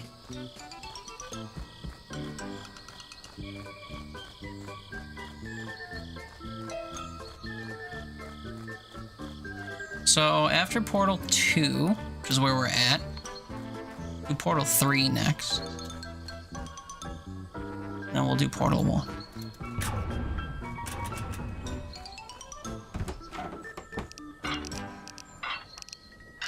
We're gonna chop, so I'll increase my max stamina. Switch this to 3. And then this time we're gonna head left.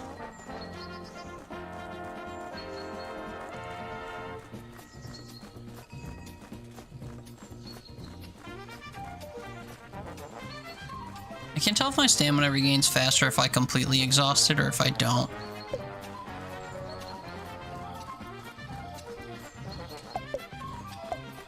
It might be if I don't.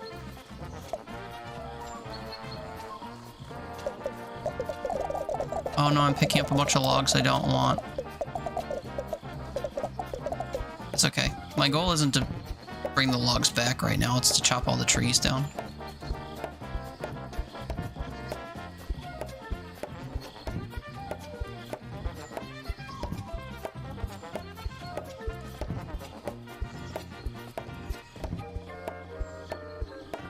Once we get all 3 sets of these trees cut and delivered, I think the gnome gives you a power saw, which unlocks one of the achievements, and then he sets you free to go chop down every tree in the forest.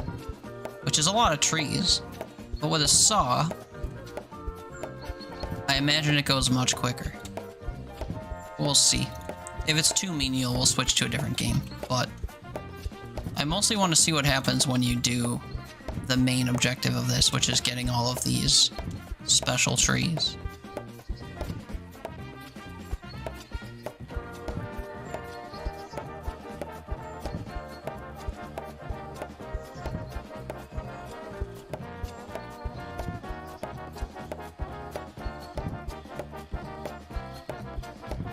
This section seems like it has more than the other section, unless I just was not paying attention to how quickly we went through that other section.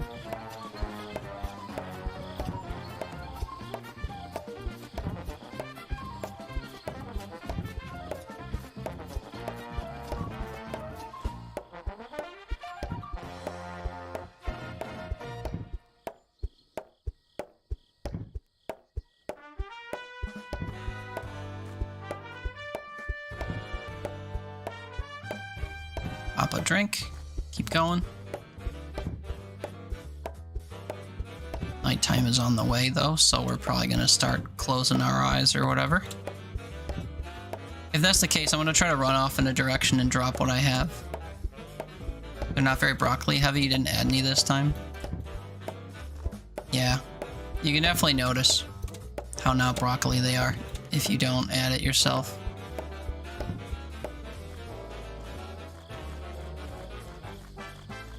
Okay, I want to navigate away from where I am so I can drop these without having to pick them up. Still yummy, yeah.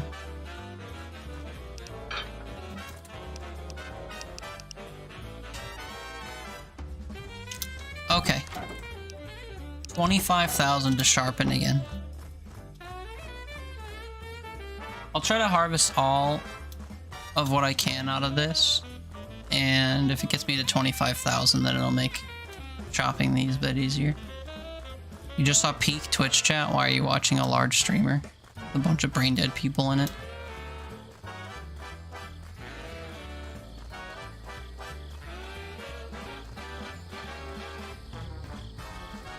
I'm gonna ask what game this is, and the person replying to what game it is said the same person. Wait, the person replying is the same as the person who asked? Huh? I wonder why that would be. Sounds pretty brain dead.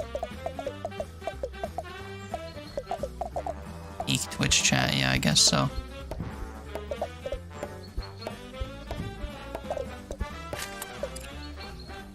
It's 100% the same account, it's not just like a similarly named account. You've mentioned yourself when making fun of yourself, but what?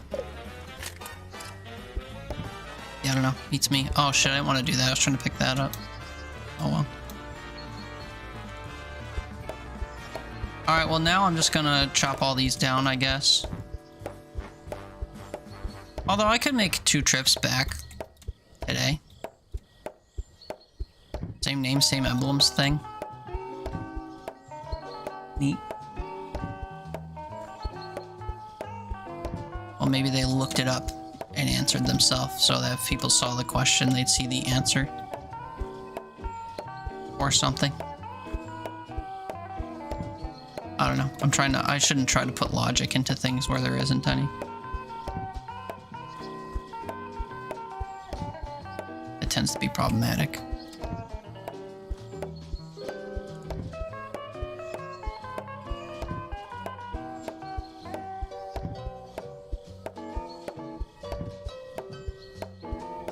I can't believe how many trees are still in this section.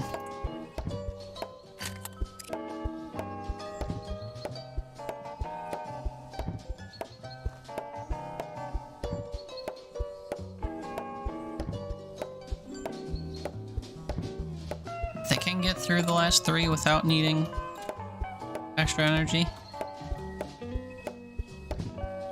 Ooh, just barely. Alright, and now we have to leave. I think it was this way. Looking right so far.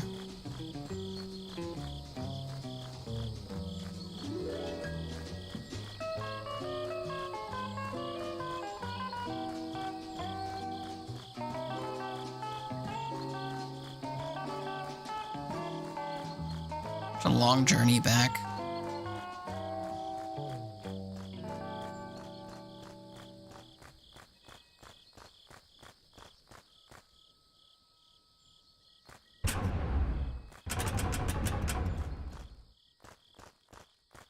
I guess I'll just sleep until morning so we can do it again. Can I increase my carry capacity again? 17.5. Oh no. I'm gonna increase my walk speed, I guess. Maybe that'll make the journey a little bit easier.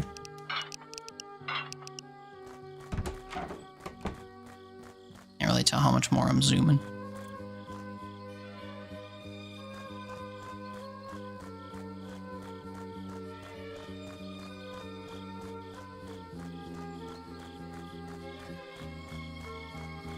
Pretty crazy that this is a level 4 or 5 walk speed.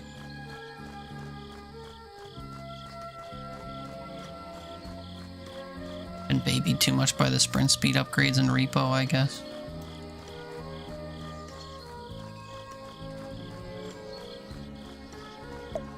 No, I almost made it all the way here without picking up anything I didn't want. But only almost.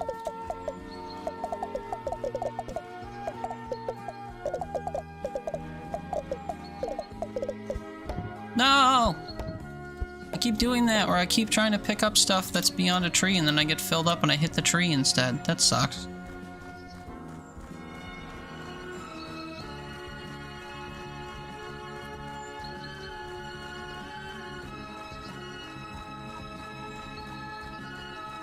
I have to trek back every time.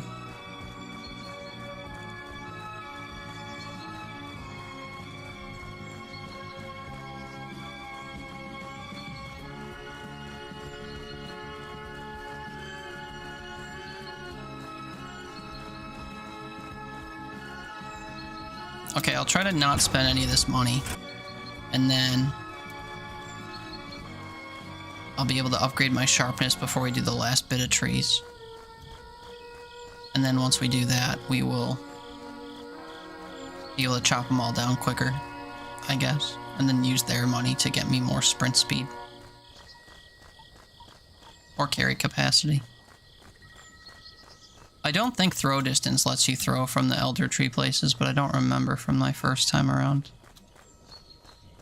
No, why does that keep happening? I don't understand.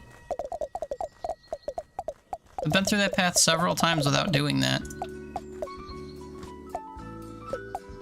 Oh. Picking up a bunch of nothing burger logs.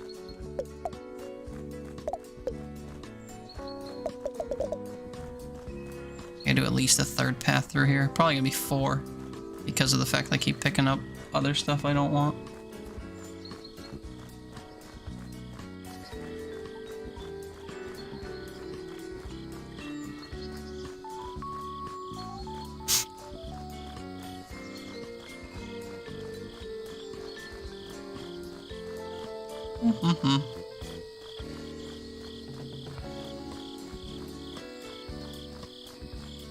Man, now I'm thinking about food and how I don't have anything I can make quickly. Although, pizzeria sounded pretty good. This takes too long. I want something I could like toss in the microwave for 2 seconds and then have. Or not even need to heat up.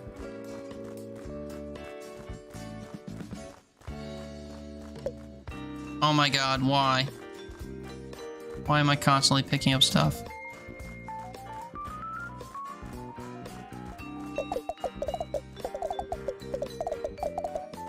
Watch, we're gonna get through this entire clearing and there's only gonna be like 5 more logs to pick up.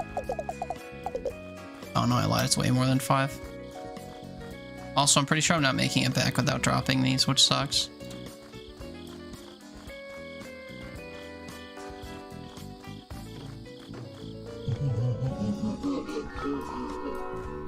Too bad. Pretty close. Got to like the rock that was right here or something. Oh no, it was the further beyond rock, never mind.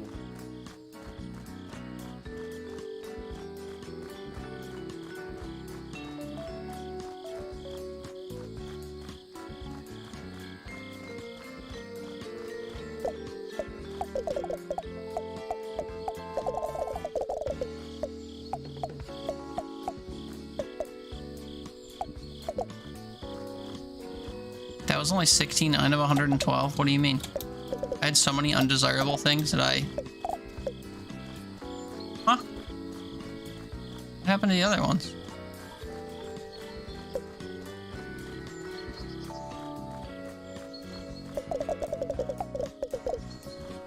Okay, well.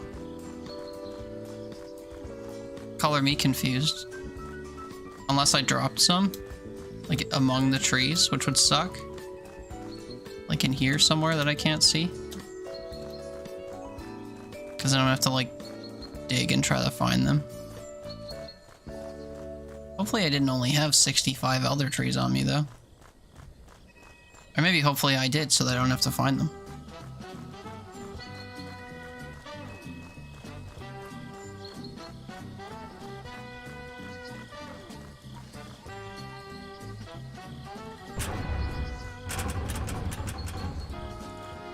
$19 is not $25.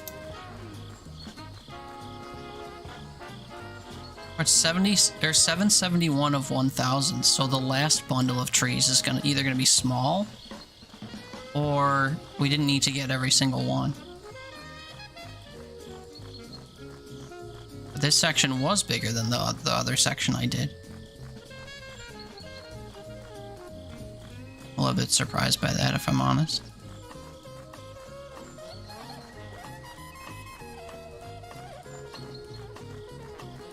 Okay, please let me get every single one of these so I don't have to make another trip back out here.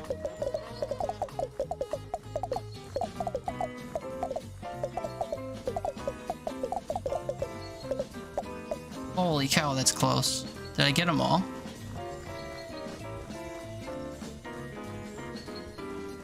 I make sure I didn't like leave any beyond the normal bounds of the trees or whatever. I think we're good.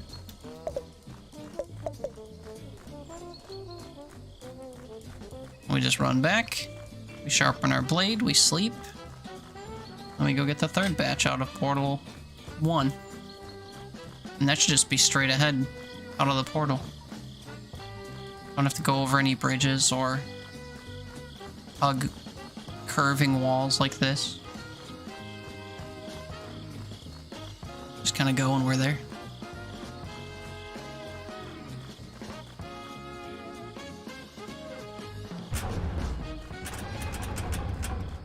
Oh, it's just too shy. Never mind. Need another $300.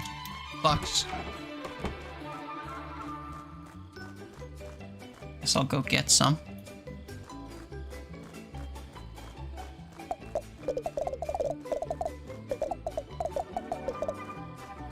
Think everything in here will get me $300. I think it will, because they're more than $3 a piece.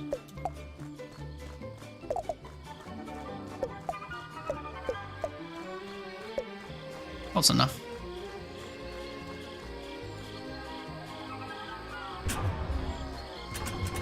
Switch that to 1. Sharpen our axe.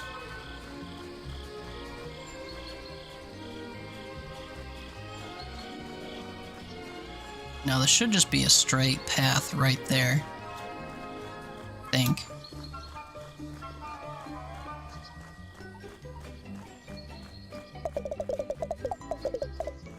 I guess I'll try to clear this path so that I don't pick all these up on my future trips.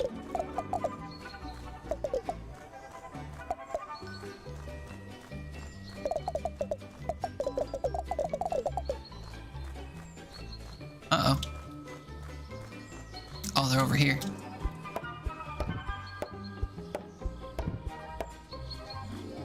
Okay. Well. I guess it does hook along a wall a little bit.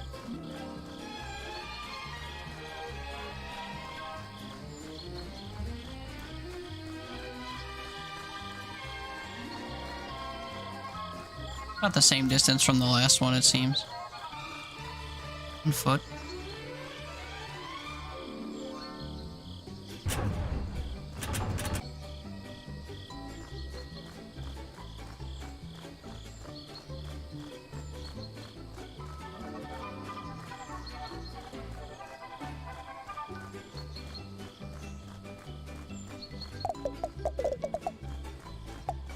You know, we'll try to pick all these up on the paths leading up, and then that way we can just have a clear walkway when we actually deliver all of the big ones.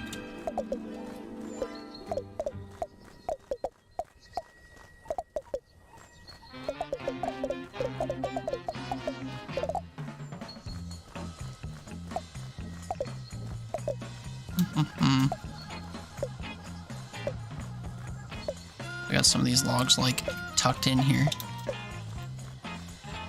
It might be the case all the way around. Oh yeah, there's a whole pocket right here that I didn't clear out before.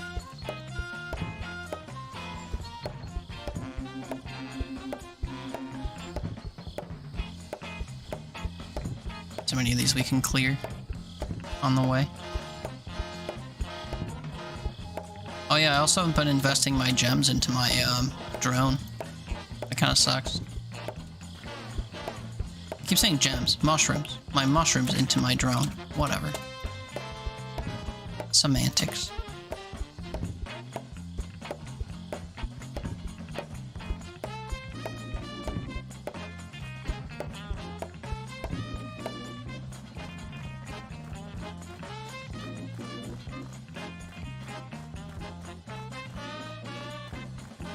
Now we're only 122 of these logs away from hitting 1,000. Which is interesting.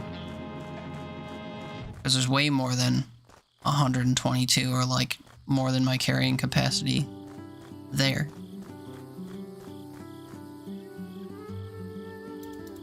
Ideally, this would be enough money to allow me to increase my carrying capacity, but I don't think that it is. 17.5k is what I would need. But we will get through the night. We will upgrade our drone.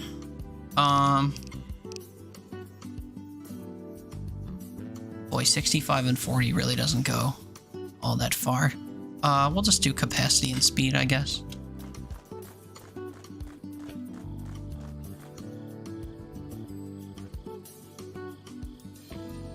Doesn't really look like it's doing anything. And that might be why it hasn't been doing anything.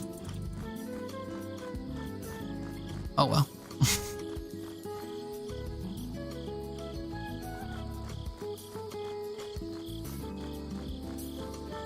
So it is unfortunate that my carry capacity isn't enough to get us over 1,000 in one trip. But not the end of the world. Gives me a reason to come out and get more money, I guess.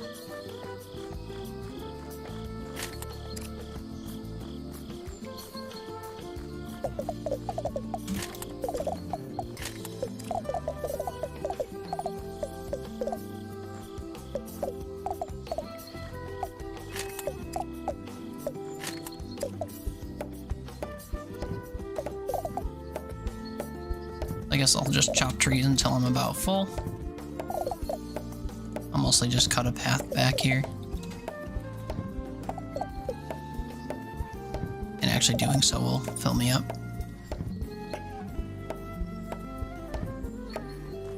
And we run them.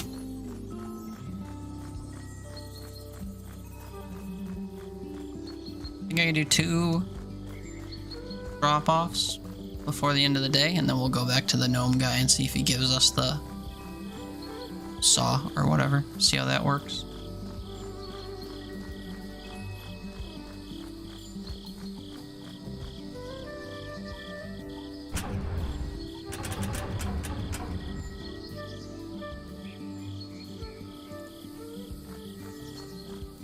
$11,000 still isn't enough. I don't need to sleep or anything. We'll just go back out.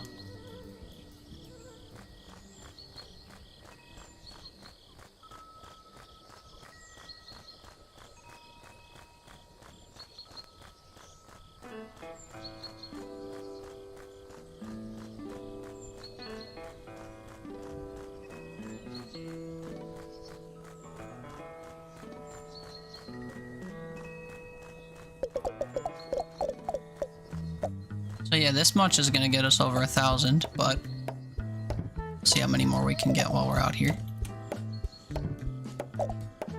Full inventory of elder tree logs would go a long way.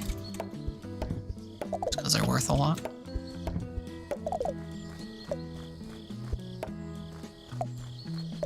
Trying to gather up some of the stray ones on the way.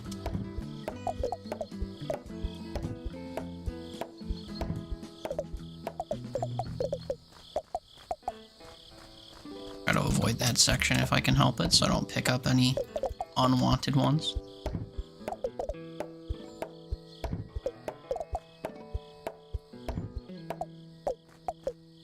And that'll be all.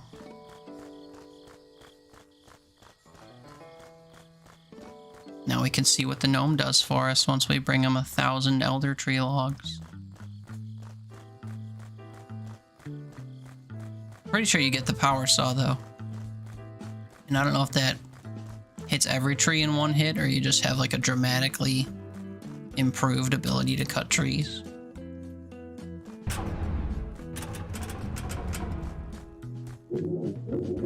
Nice work with the trees. It might just be the fastest one yet. I'd like to give you a powerful tool for cutting the rest of the trees, but it seems you're not quite ready yet. Once you've maxed out your abilities, come back. Oh, are you kidding me? That's gonna take so much more money than I have.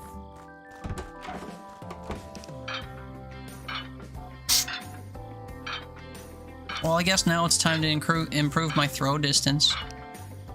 I guess. And max stamina, I guess.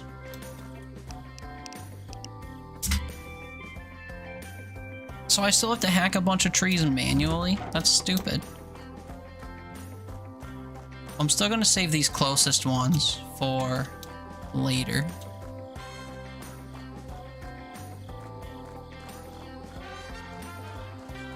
What is my throw distance up to now?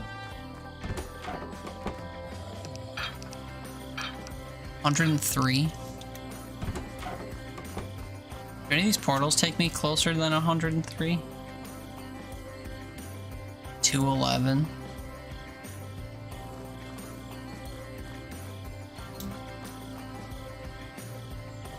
$187. And $194. How far do I have to go in order to get within range? At 100 and whatever.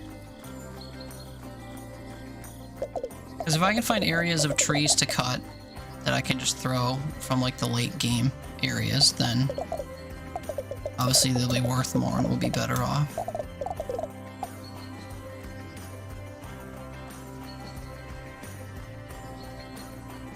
We're approaching 100 now. I can throw from here.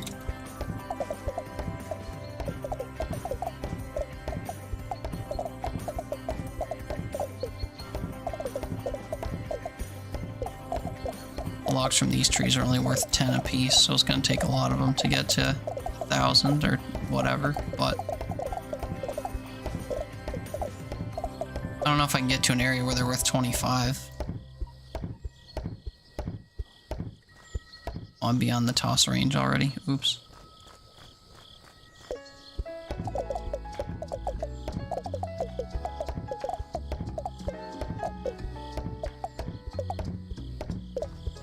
I need thousands and thousands and thousands of dollars.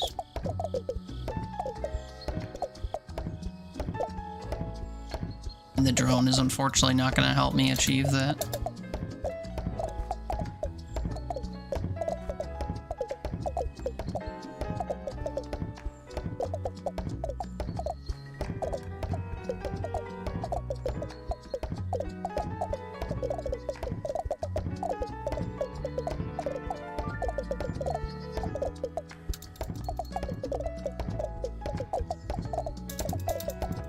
Getting the rest of the elder trees right away might help me get a leg up on how much money I'm making, but it's really not gonna be enough.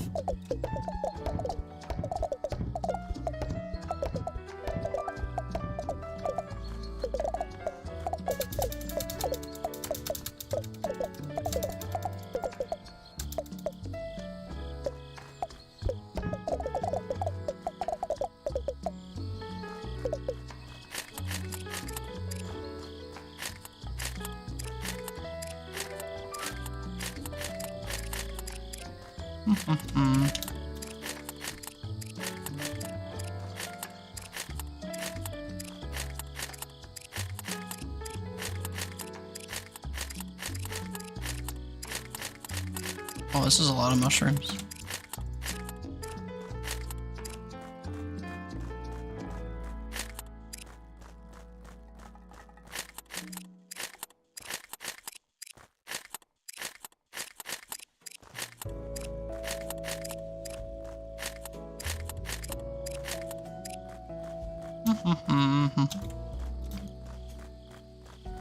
Sleep's gonna take me, so I will allow it to.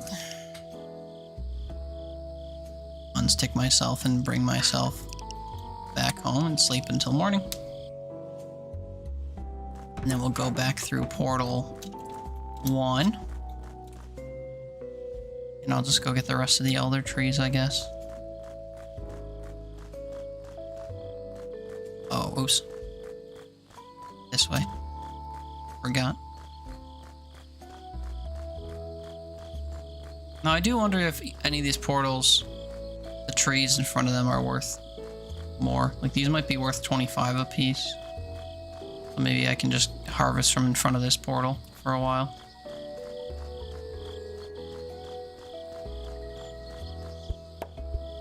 We've got all these beauties to do first.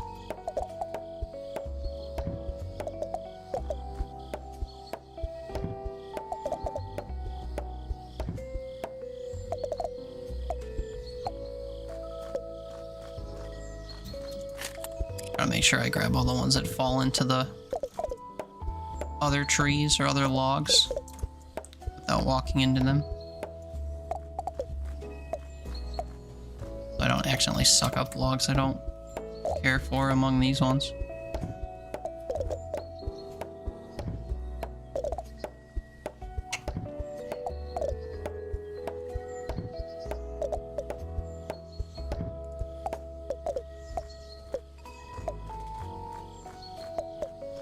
Oh, I must have dropped a pile of logs over here. That sucks.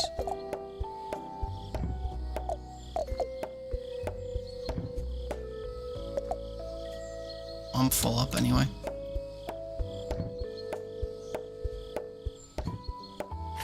Guess I'll chop these while I have the stamina.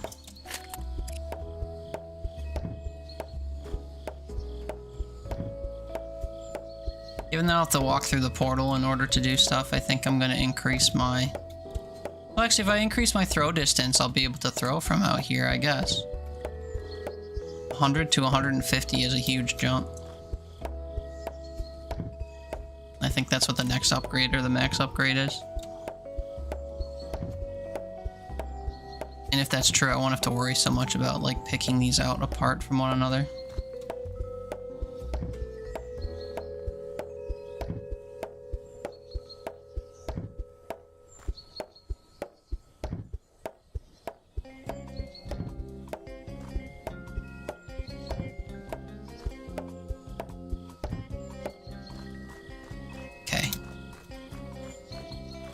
How did I get here?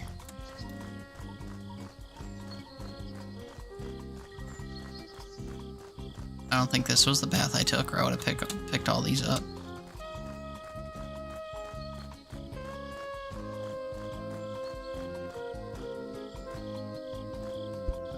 Kidding.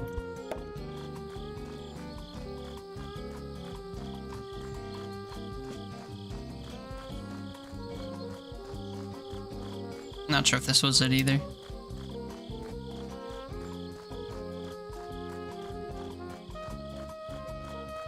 One bad thing about walking in circles, chopping a bunch of stuff. This was it. Cool.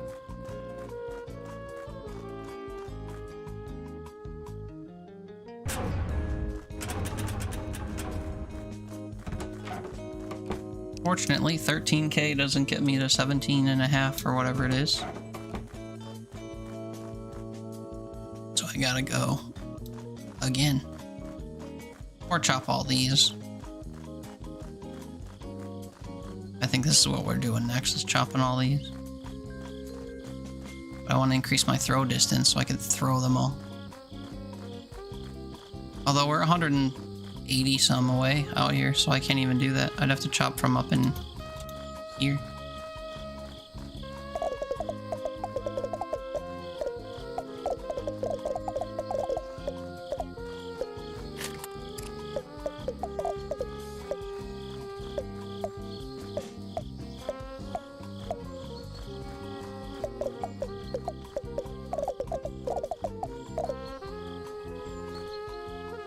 I'm full. Okay, I was trying to get surgical about picking those up.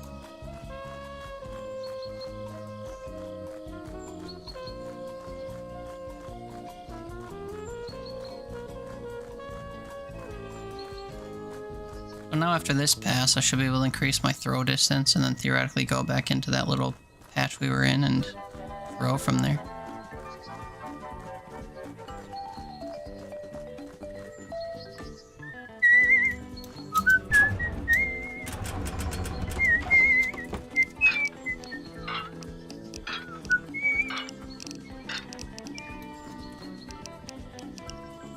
Oh, I didn't need to rest until morning. Oh well. So, 8.5k. I should do the math on how much money I'm gonna need total to max out. So it's 8.5 times 3 plus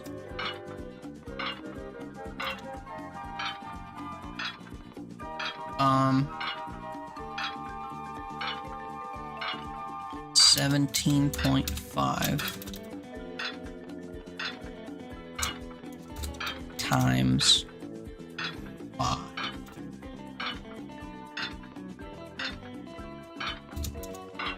$113,000. My goodness. How am I gonna quickly get to 113,000? It's the current quandary. One answer to that could be if I can actually toss from this elder tree section, we just harvest all the trees around. That could be a quick answer. Will the toss light come on when I get to the elder tree area? It should.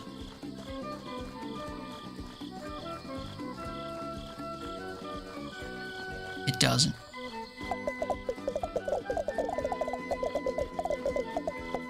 That sucks. How much farther in do we have to be?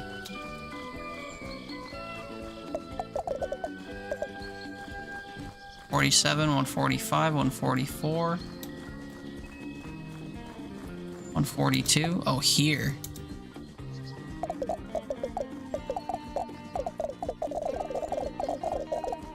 Well, I can still get a lot of logs, I guess, from over here.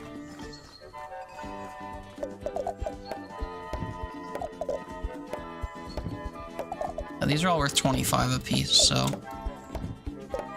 not nearly as good as the elder logs, but better than the ones that are worth 10 and stuff, I guess.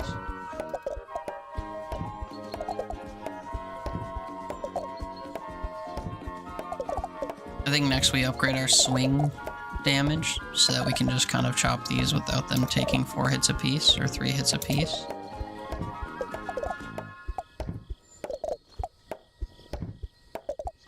Kind of crazy they have to max out your entire character in order to unlock the power saw, though. It'd be a lot faster to unlock the character if you... or max out the character if you had the saw unlocked.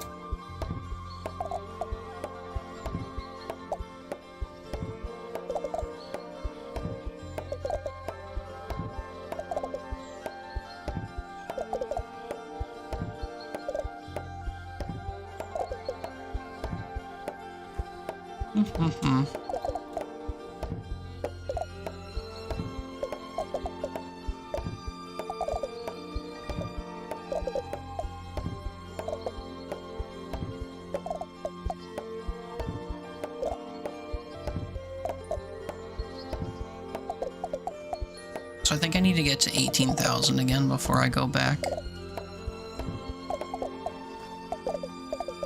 Try to get as many logs as possible from this section.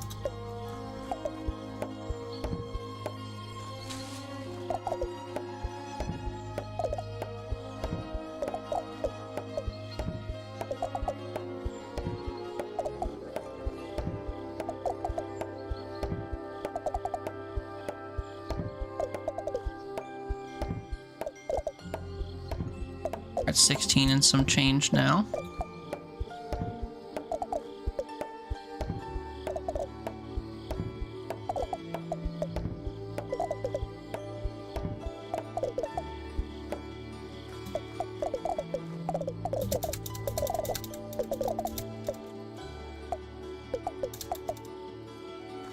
Okay, so that's 18.5.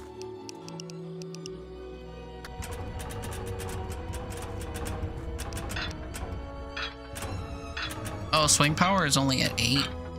Hmm. Okay. We'll have to get these later too, but I don't really value them higher than the other ones. This guide that I have here. Oh wait, never mind.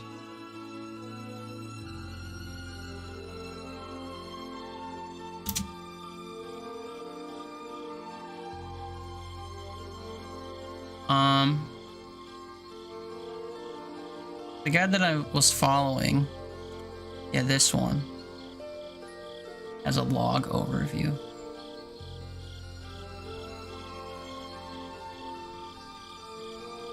Level 5, value 50. I wonder where the level 5 ones are.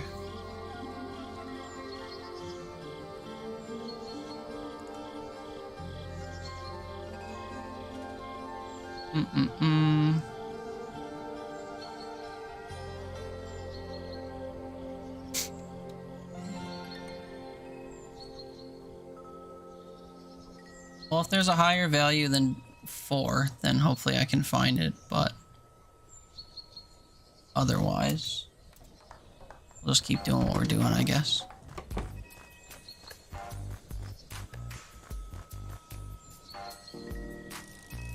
Although, I don't know, I guess I could see, we'll go to the other portals and see what's over there. 187. These are not better logs. I know that for certain. Can't toss from out here though. Like, how much is this worth? 10?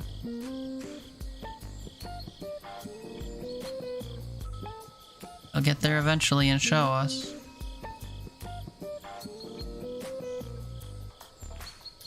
Eventually. 10. Yeah, Jesus Christ. That took forever.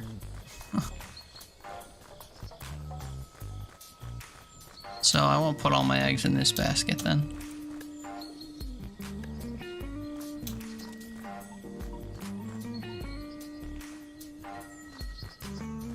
These look like the same trees.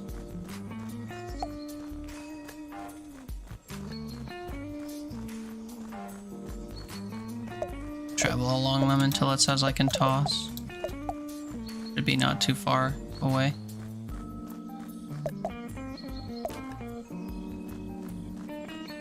See what else we find along this path while those are flying through the air. Yeah, they're worth 10. Damn.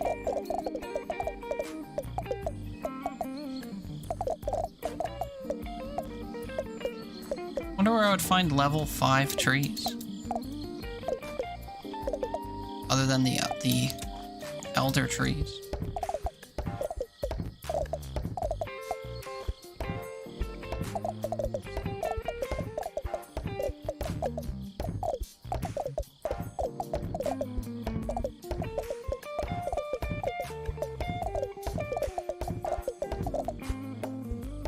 These are the ones that are worth 25 at least.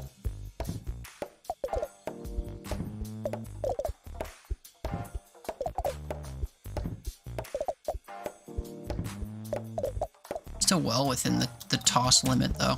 And actually these get closer to it than instead of farther. Beating the trees? Kind of. Trying to rack up monies from beating the trees. What's up, evil? How's your weekend going? Oh no, I'm gonna fall asleep. Quick, chop and toss as many trees as possible.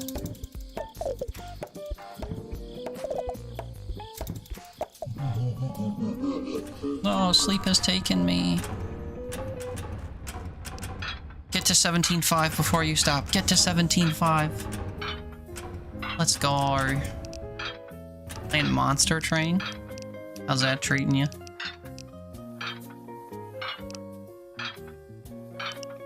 Swing power.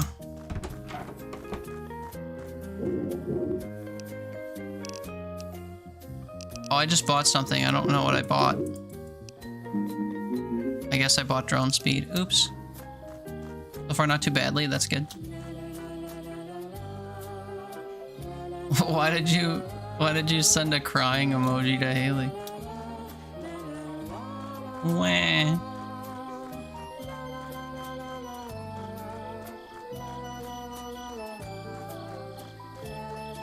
Sad to be here. Too.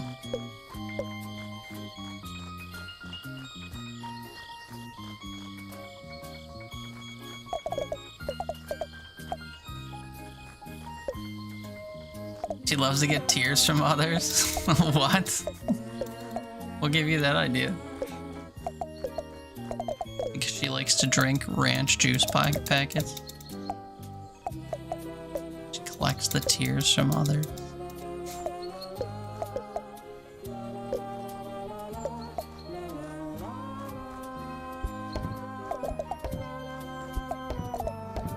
Is that true? You're a tear collector? Word on the street is that she collects tears. I was not aware of this. Only if they deserve it and eat dry fucking cereal. I would be eating so much dry cereal right now if I had any. I'm starving. Coming in here talking about your Knorr cheesy syrup. Make me hungry.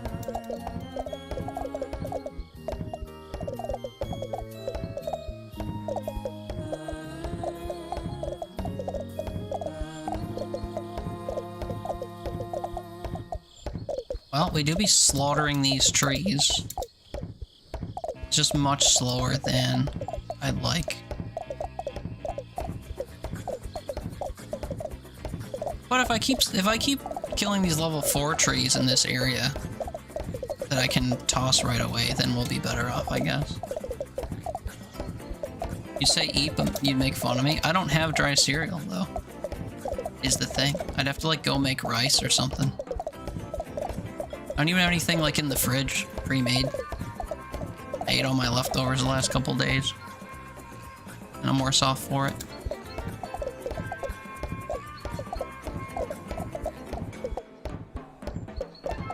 Should I chew bubble gum? Should I chew my 6-year-old bubble gum and upset everybody? I'm not gonna do that. I'm genuinely hungry.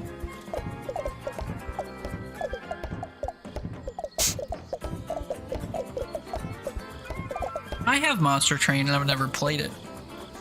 We play that after the Lumberjack game. I had to go make a pack of pasta, I had nothing else. I don't even have pasta, man. I'm out of like literally everything at this point. I'm officially due for a store run. And I hate to admit that. And I also don't want to go. I've gotten so used to not going to the store that I'm like almost scared to go to the store. Isn't that crazy?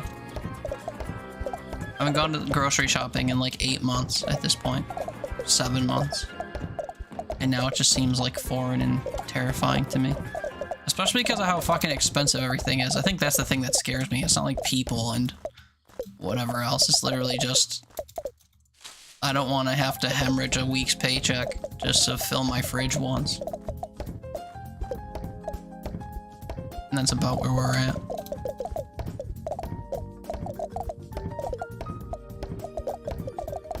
It's grocery time after 7 months. I don't want it to be.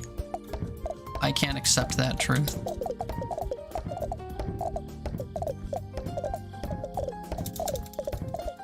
I refuse, I refuse, I refuse.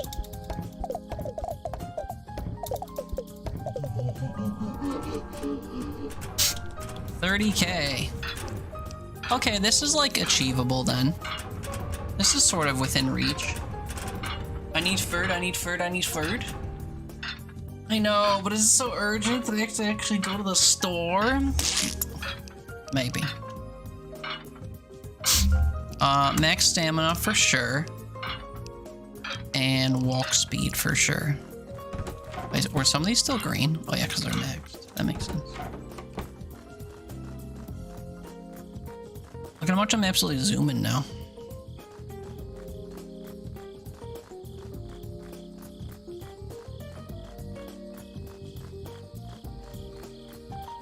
I'm not recovering stamina, we're zooming.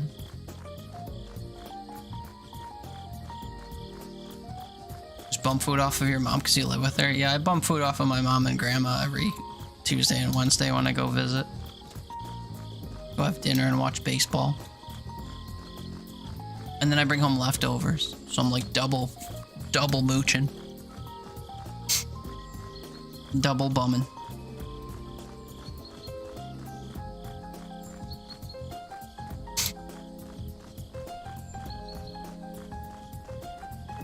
How far were these fucking trees, dude? I don't even know where they were. Oh, they were right here. This is how far they were and are.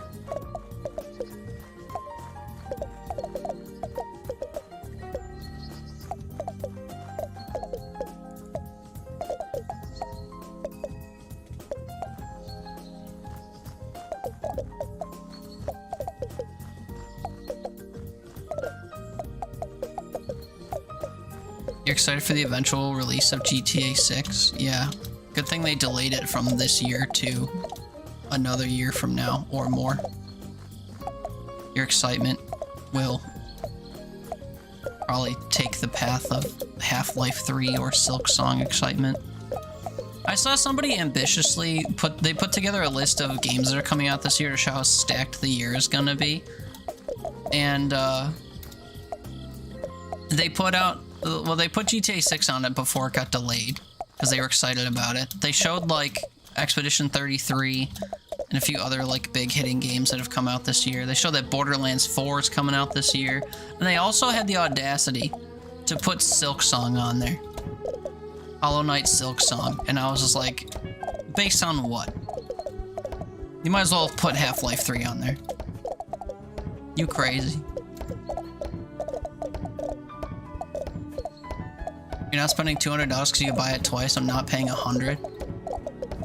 What? You're not spending $200 because you have to buy it twice? Why would you have to buy it twice?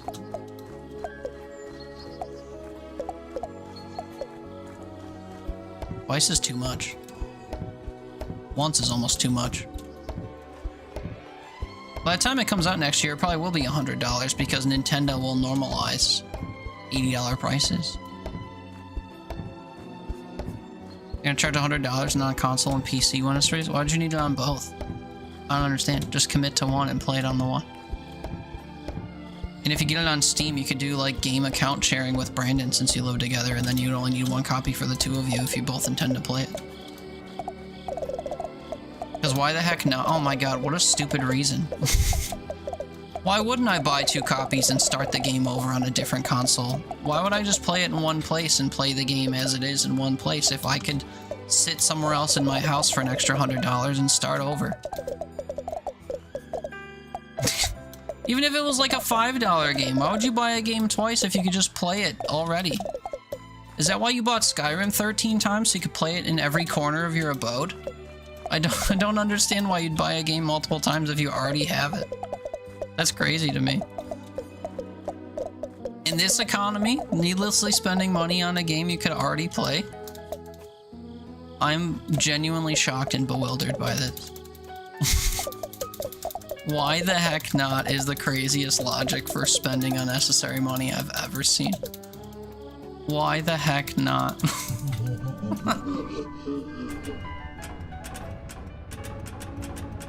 You bought on every generation of every console since PS3, Xbox 360. Right. So you've bought it on, count with me now, the PlayStation 3, the PlayStation 4, the PlayStation 5, and PC. That's 4. You told me recently you bought it for the 11th or 13th time. So it's more than once a generation. Because we're literally only 4 generations deep, and that's if you're counting the PS5 and PC separately. You could have bought it on PC during the PS3 era, and you would have only had to buy it once. And then upgraded to the Anniversary Edition once. You've had everything, so what, you have a 360 and a PS3 at the same time plugged into the same TV, so you buy it on both systems? I don't understand. I really don't. And this is coming from someone who's repurchased things that I've had on PlayStation on PC. So I can play them on PC. Because I don't play my PlayStation that's over there. That's the difference. I don't use the console or the TV. The only time I ever put that TV on is if I want to watch sports by turning my head.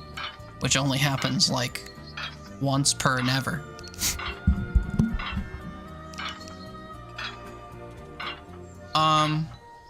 I truly don't care about any of these, by the way. We're just kind of getting money.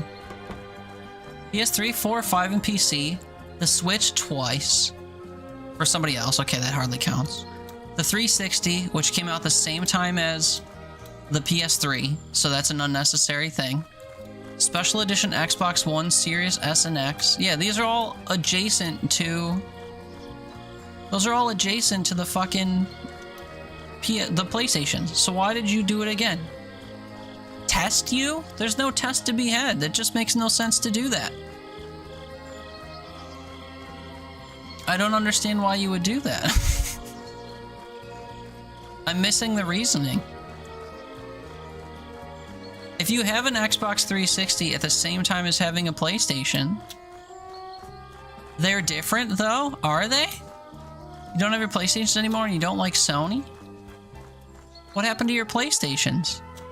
You had a PlayStation 5, which came out like within the last 5 or 6 years, and you got rid of it and then bought Xbox consoles? Speaking of Sony, do I want to play Helldivers 2? Yeah, we can. Right now, no. But like in general, sure. I'd play Helldivers 2.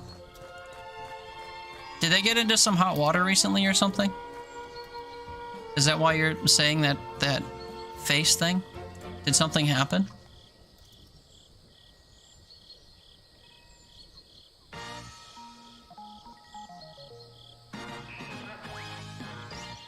There's another war bond coming.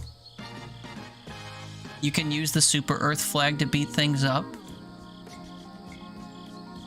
Putting the new war bond on blast, it's not even funny anymore.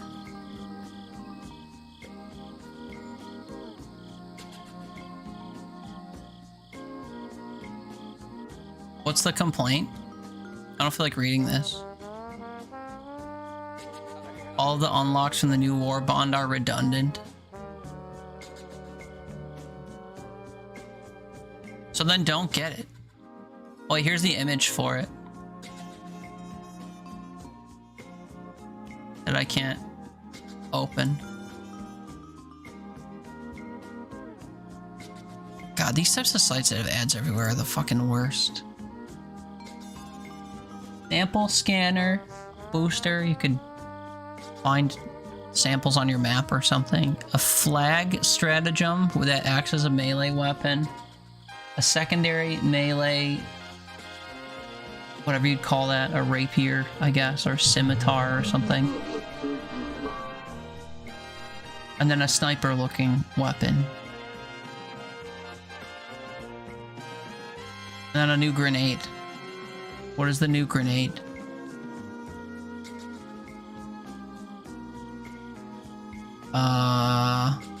Whatever. So people are mad about the latest war bond?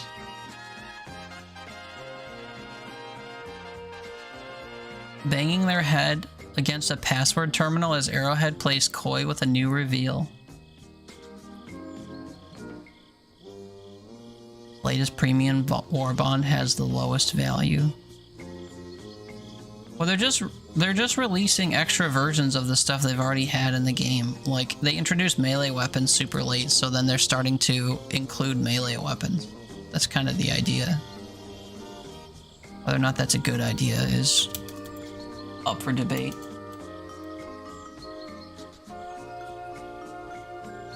If for others doesn't count, then I bought it 9 times. 9 times is still twice as many as I'd expect. Like I said, there's been 4 or 5 generations since the PS3 and Xbox 360, so the fact that you bought it 9 times is bewildering to me.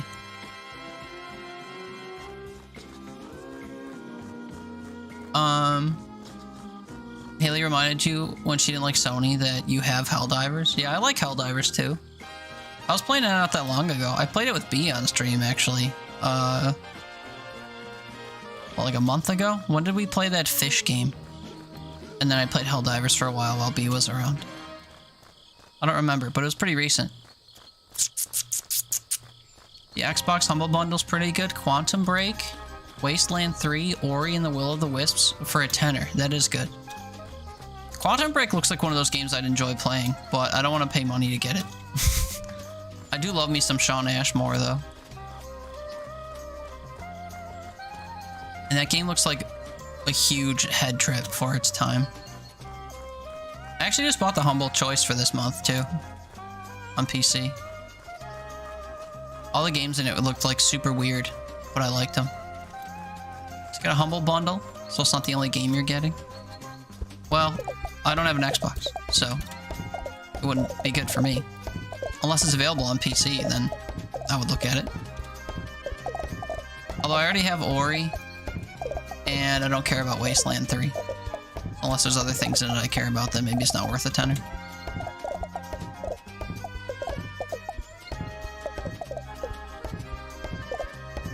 Oh, this log right here is worth $100. Let's go.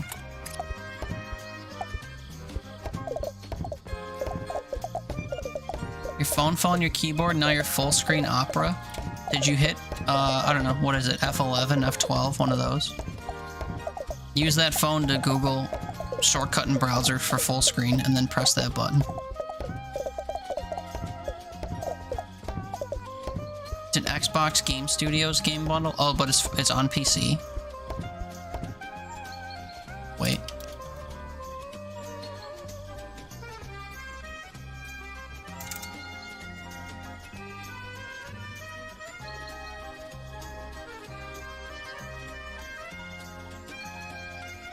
Xbox Game Studios.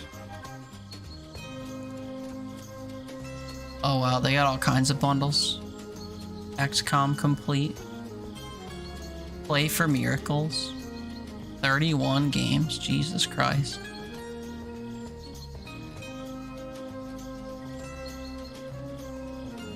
Wait, can I scroll through them? Oh yeah. Oh, it's a lot of packages for terraforming Mars.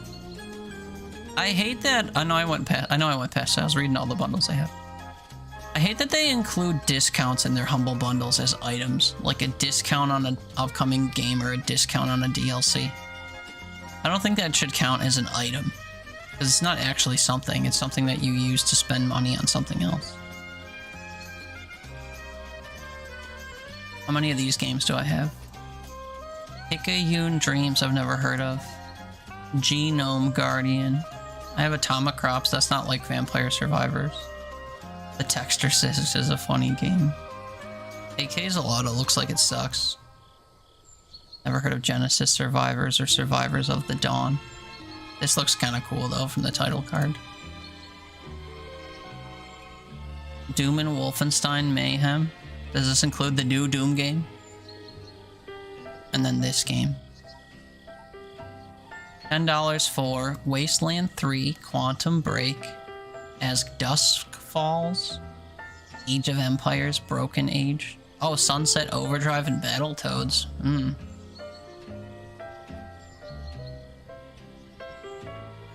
That's an interesting enough mix for $10.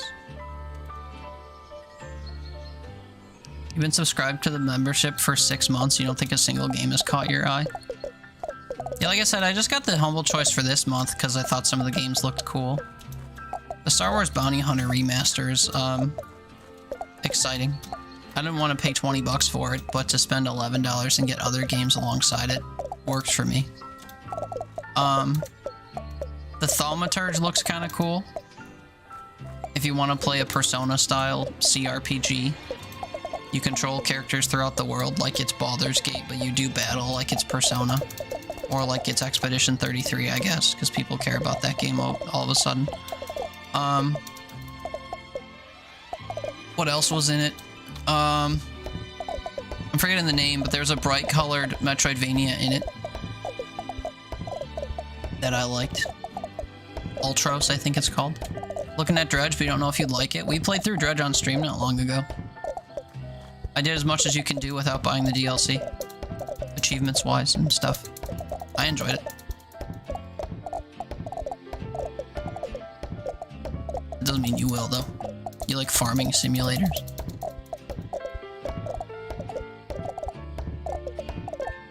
But the fish catching mechanics in it were kind of varied, so it's not like you're doing the same boring thing over and over. But they're not so varied that it's always different. May looks a bit more stacked, isn't it? Currently May. Are you talking about April? You're looking at the April one. Thaumaturge and Amnesia, and that's about it. Well, I just named 2 other games that I liked from it. The Bounty Hunter thing and Ultros were 2 games I had on my wish list. Also, that Pirate's Curse game is made by the people that made Shadow Tactics Blades of the Shogun. So if you like those games like Commandos and stuff from back in the day, it's made by a prominent developer in that space. Oh shit, I didn't realize that it's nighttime. Run and throw, run and throw, run and throw. But yeah, I'd agree that it's more stacked. I'm almost... Shit, dude, I'm almost done with this. I have to do like 1 more day of upgrading and then we get the saw. And then what? I have to get to 10,000 logs and then we're done. March at Pacific Drive. Which is a banger you've got yet to play. I think that's what B's been playing actually. ESP. Who's probably live right now because he streams into Sunday morning, or he'll be live soon. Oh no, I'm a day off. Sorry, I was off today. I thought it was Saturday. No, today it's Friday into Saturday. My bad. You gotta wait 24 hours. I'm pretty sure he's been playing Pacific Drive. Yeah, I know. I remembered the second I said it. My bad. I took Friday off and it threw off my equilibrium. That's also why I'm awake right now. Because I slept until 11 p.m. Fancy that. Fuck my shit right up.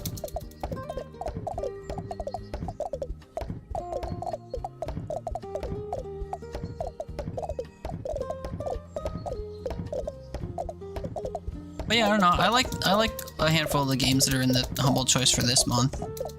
I'd never heard of the Thaumaturge, or Thaumaturge, however the fuck you say it. But it looked really cool from the trailer.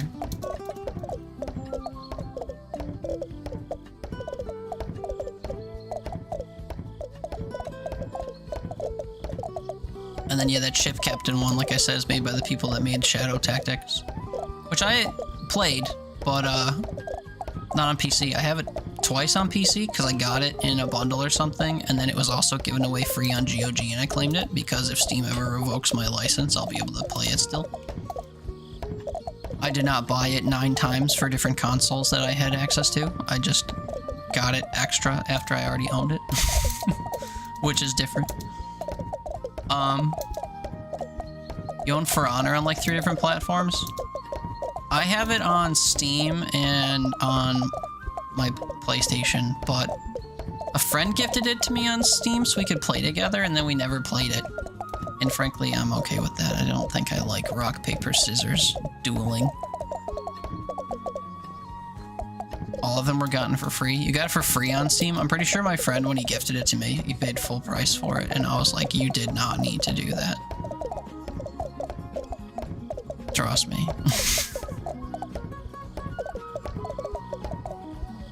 I've been trying to gift him games like in return ever since, even though he doesn't know it. Like I gave him one of the keys I got from Daredrop somewhat recently. It was given away for free. That makes sense. One of those like temporarily available free games like Warhammer Vermintide 2.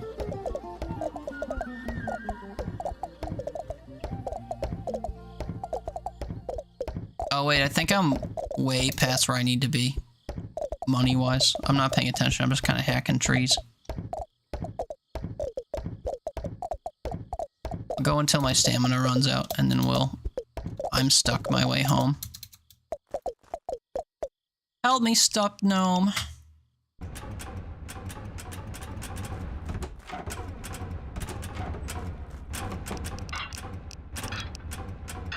Beefy. Okay, so now we go to this fucking guy.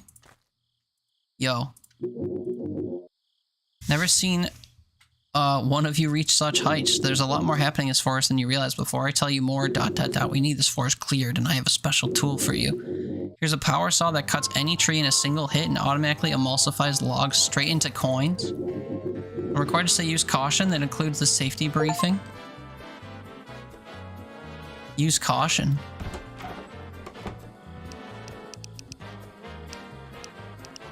So now he wants me to clear all trees.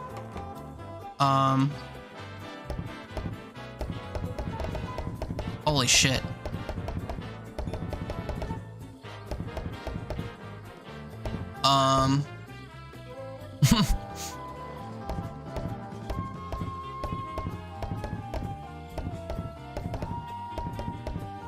You can kind of just like absolutely goes on with the logs. I'm also turning these straight into, I'm turning the logs straight into money too. Okay, well, now I only wish I had infinite stamina.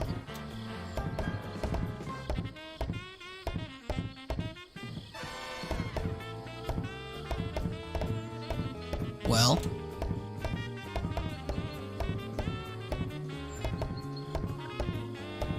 $10,000 trees is a lot of trees.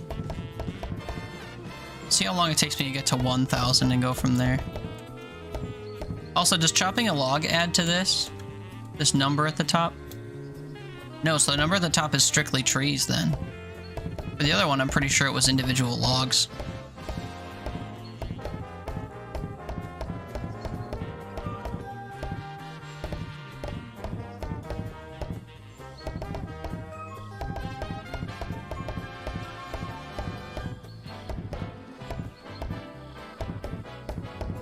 Can't tell if I'm better going in circles like this, trying to clear stuff sideways, or if I'd be better off just like sprinting forward over and over.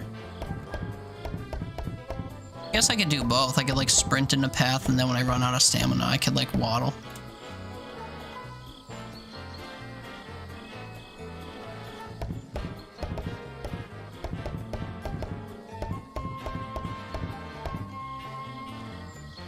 It is actually very soothing to chop trees like this.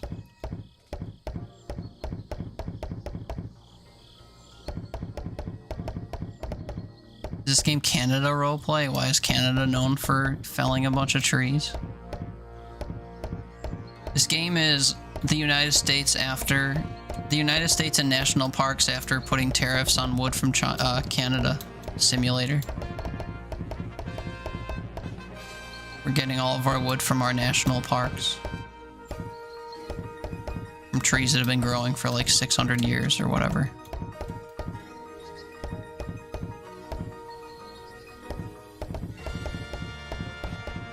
You're so sad. Yeah, the world sucks.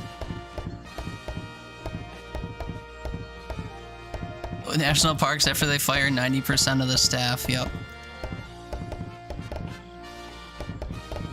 A waste of government money identified by Doge.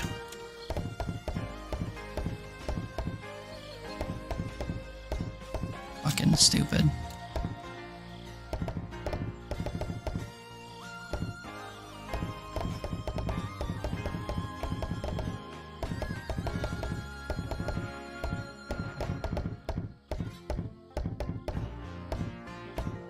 When are we going overseas? We're not allowed to anymore.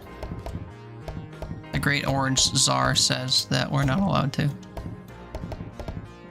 Or if we do, we won't be welcomed back if we needed to come back for any reason.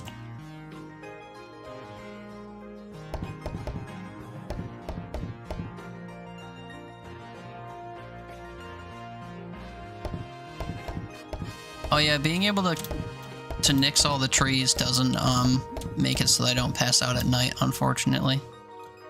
That's still a major issue.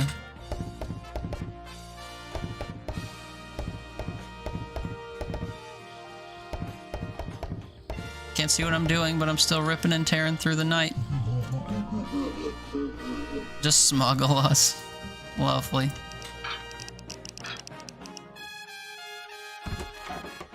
It's another beautiful day. Let's go to Portal 1 and start hacking.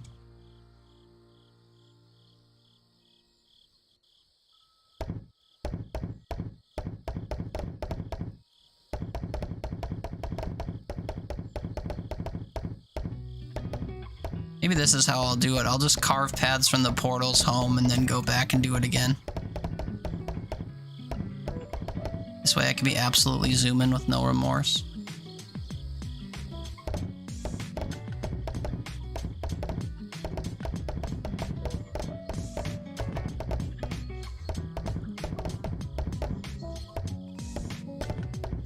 You'll to be snatched? What?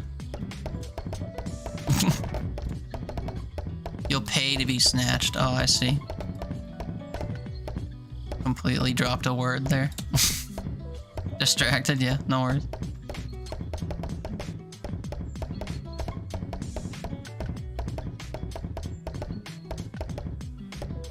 I'm finally over 3,000. Has this been riveting to watch? Me just like drive face first through a bunch of trees. Shit, I felt like I missed a tree. Dior's a menace at 5 a.m. Yeah, pets be like that for sure.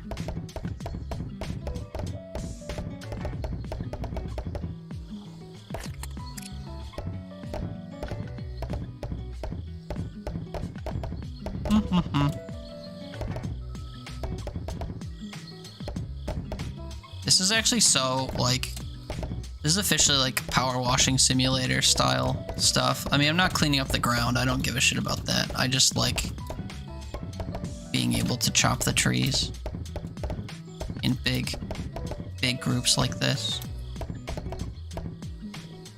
I'm obsessed with fetch.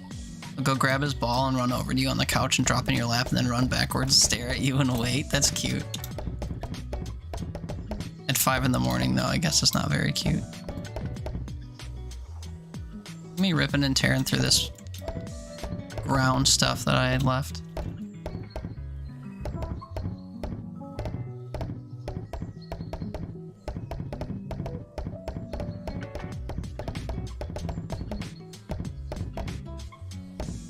This feels so satisfying to do.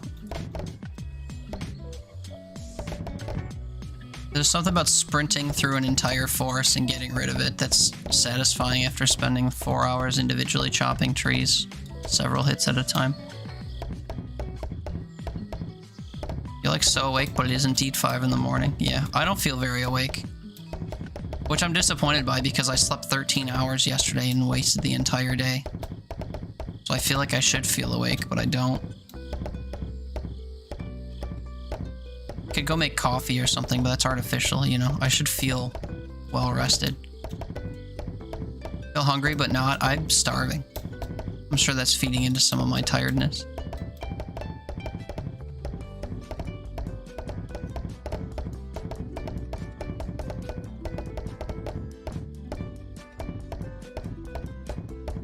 Thirsty, maybe? That's true. It's easy to confuse hunger and thirst. You don't think so, but it's very much the same. It's kind of why, like, sometimes if you're starving, you can eat all the food in the world and still be hungry, quote unquote. When you're physically hungry, but you mentally don't notice it. Kind of hard to not notice physical hunger, but sure.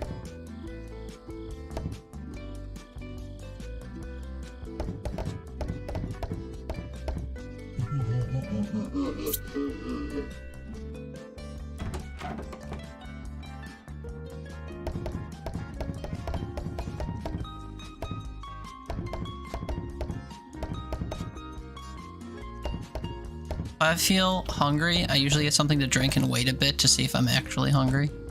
Yeah. That's valid.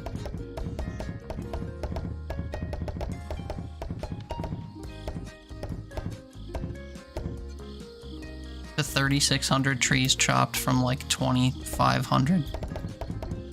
I've officially chopped 1,000 trees this way. But there's just something so satisfying about it so far. I don't know. It's only been like, what, a couple minutes?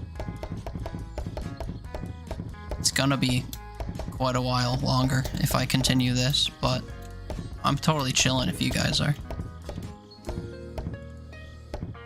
Plus we can talk about food and sleeping. I don't know how this has been the vibe. How chopping trees has been the vibe for like 3 hours now.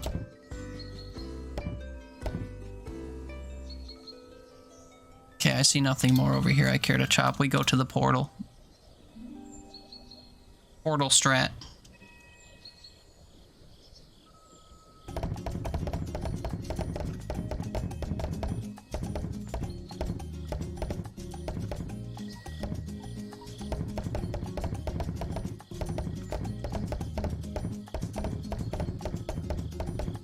Nickel, are any of those games from the May choice you want to see in action?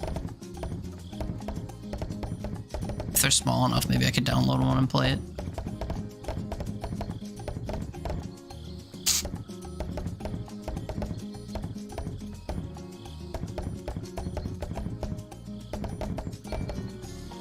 Not really.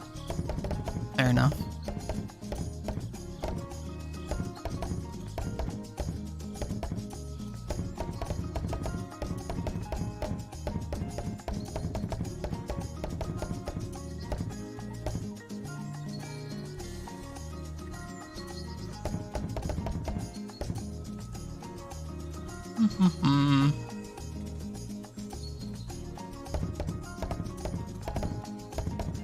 I'm kind of interested in the Thaumaturge, but it's huge, so I can't exactly download that right away and play it.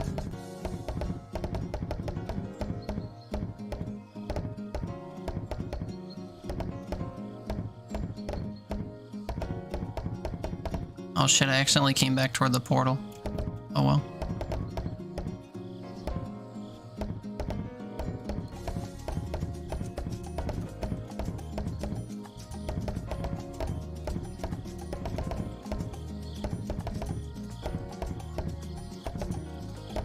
Speaking of the internet, yeah. What about it?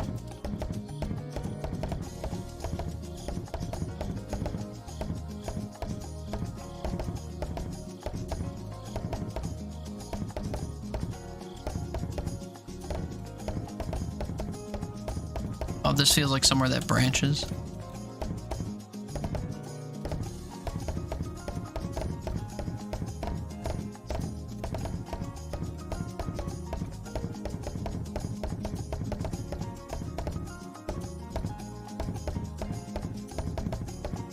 One of your buddies that works at the ISP you're at as a technician recently found out your cable stack was horrendous because the technician that came before was compensating because the hardware was lacking. So your signal was like so bad, half the signals were red on his tablet. Interesting. They could see your internet stuff where you were. That's weird. We're at 4,200 trees. We are making our way. And I've only gone through one of the portals so far.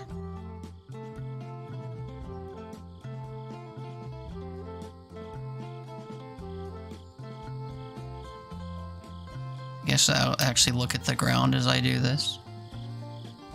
You see the signal that goes into the modem? Well, yeah, but wouldn't they have to go out of their way to read your signal, is what I mean? Did he, like, come to your house to service your house or something?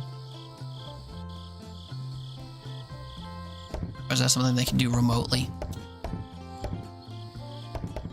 I know Verizon can do that because of the way that their fiber optic network works. I don't really know how the internet works as a whole.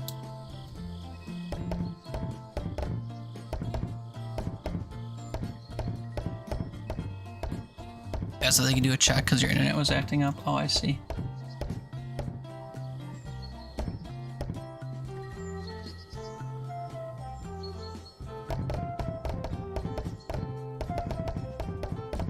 Wait, you said that you're an internet service provider as a technician? As of when? You told me 24 hours ago that you're unemployed. Is it an intern thing? Or what's the deal there? Signals are on the verge of being unusual. Nice. ISP I'm at as a technician, is what I read. Your buddy works there. You're saying your buddy works there as a technician, and the ISP that you're at is just the one that you use? I misunderstood how... I see. I misunderstood how that was written. My bad.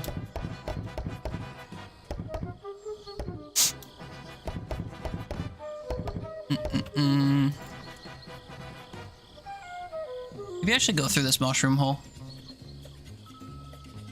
I wish this would...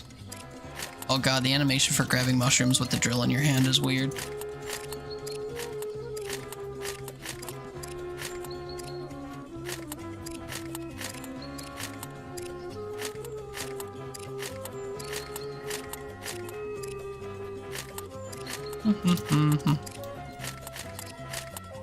This is so many of these, it's not really worth getting them all.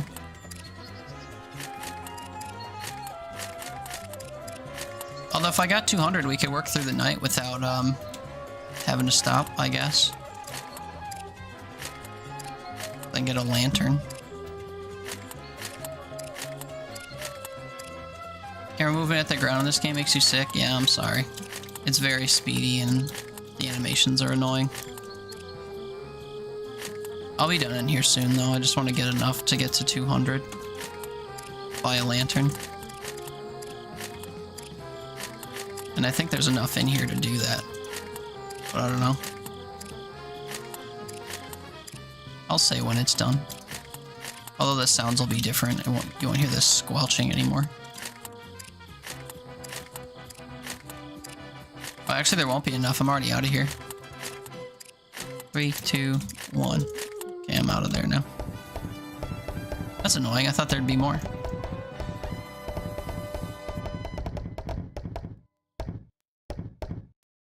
Oh wait, there's more right here. That's fine.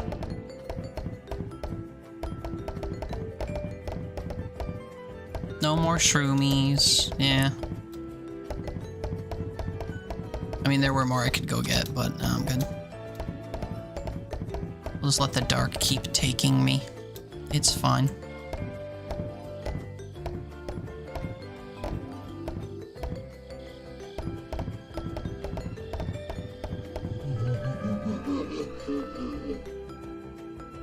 $4,600 we're up to. Let's switch portals.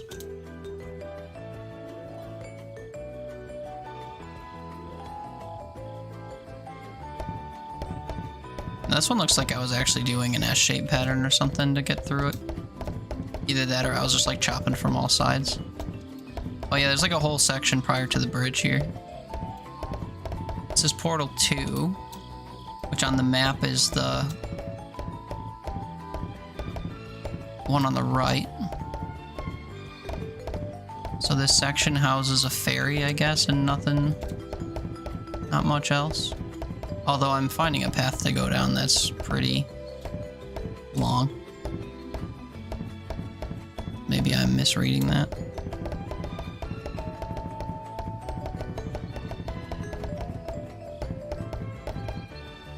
Oh yeah, this took me back to the start of the game. Interesting.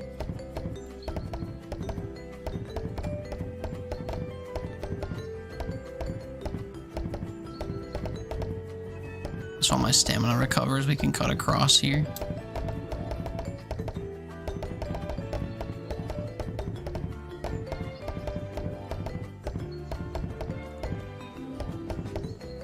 The one bad thing about Portal 2's area is that this is the area with all the loops. I think that's a bad thing, but maybe it's not. Maybe we'll just continually be chopping trees. And that's a good thing. Kind of hard to say. Means there's no shortage of trees to chop over here, but it's easy to like get lost.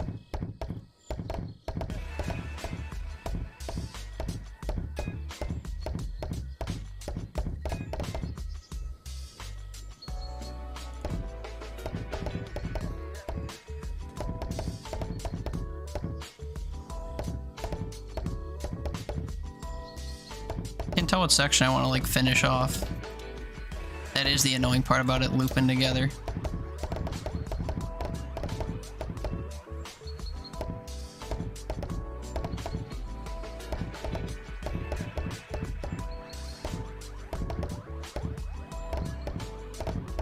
Also, this feels like a lo-fi song and not an elevator music song.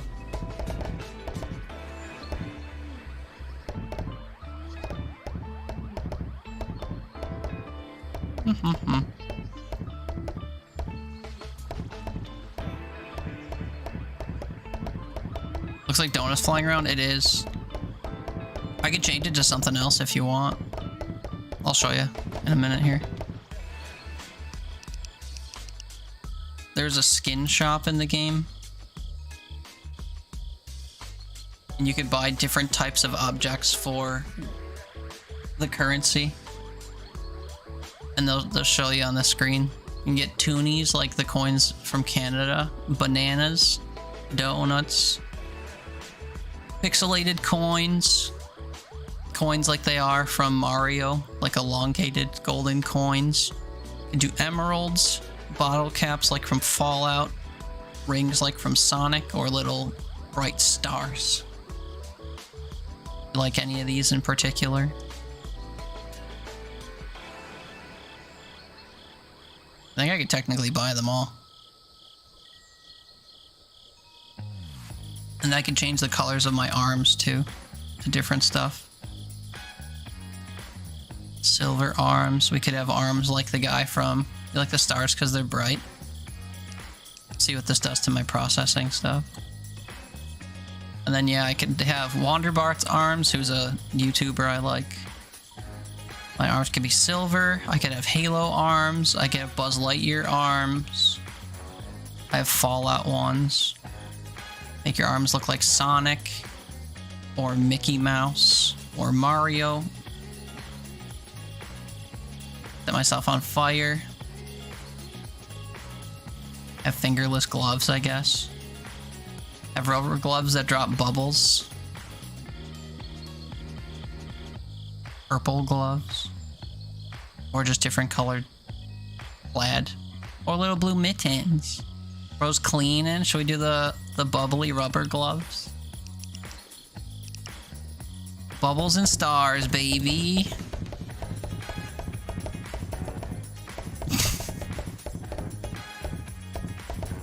Looks quite a bit different now, huh?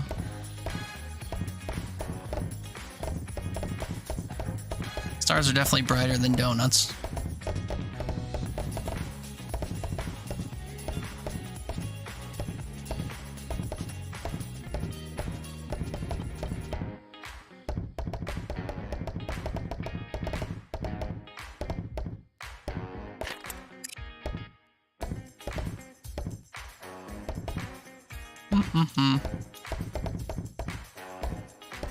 Uh-oh, nighttime's gonna come take me again.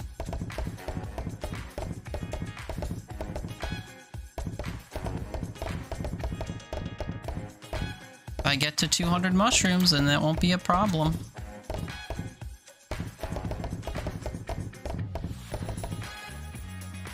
Haphazard running and swinging. Because it's nighttime.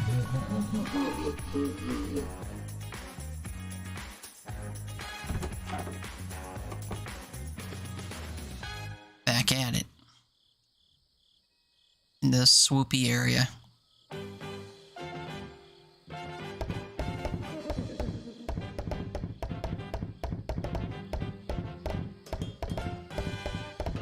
Oh yeah, I guess I should put the map back up.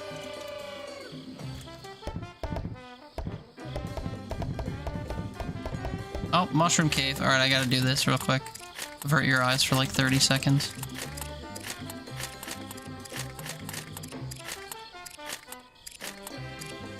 Okay, it's over, it's over. That was way less than 30 seconds.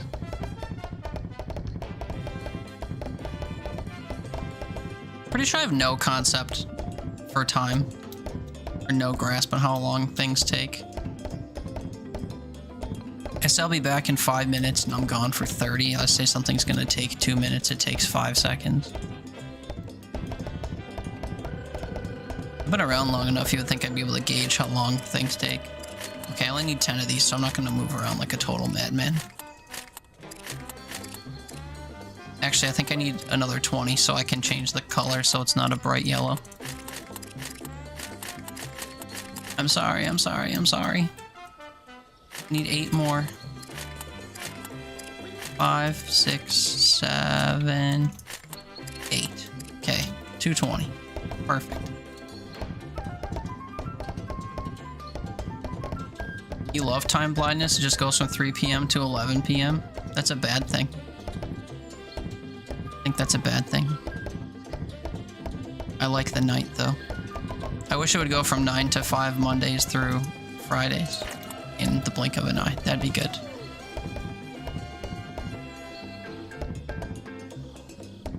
Okay, this corner is isolated, so I think I want to do everything that's in this corner.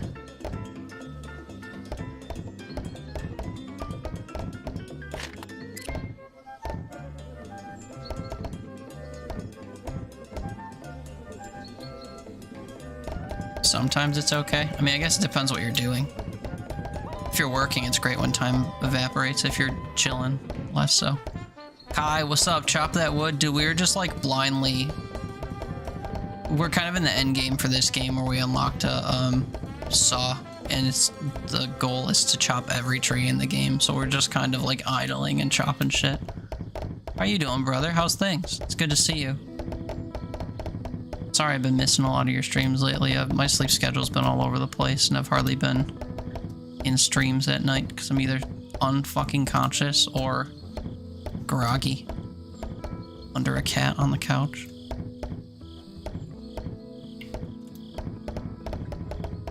Good, man? Are you good? Shouldn't be awake right now? Yeah, neither should I. I shouldn't have been awake for the last 5 hours. Are you waking up early, or are you not yet going to bed?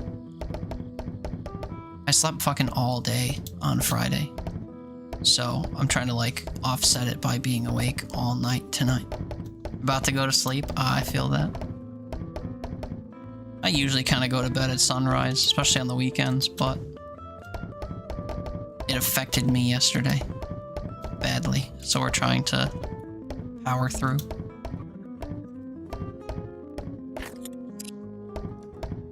Well, yeah, so we're playing this little brain dead, like, incremental game. But now there's nothing incremental about it. We have a fully maxed out character, and the end game item of a power saw that lets you hit everything in one hit. So now we're just kind of sneaking through areas, clearing trees. We are 5,000 trees out of 10,000 trees deep, so it's coming along. That's taking a little while. And now we're gonna be unstoppable.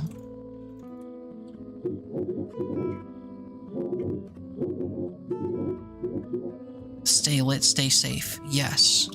I now have a yellow lantern, but now I can make it not yellow. This color slider. And I have my personal branding color information somewhat handy. 26 83 0. Nice dark teeter light. Good shit. Matchy matchy. What? Try to match this? Unfortunately, I don't have what's it called? RGB functionality for this, but I can get it to be kind of close.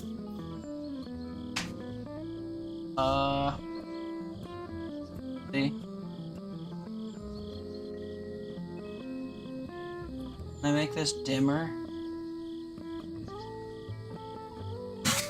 Probably something like this. I don't like it that dim though. Like go watch the sunrise sometimes, but usually that makes me stay up for 30 hours straight because of human nature. What, seeing the sunrise makes you feel awake? That's interesting. Never dealt with that. Kai, as I got older, I'm 25, starting to appreciate nature more. As I've gotten older, I've appreciated staying in my home and never leaving. Never leaving more. We'll see how close the light is when nighttime hits, but until then, we vibe. Someone say Teets Eats? I'm pretty sure literally no one said that, but live your fantasy.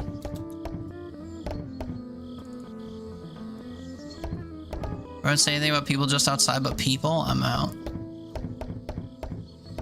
Yeah, I mean, people makes things worse too, but I just don't like leaving my house. It takes effort, and there's people out there, and the world demands money from me in order to do most things, and the weather around me tends to be bad, and traffic is loud, and the sun hates me, and the list goes on. My house is cozy, and it tends to have what I want until I run out of food, and video games, and silence, and a cat, and cozy couches, pillows, beds, blankets, just good things. Dude, why are there so many of these? Good night there, brother. I'm gonna make my rounds. Yeah, man. It was good seeing you. Have a good sleep when you do, and a good Saturday. I appreciate you. We chopping trees probably till you wake up. God, I hope it doesn't take that long. But good night. Sleep tight. Forehead kisses. Love you. Good night.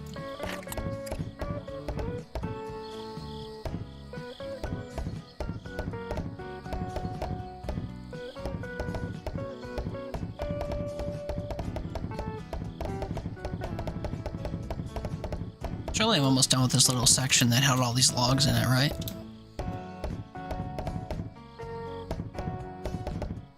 All them mushroom logs, and it only netted me another 72 mushrooms. That's crazy. I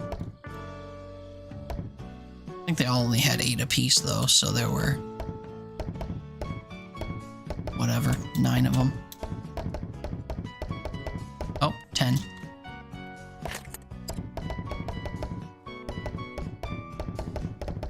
Oh, it's nighttime now. This isn't even close. This light. See, do I have another one that's kind of close? This is closer, I think, than this. I don't have too much stuff that skews yellow. This is like a straight up yellow. I don't like that. We do this. We say this is close-ish. I guess. Alright, where the trees at?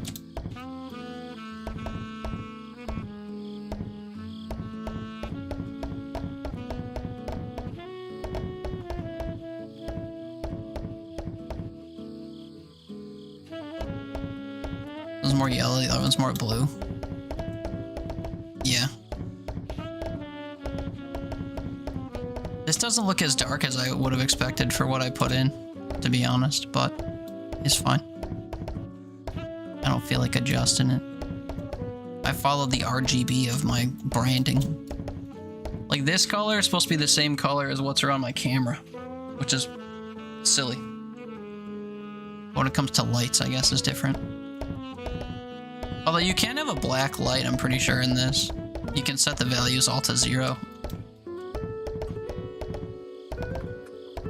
Just doesn't illuminate anything, so it's not really useful to do that.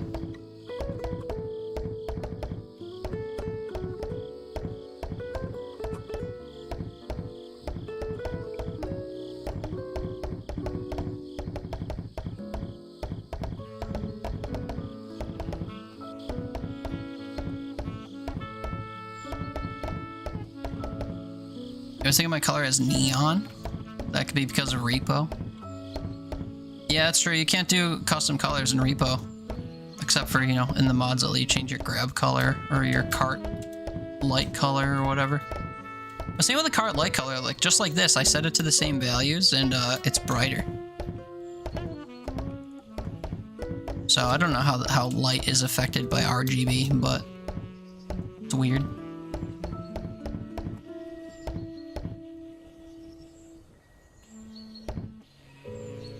The mods, you have an RGB value body. Wait, really? Is that a mod that we're using? Because I never found it, if so.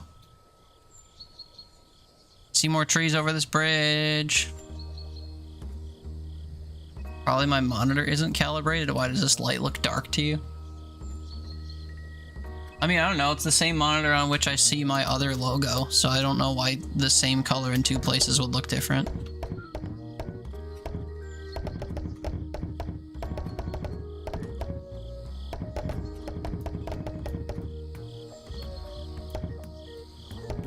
Or my lights might be off.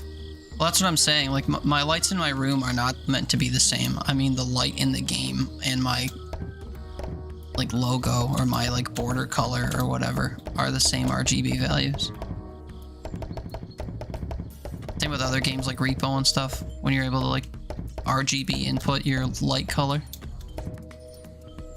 It's all pixels on the screen, so I would think that they'd abide by the same colorization rules, but maybe the way that light is represented is different. I don't know.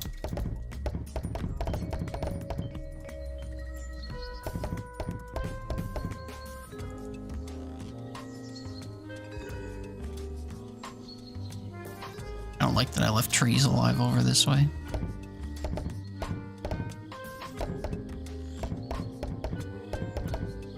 Oh, we just passed 6666. We're getting there. It's just taking like 40 minutes or however long it's been.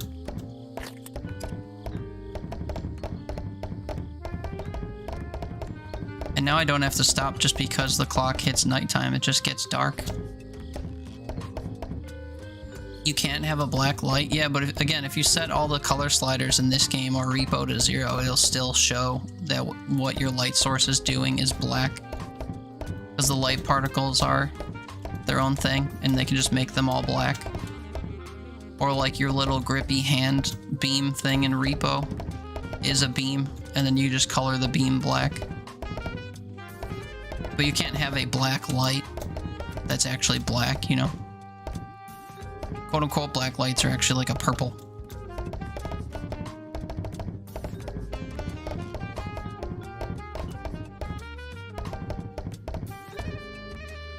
But yeah, in video games, I imagine you could have a black light. Because it's not actually a light. It's just a colored, pixelated, colorized thing.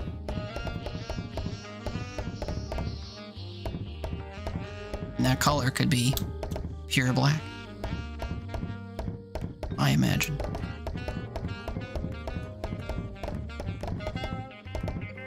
But I don't know. I don't know how these things are designed or how they work on a technical level. But conceptually speaking, I think it makes sense. If I turn this to black, it would be white or nothing. I mean, I can show you. And go back to that gnome dude and set all the values to 0.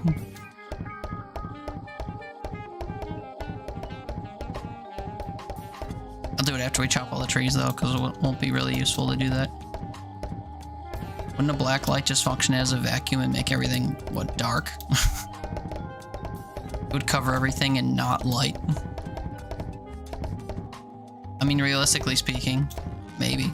But in this, it just like covers things in a faint black glow.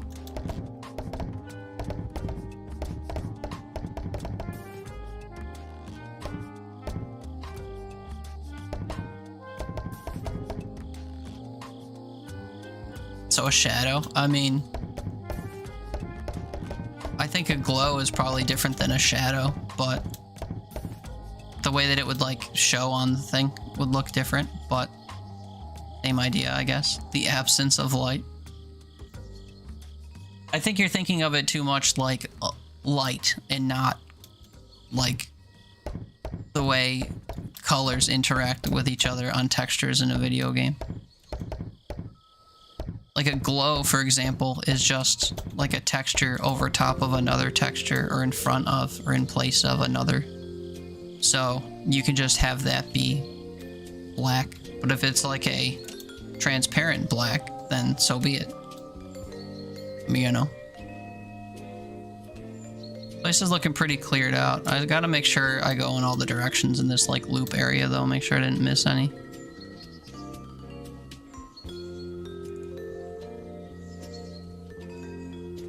We're at the blue thing, and the portal's that way. Okay, I know exactly where I am. So this bridge takes us where the elder trees were. And this looks pretty cleared out. But it is a light, it acts like a light. Maybe it's different. Well, again, light sources in video games aren't actually lights. It's simulated light. But it doesn't work the same way as, like, actual light works. It's still just simulated particles in effect.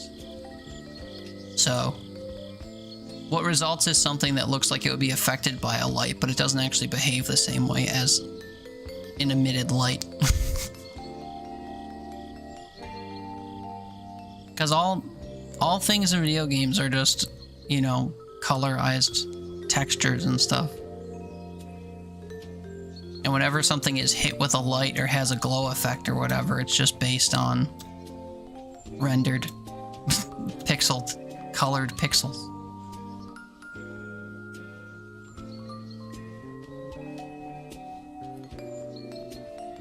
I don't know. I don't know how else to explain it. It's just little tiny bits that are all colorized. And if you hit them with a light and make them brighter, the color just gets more white, usually.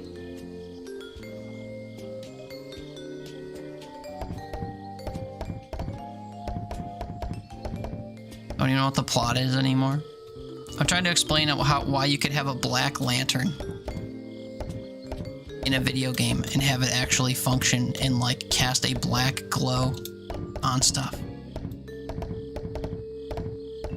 Because the glow and the effect of the light in the game doesn't work like a light works. It just works as something that affects the color of nearby things. So that way that you affect the color could be because it's black. But you can't have a light illuminate something with the color black in real life. Because the color black is not, like, bright.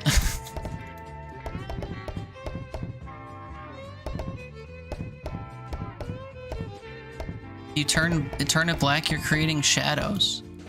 No. Like, you see how this green is on this tree? Or like on the underside of my hand?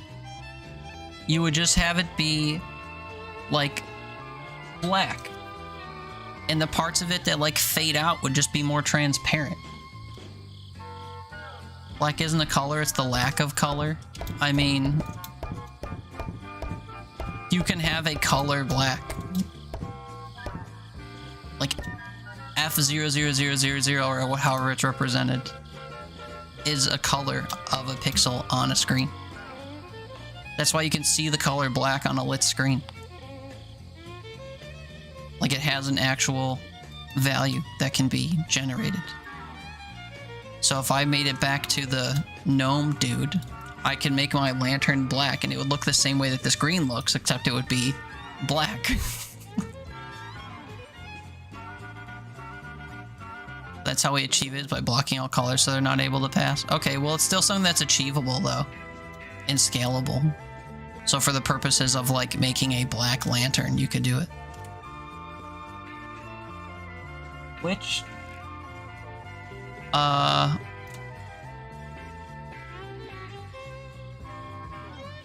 Where is this one? Oh, this is the green one. Shadows, oh my.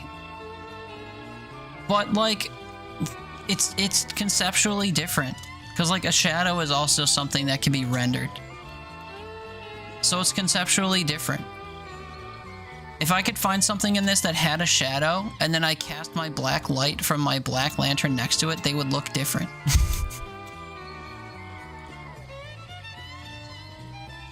Mostly because shadows aren't black. I think that's kind of the main reason. Shadows aren't a pure black. Well, like a light from a lantern that's black would be. Here, we'll do it. We'll go to this guy and I'll make my lantern black. Except I need to go to another window first, because for some reason reapproaching them at the same window doesn't work.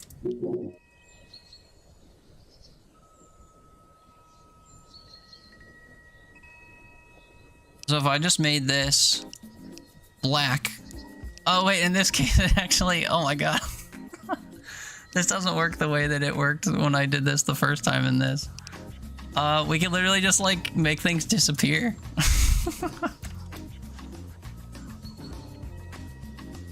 Well, prove me wrong, I guess, in this game at least.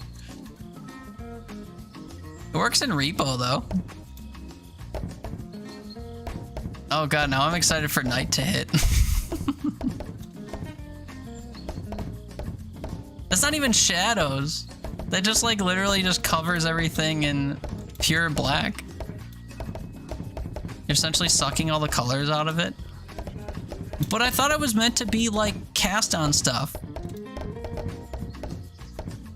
You would just like suck the colors out of the whatever, the pixels that are 100% black. And then you would have transparency and everything where it would like fade, so you could still have that like cascading effect, you know, but I guess not. I guess when the clock in the top hits 8 p.m. or whatever that is, 10 p.m., we'll see. And we might just be running through like a flickering black mess. Would turn anything colored into black, right? But it's not a binary condition. It's not either black or whatever it is. You can have something be 20% black, or 15% or 5% black, and the other 95% the underlying color. More of a layering thing, isn't it? The way that stuff works? I don't know. I don't really know color theory enough to know what happens if you put like say you have a black pane that's 80% transparent, and then you put that over a scene, like what that does to every color and underlying color. I don't know. I don't know from a technical level what that looks like, but I know that that's a thing. I could put a black color source over OBS right now, and then I could colorize it so that it's only 80%, whatchamacallit, opaque. Light is not one color. Again, in the concept of like art and video game stuff, it kind of is. I just don't know when it comes to black how it like is technically represented, because it does behave different than the idea of an absence of light or shadow. But here's the effect in this game. Every tree that's within bounds, head to toe, gets covered in pure black. This sets the color of the entire tree, even if it's like barely within range. The second it becomes within range, if the light touches any part of it, it turns it black. Yeah, but normally if I had green, it wouldn't light the whole tree from top to bottom. So this is like behaving differently, no? Because if I had my green light, then these trees wouldn't be soaked head to toe in a bright green.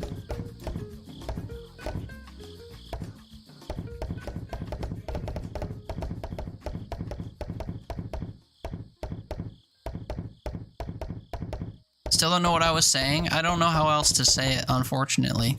And now I don't have a visual example. The game doesn't know how to process it, so it says, turn it black. I guess.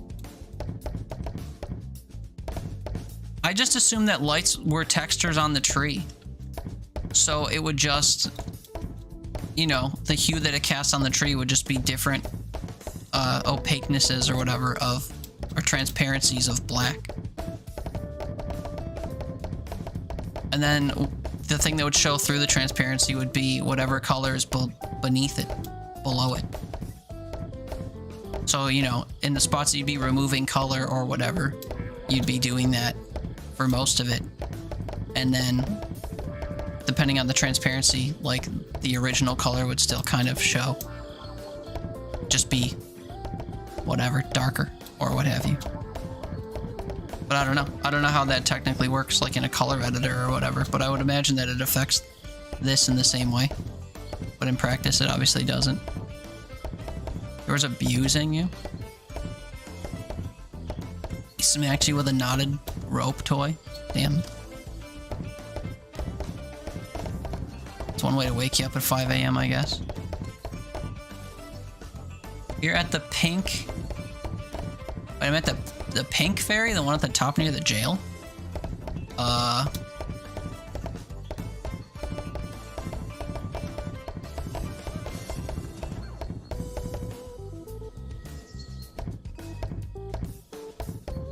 Guys, we're north of 8,000. The end is near. The end is within sight. We've almost made it. It only took about an hour. How riveting. An hour of doing this. And I can't believe that I've actually been like somewhat engaged with it. I haven't actually gotten bored of just like wagging through trees.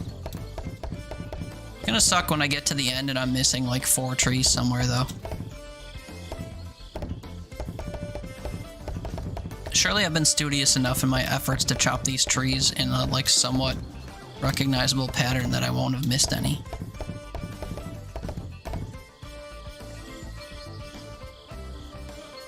Early. Where's that other 600 bucks? Huh? Is that a reference to something?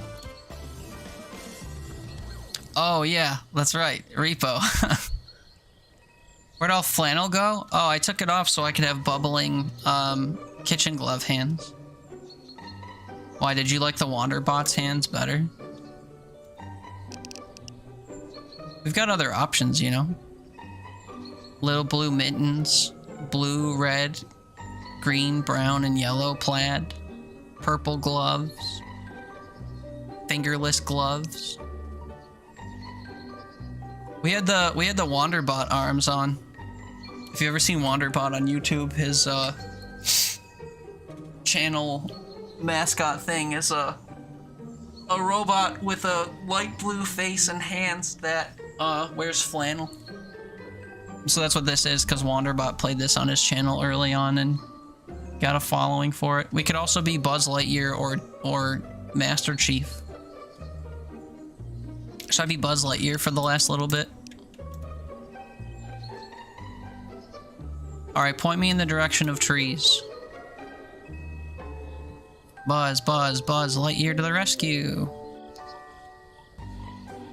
Okay, so this is out of a portal.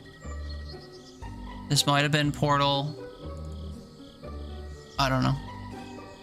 Definitely not licensed by the respective companies. No, they're definitely not. You know what else wouldn't be licensed by the companies? Is if we change the coins into, the plumber pennies. So now when I chop stuff, it'll drop the little golden coins from everyone's favorite Nintendo IP. Do all kinds of stuff like that. Like the stars of the invincibility stars from Mario. I mean, they're just bright stars. They don't have the little, faces on them. But it's hard to say that this isn't Buzz Lightyear's arms, or that the round coins are not directly from Mario. I don't think they're unique in any way. But not my problem. Probably couldn't do that. I mean, worse things have been done. There's a round coin with a 1 on it. Yeah, it's just an ovalular coin with a 1 on it. An ovalular yellow gold coin.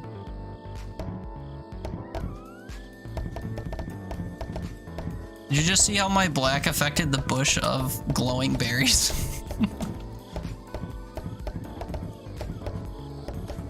What about the mushroom cave? Oh yeah, look at that. We can just like completely delete the fact that these are all glowing in their own colors, and they don't even glow anymore. They just become a solid black entity. Did they change their gliders because Nintendo sued them? Does Nintendo have a patent on gliders? They should talk to Fortnite.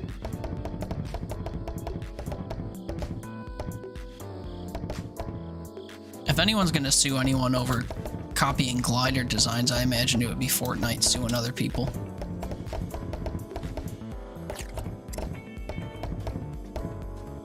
I'll be honest, this lantern doing this to these trees actually makes it harder to tell what trees I'm missing. I love it.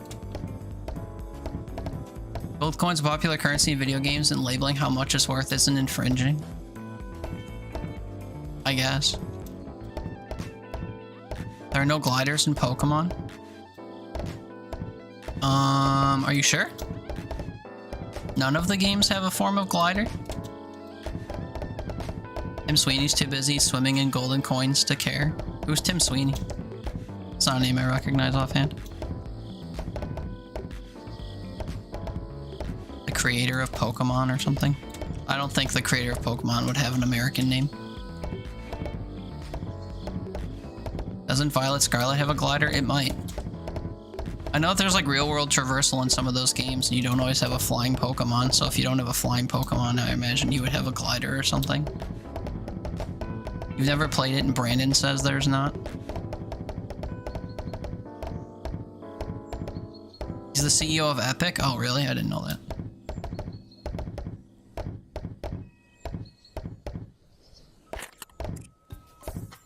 So yeah, he's too busy swimming in V-Bucks. Yeah, it's too bad. Too bad this game doesn't have little V coins. And maybe Epic would care.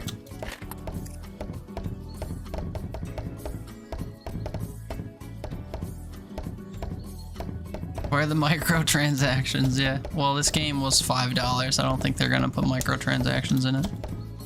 The microtransaction was buying the game. Your dog keeps grabbing his toy and throwing it in your lap. It's wet and gross. Yeah, that's the nature of playing with a dog. Same with babies. The teeth on everything. Babies are icky, sticky, and wet. How am I supposed to enjoy the game if I can't spend my hard-earned money on it? You demand microtransactions? Man, you would have loved the Suicide Squad game.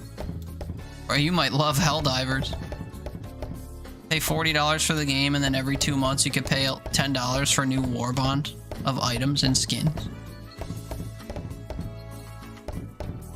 You're like, not though, because it's wet and he's just staring and making you feel like a bad mom. Well, you should get him to chase your cats around or something. That'll keep him busy.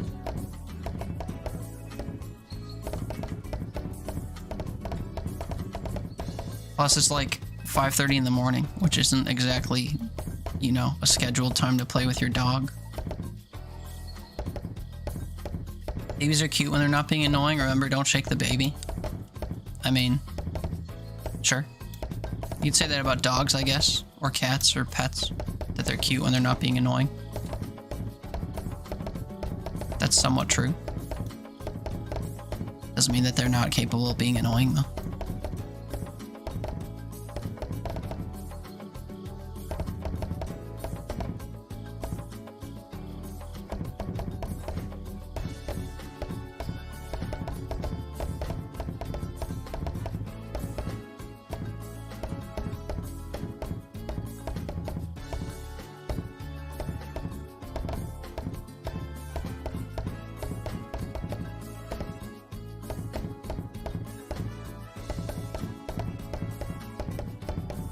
Got the cutest boop.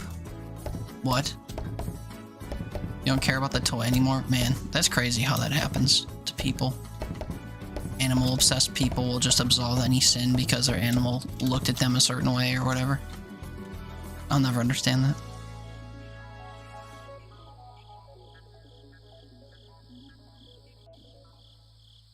We're over 9,000. Vegeta would be proud. Although, even though I have this wonderful blackening lantern, I can't see trees beyond my light line at night. Whoa, look what we do to this tower. Oh, I didn't mean to, oops, I didn't mean to free a fairy. That was an accident.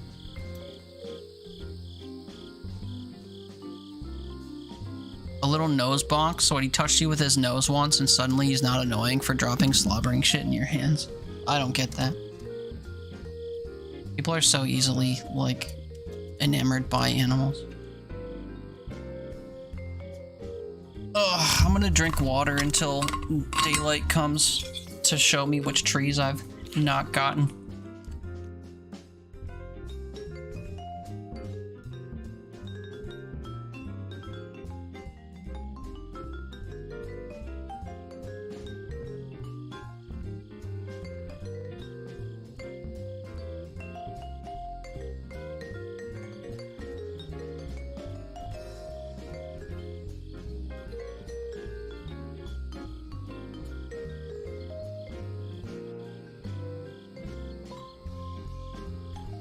Alright, I'm just gonna trace the leftmost wall. We're at the top of the map.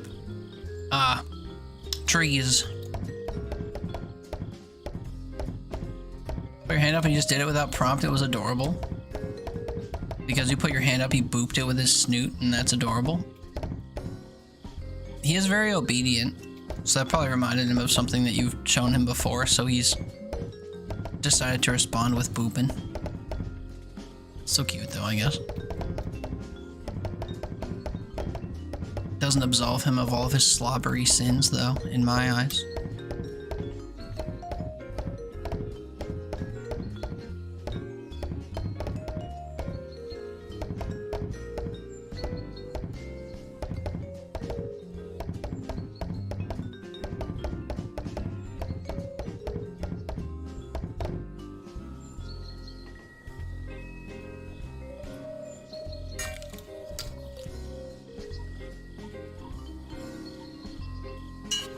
You taught him how to do that when he was a puppy, so it's a learned behavior, and you're surprised that he's doing it.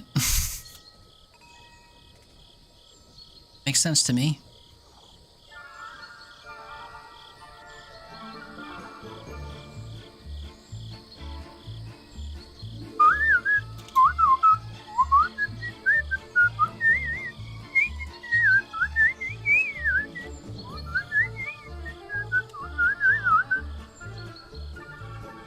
Okay, this section above, at the top of the map, is completed. You're not surprised it was just cute? He's just a cutie butt who unfollows people? Yeah, that's true. Did you ever complain to Raquel about that? Did she have a solution for you?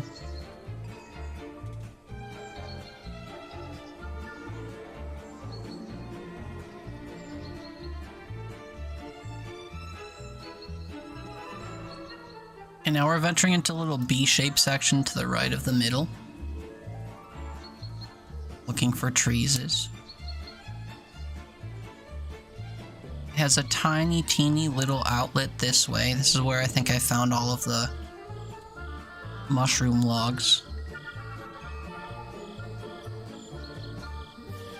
This is where the little green circle is. This is where the yellow fairy was, except I accidentally freed it.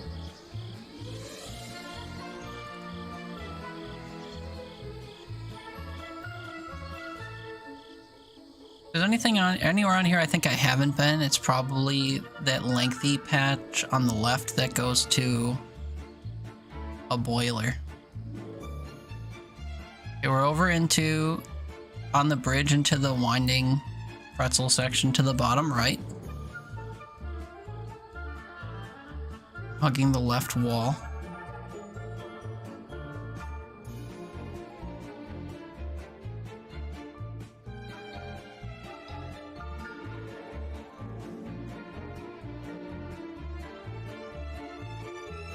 And then this is gonna hook around toward the blue fairy. And the second teleporter, which is over here, I think. Yeah.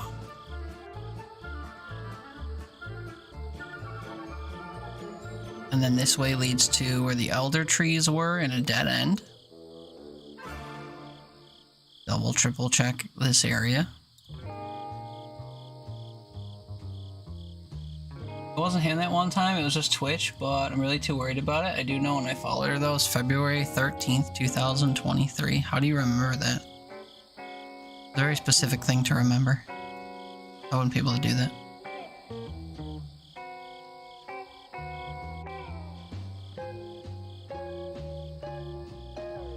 This is completely empty. I've checked about like a third of the map now.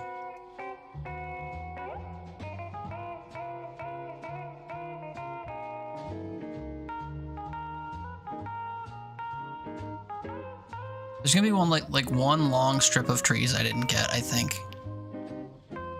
Or a couple second ones. Wait, the new Doom game's out already? If it is, it's shadow dropped or whatever, because I didn't hear literally anyone give a shit about it. Oh, it comes out in 5 days, I see. That might explain why no one's talking about it, because it's not out yet.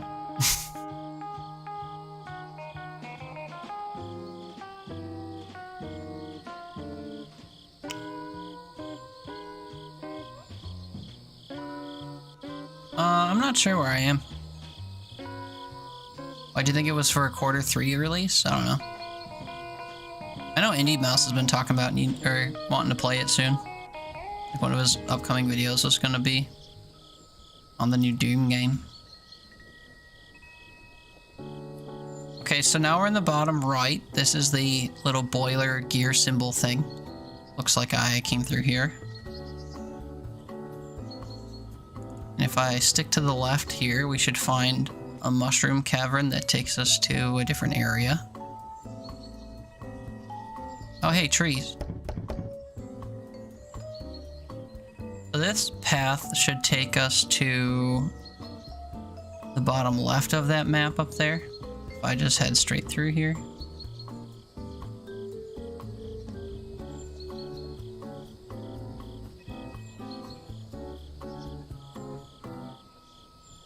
Then from this little nub, we will head down toward the purple fairy, and there's a bunch of trees.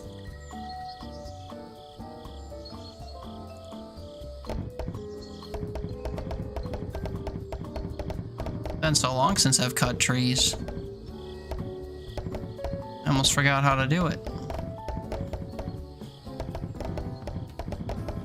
Thankfully, you just hold left click and you mow everything down. You made a mistake and looked at the news. Why was that a mistake? Not like you're looking at the American news. That's always a mistake nowadays. We really have to vote smarter people. I don't know if that's likely. We just vote decrepit old people in that have agendas.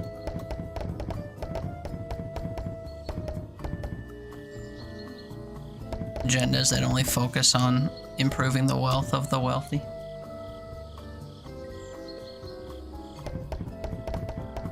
And limiting the abilities of the poor. US politician wants Nvidia to put geo-tracking chips into their chips so they can remote shut them down if they go to China. Incredible.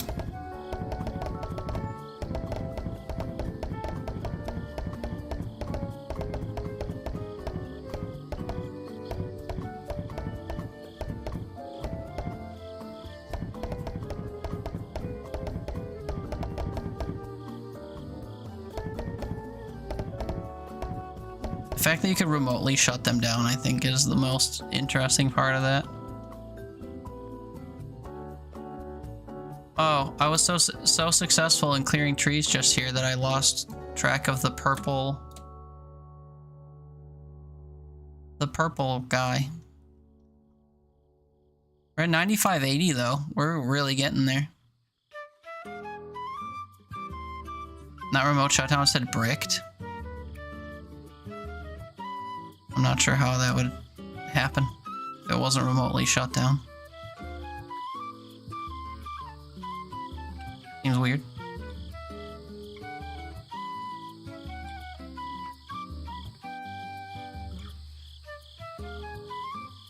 Oh, I made it to a portal. Is this portal 1?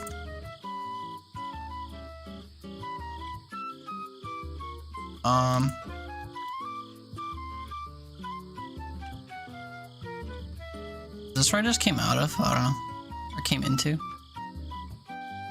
would need someone looking at where the GPU is. It would do the breaking itself. But how would it do that? What would cause it to brick?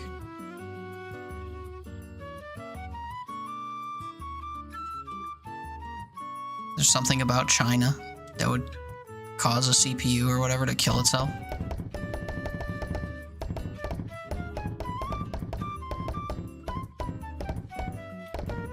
Geo-tracking chip. I guess I don't know how those work. What does a geo-tracking chip do outside of just tracking where it's at? Uses Latin longitude, sure, to identify its position, and then it does something to brick the thing? Is that the idea?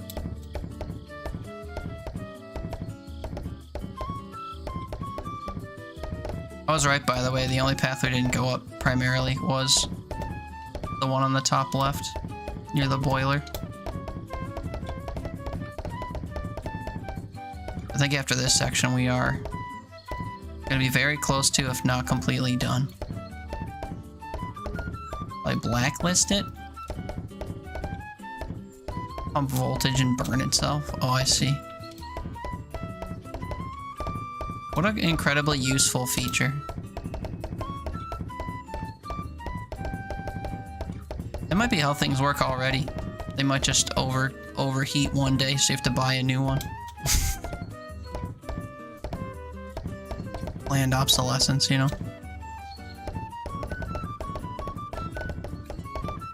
Consumerism really breeds a lot of incredible ideas. At least this time is Asia starting it, according to who? They said a US politician floated the idea. You're peaceful in Europe, yeah.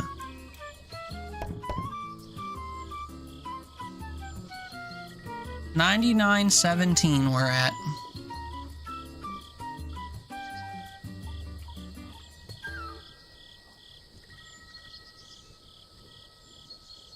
I have to find another 83 trees. If you discount the real president of the US, he's not from Europe anyway, he's from Africa.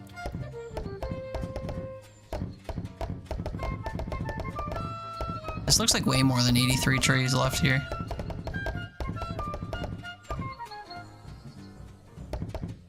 Not that one. Oh. Who? Netanyahu. One waging war in Ukraine? Wait, Russia's not part of Europe, is it? I thought Russia was part of Asia. It's not far enough over to be part of Asia? What's that number say? 96? I'm literally missing 4 trees? No! Why? Why does it have to be this way?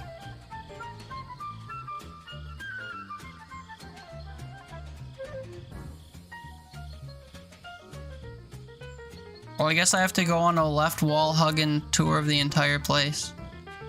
Most of the population's in Europe. But what is the country considered? Which continent is the country considered a part of? The Asian part is resources? It's between both? I didn't know that. I thought that the lines for continents were drawn around countries. Is that a stupid thing to think? I guess it is, considering the way countries invade one another.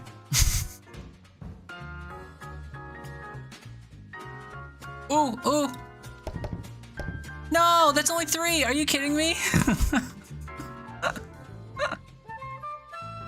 No! Are you kidding? I gotta check behind all the portals, maybe that's it. No!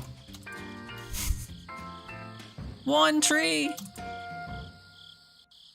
Because of the sheer girth of Russia, it's both. Well, you could say that about China too, but China's not anywhere in Europe. Oh no. 1 tree! 1 tree! Maybe it's just really close to here and I didn't see it. Dude, look at my cabin. I can't even find the bed. China's nowhere near Russia's size. I mean, it's pretty big. The continent line's literally in Russia. I understand what you're saying. I just don't know why that's the case.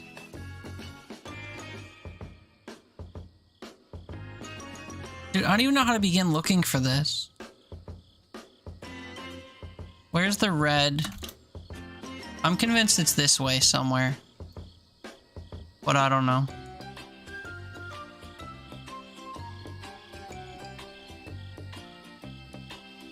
Which was determined first? Oh, I found it! I found it! I found it! I found it! I found it!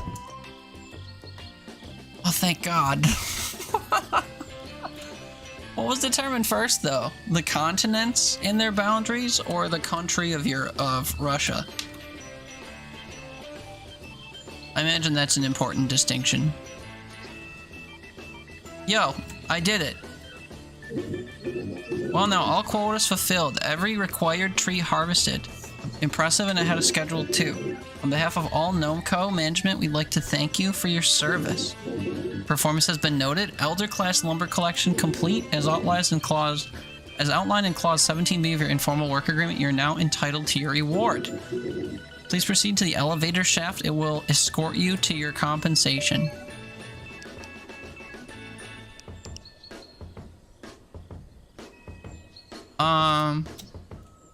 Okay. Stooge. Finish the subordinate ending. I can't control myself here.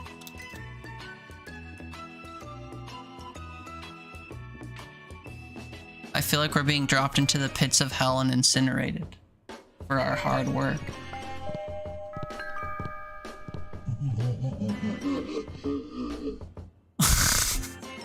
What was that thing? Thank you for playing Lumberjack. We hope you had as much fun chopping all of those trees as we had building the forest. I enjoyed myself.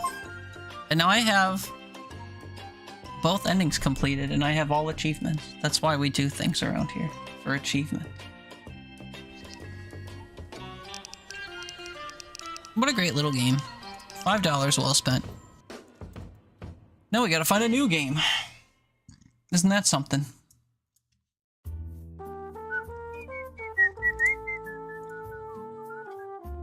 What should we play next? I don't know. Should I play more Blueprints? Is that a vibe? I don't know. I tired. Should I give in to the fact that I'm tired and go sleep for like 4 hours or something and then stream until 6 p.m.? I don't know. I can't believe I'm tired. I've been awake for literally 7 hours. Minesweeper? Never. But shall we play? You're still on that, huh?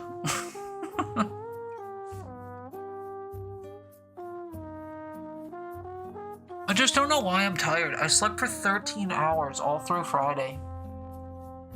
I have no right to feel sleepy, even though it's 6 in the morning. I hate it. When I sleep enough, it's not enough. And when I undersleep, it feels like it's not enough. I hate it. We'll see how much it overtakes me if I play something else. Or we'll see if I push past it. Oh hey, here's the first game by the Repo devs. Voidigo. 22 gigs on the Thaumaturge, 33 on Evil West, 27 on Shadow Gambit. Dude, all the games from the Humble Choice are huge. The only one that's not is Ultros, and that's still 3 gigs. That's crazy. Ain't the Town Red is 3 gigs.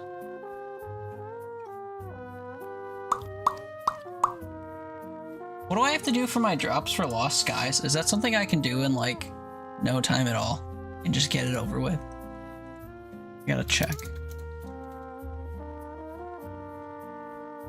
Oh my god, I can't even type the word dare drop successfully. Where's Lost Skies in my list? Is it even in my list? Oh yeah, it's here. Where? I could opt into Timberborn, I guess. I want to clear some of the ones I have going on though, because I've already got like 3 games. Oh hey, one of my... Oh, that's weird. My, it says that they accepted my, my one Monaco 2 drop today, but not the other one. The other one's still in review. Why wouldn't you review them both? Also, that drop ends in 12 minutes, so... Hopefully they still review stuff after the 12-minute mark. Yay, now I can send this key to Defty.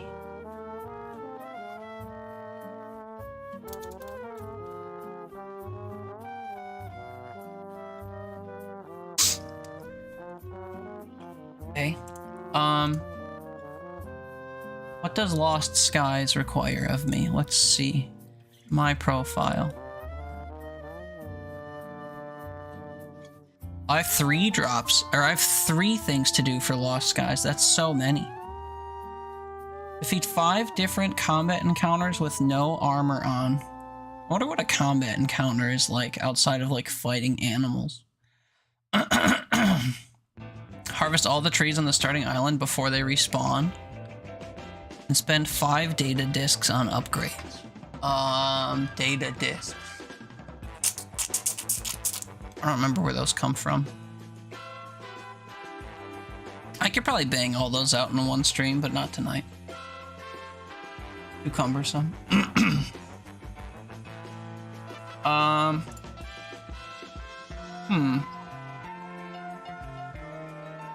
We try Drop Duchy.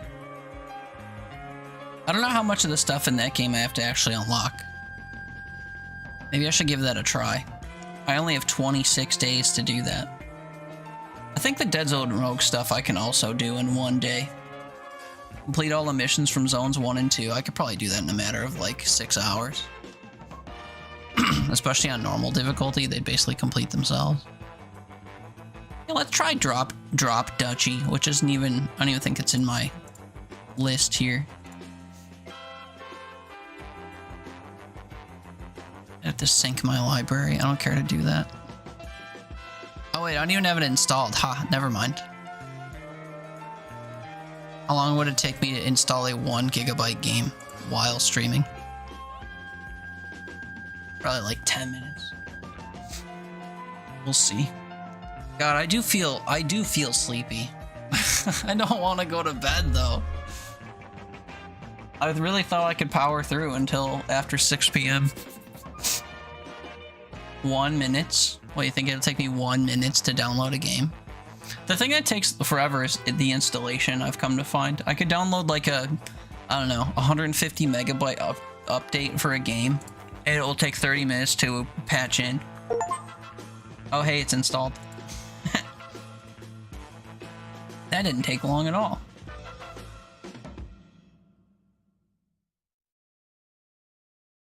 I'm kind of surprised at the number of channels I follow that are online right now. I'll play 1 run of Drop Duchy and then we'll raid out. How about that? Is it EP time? Nah. We'll play 1 run of this game. Just 1.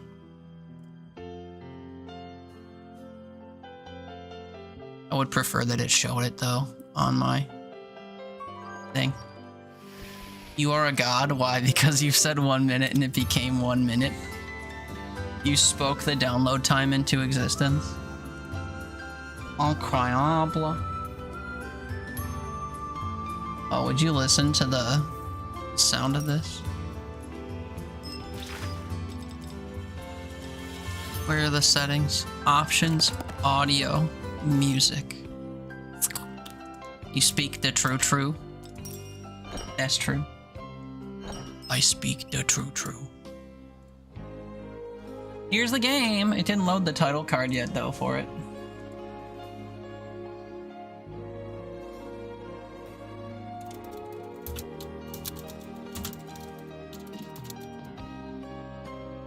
Why is typing so hard?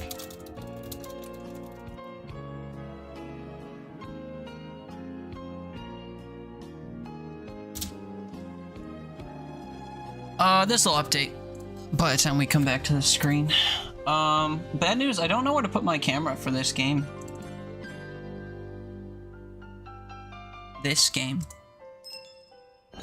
We'll find out as we go. If you've never seen this, we'll learn about it together because, frankly, I don't remember how to play.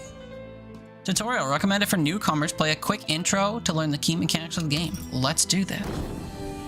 What better time to learn things than 6 a.m. after not sleeping while feeling tired? Your duchy is under attack. In Drop Duchy, you'll need to progress through the map in order to reach and defeat 3 mighty bosses. During each act, you'll collect resources, upgrade your deck, and prepare your strategy to overcome the region's boss. Pay attention to your defense. If it reaches 0, you lose, and you must restart. We'll see later how you can lose and gain defense. or defense. Here's the center of my G-Dang camera, because I need to sit in a tiny camera, I think. Locations. To start your journey, select the first location. So this is a Slay the Spire style map. Let's go!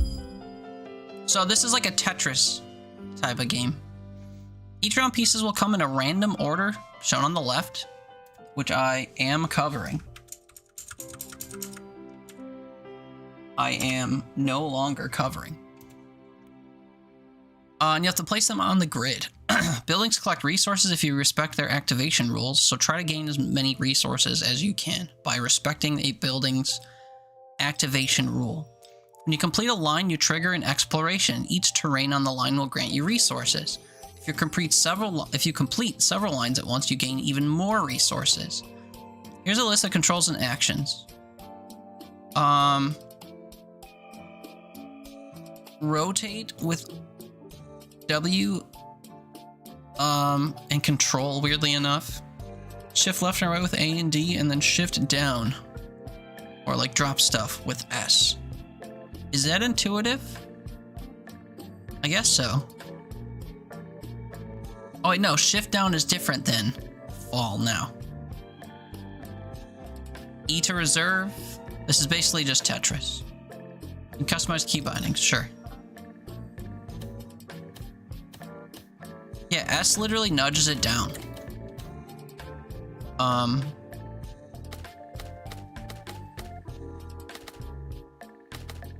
Interesting.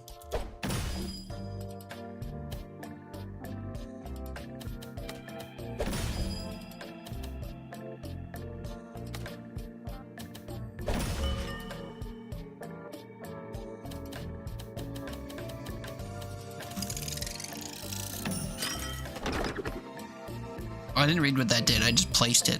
My bad.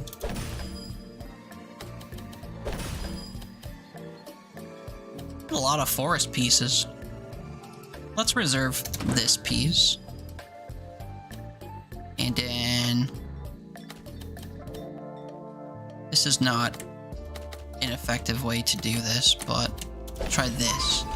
Line explored.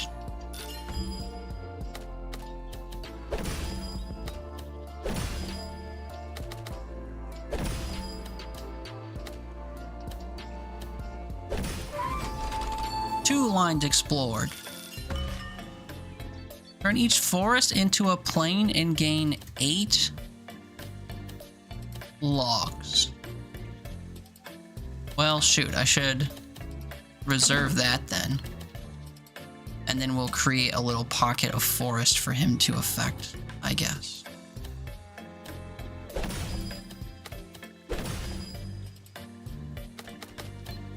Although I'm not really making pockets, am I? I'm just kind of doing stuff. Oh wait, this is going to be literally all the pieces. Also, did this drop on its own over time? Oh, it does. Look at that. Okay.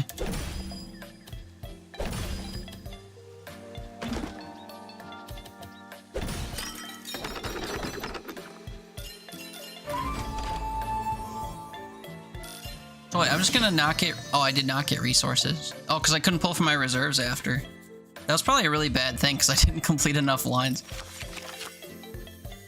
Anyway, after each round, you can select new random card to add to your deck. Choose strategically and try to find powerful combos. Oh, hey, I completely updated my category, and it didn't take. I love when this doesn't happen. This doesn't work. Each card has rules explaining how they activate. Hover over the card to read the explanation on specific terms. In the upper right corner, you can see those cards are level 1. Upper right corner, yes. Their effects will get better if you upgrade them. See the upgrade cost in the upper left. Got it. So these are my current resources. I can't afford to upgrade any of these with the resources I already got. Lumber camp, harvest 3 logs for each connected forest.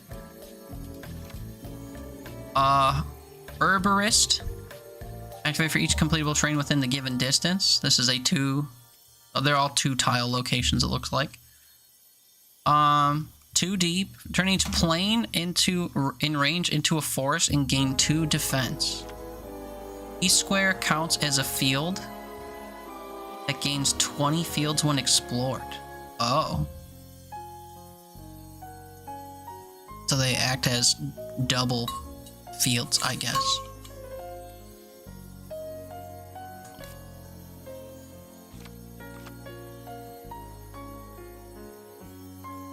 Well, given this, seems I could use more field stuff. You've got resources. Visit deck management to upgrade cards and figure out which resources you'll need to gather next. So this is my deck. It's just the two pieces we saw, and then the one I just got, in addition to the cards. Get a random military building card. Military building gives you troops to fight against the enemy. There's a rock, paper, scissors thing. Arrows beat whatever this is. Warriors, I guess. Melee beats arrows and warriors beat melee, or however you'd read that. I guess I could believe that. I guess range stuff would be cool. Recruit an arrow unit for each plane and 3 for each field in range. Or recruit 3 rangers for each connected forest piece. I guess the watchtower is probably the better of those two. Recruit 4, whatever, for each adjacent plane or field. Plus 15 if adjacent to at least 6 of either. And this would be adjacent to 1, 2, 3, 4, 5, 7 things, unless it counts the corners, then 11. Actually, more than 11. 12. Let's try the watchtower. Seems easy enough to use for my brain at this hour. Upcoming battle. Enemies ahead. The upcoming regions have enemies, so prepare your military buildings and select the region with terrains that best suit your deck. You thought about this game? I might get keys for it if I do my drops. I don't remember what I chose, though. Fight the enemies now. It's 75% field and 25% tree, or it's a 30-70 split. This prefers plains. This prefers forest.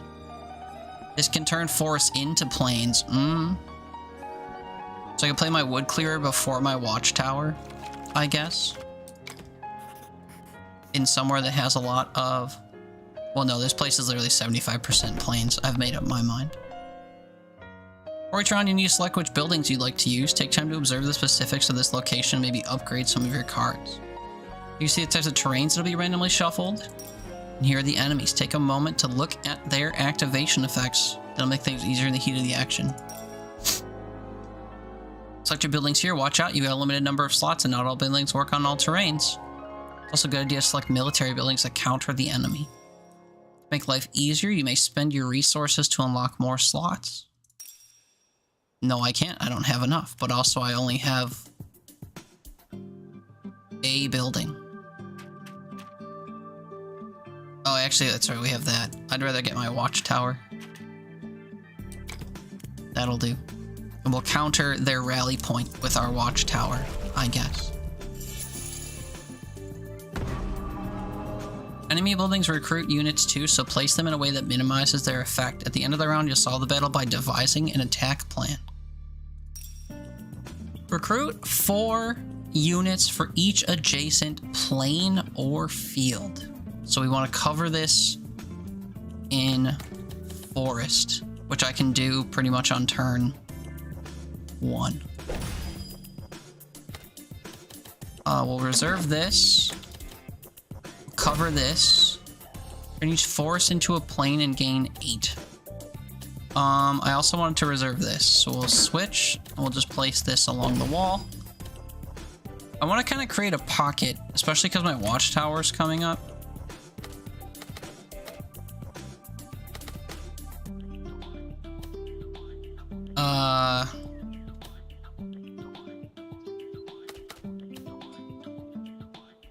Damn, I can't create a pocket in the way that I want. So, I guess I'll just do this. And then we can maybe surround it with more. Recruit 1 for each plane and 3 for each field in range. Oh wait, maybe I want more fields then. I think as we add more pieces, that'll get covered more.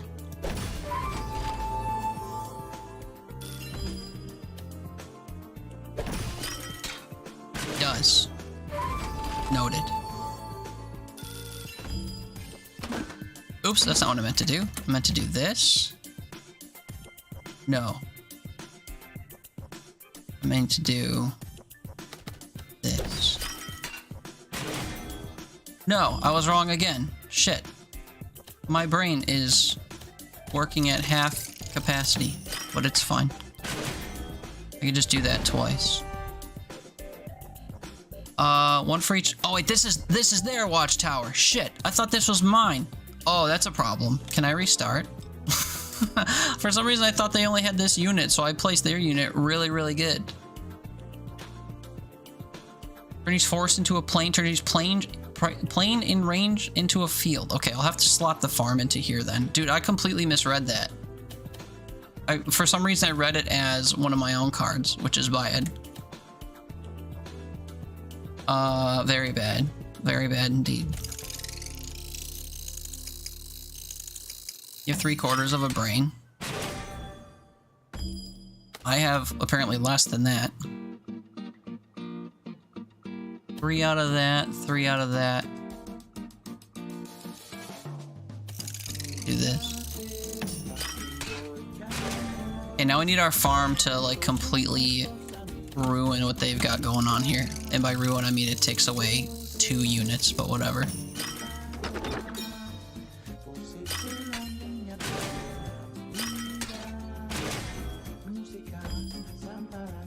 Oh my god, they got more! Dude, I'm throwing. Because I'm not reading and I am screwing up.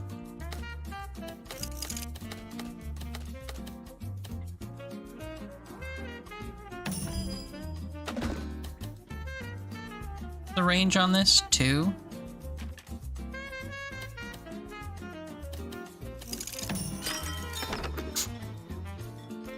Didn't reach as far as I was hoping.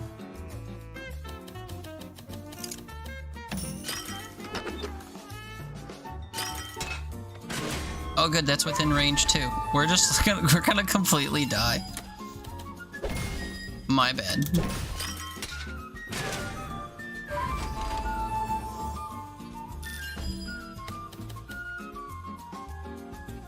Got on some random game and the character creation is big or girl as an outlet and plug. Is that? What? Is that English? What?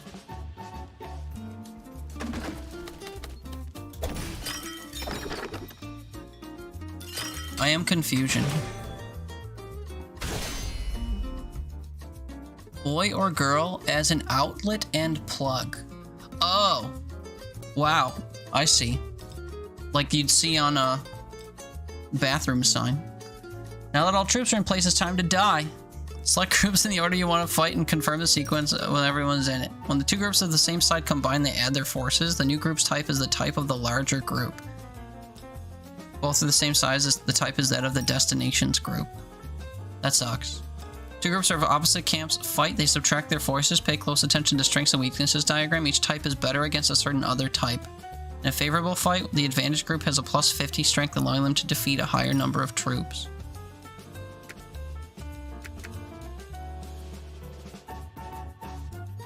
So add them to the combat. How do I do? Add to the sequence to attack him. And then you attack him? I guess?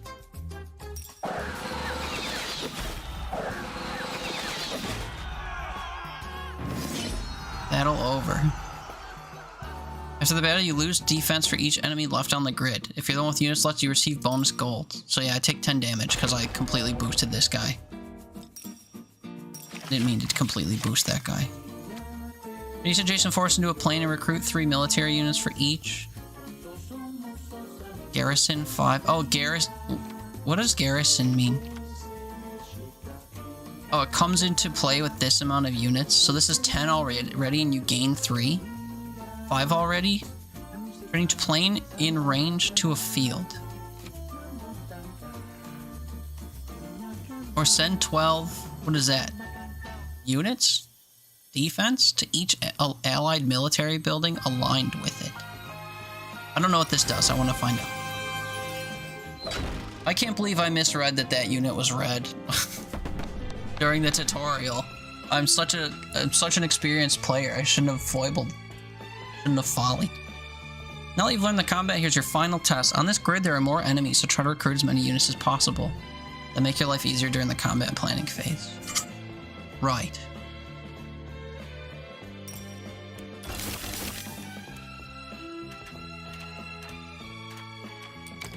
Get all of my stuff out here. And I can't get any more units, so that's really all I can do. Okay, we're gonna pay attention to what's happening. These reserves temporarily set aside a piece and bring it back later. Be careful though, at the end of the round, the piece left in the reserve will be discarded. If you're not sure of your army strength, it's probably best to leave an enemy in reserve at the end of the round. Recruit H for each adjacent military building. Oops, I didn't want to do that. I want to put this along a wall. And then this doesn't really care about stuff, so we'll just like box it in. Recruit 8 for each adjacent military building. Same thing, we'll just kind of bookend ya. Why are we awake? Because I slept all day yesterday and I'm a mess. How are you, Hannah? Recruit 1 for each plane and 3 for each field in range. Adjacencies aren't considered on corners, by the way. Ooh, Nocturnal, something like that. How art thou, Miss Hannah? Hope you are doing well.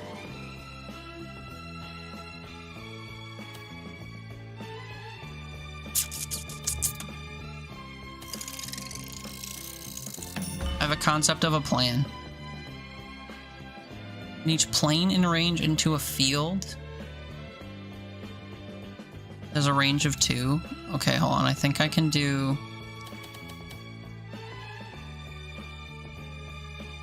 this. And then do this. Turn each adjacent forest into a plane and recruit 3 for each. I guess that means you go here. And then this goes in reserve. 1 for each plane and 3 for each field in range. This would go here. Gain a bunch of shit. There.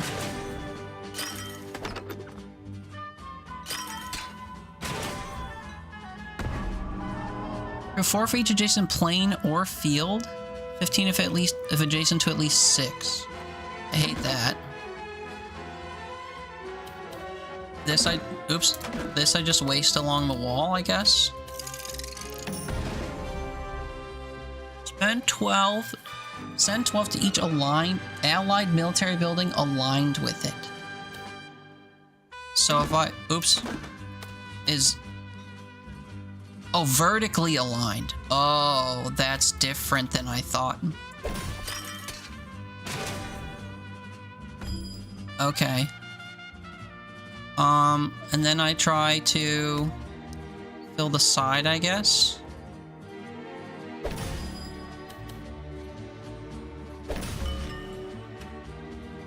There's so many pieces left, though. Turn each forest into a plane and gain 8 for each. This is a perfect place to put this.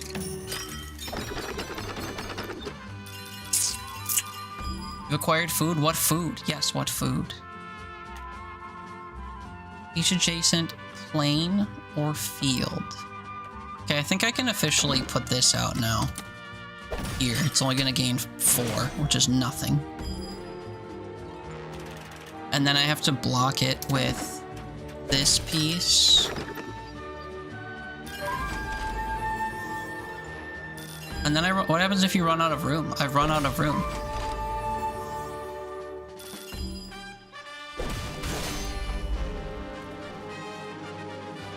They never told me what happens if you run out of room. Okay, so we beat, or this beats, the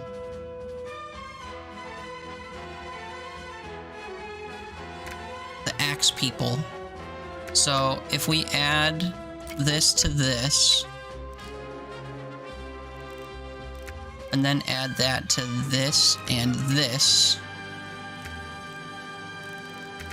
I want them to attack me, and then add me to this. I think that's right. 14, 19, 24, and then they get got. Because they were only worth 16. They were only worth 3/4 of what they would normally be worth. And we completely slaughtered them. We had 28 extra shit. Also, I think my camera would do best on the other side of the screen.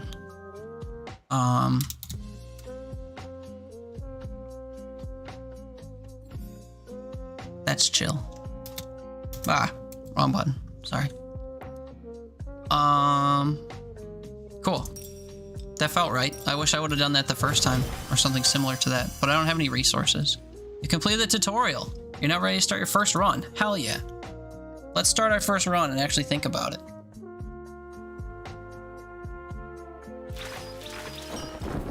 Go to bed. Oof, about that. What's up, Toon? You'll be able to select a faction before each run. For now, you only have the duchy, but you'll unlock more as you progress. Daredrop says, play the first act using only your duchy faction's starting deck. Unlock all 3 factions and complete a run with the order, whatever that means. Okay, so let's see how difficult it is to only use your starting deck. Farm in a watchtower. Each faction comes with a set of starting cards and unique mechanics. There are many ways to play each faction and exploit their strengths. Each run is different.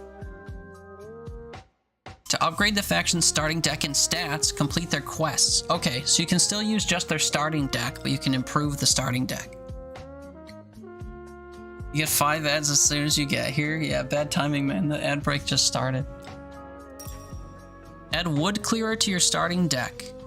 Oh no, turn 10 plains into fields, explore 10 fields or more in a round, and beat Act 1. Okay. I will do all of these things. I hope I can reference these later. Explore 10 fields in a single round. Fields.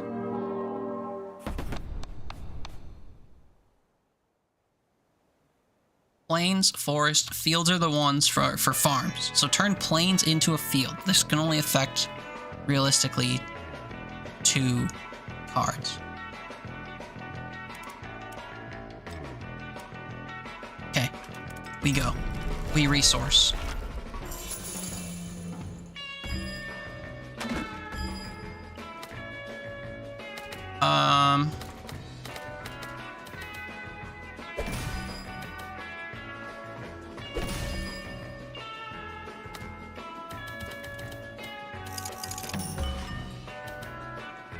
Turn plains into fields. I'd rather you didn't right now, but in a little bit, maybe.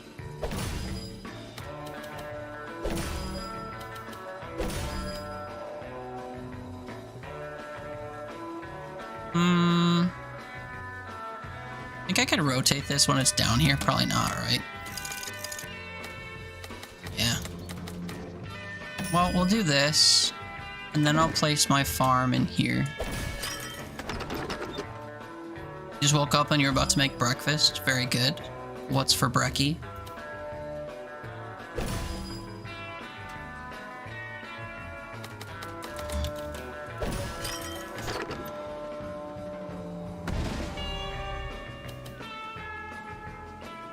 I mean, I don't really need to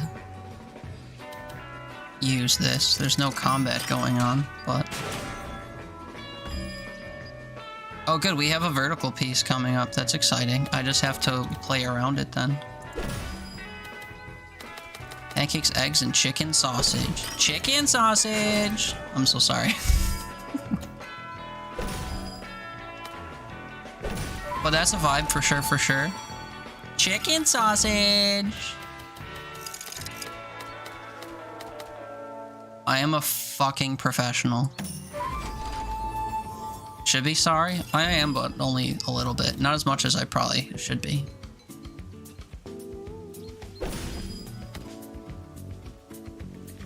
Complete 2 lines. Is this my final answer? I think so.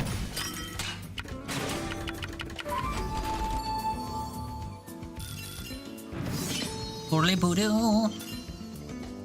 130 field stuff. That's pretty good. You too. I gotta turn things into fields. That doesn't look to be an option with this.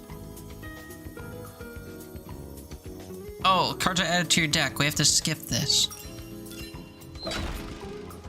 I also want to see how possible it is to win with your starting deck. Gain a random production building card, gain a random military building card. I'm not allowed to do that. Although I'm trying to do, never mind, I'm trying to do the quests first. Sometimes you can avoid combat. Watch out, when you avoid combat, the boss gains extra units.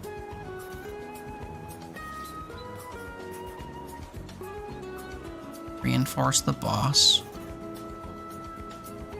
Let's see how bad a reinforced boss is.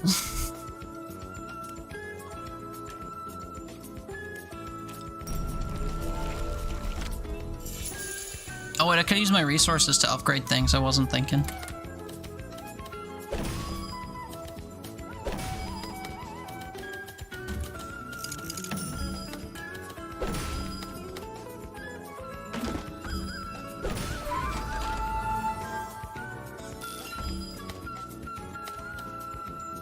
Watchtower do again? Recruit 1 for each plane and 3 for each field. Okay. Reserve that.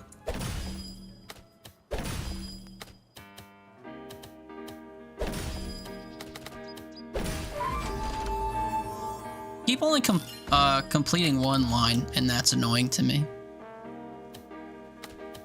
Gotta get good.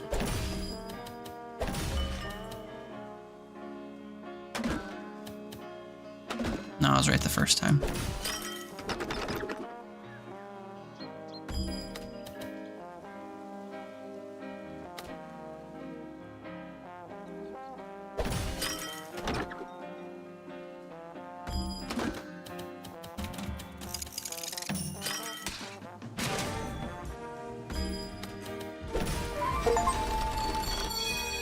Explore 4 rows at once. What can I say? I've played Tetris once or twice.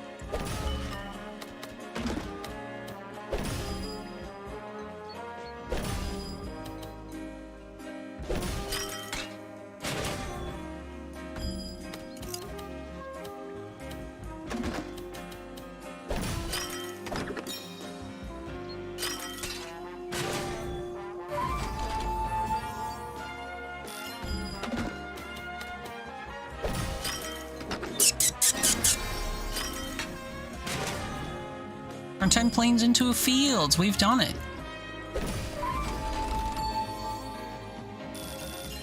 That was a pretty good round, I think. So every future run with this faction with this card. Cool. We unlocked a card already. We got a shit ton of resources. Turn planes into fields. Yes. Do this. The same building card 3 times in your deck. What can I say? I'm a compulsive builder. You're craving McDonald's? Bruh, I haven't had McDonald's in years. Gold depot or wood depot? I would like wood. Immediately gain 200 resources for free or sacrifice a fraction of your defense in order to get more. I don't have... Oh, that's this. No, I'll just take 200.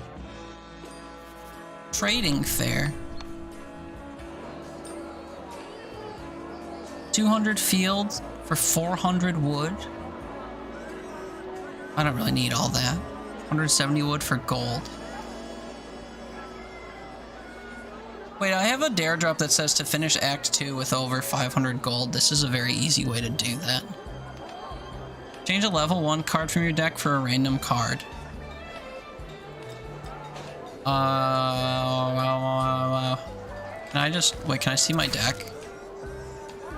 3 farms and a wood clearer. Honestly? Nah. You want a chicken McGriddles and hash browns and a mocha frappe. Mocha frappe sounds good. What do I need wood for? Oh, to upgrade my farms. Oh, that sucks. What does an upgraded wood clearer do? You gain 12 per changed forest. Okay.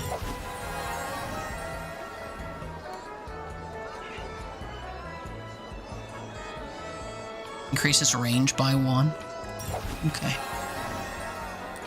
We'll do that. And then I have a bunch of wood, so like, increase the range.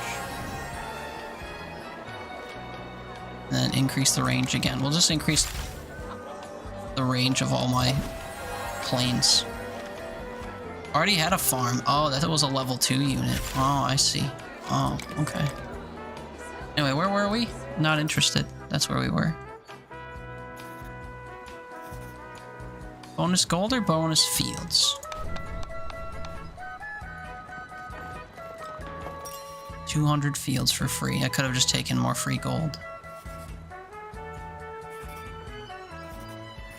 I could avoid the boss again. No, that's okay. We'll take a fight with my 1 military unit. I'm confident in their abilities. So range is best against these dudes. If I power up these dudes and then put the mercenary camp into them, we'll have an advantage on our watchtower. Our watchtower loves fields. So do I.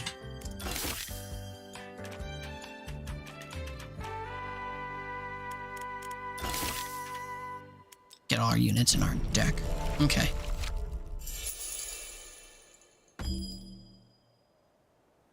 We love changing fields into farms.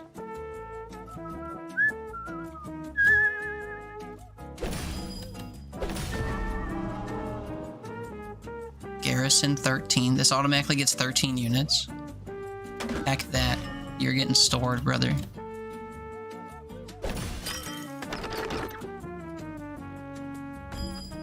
Okay.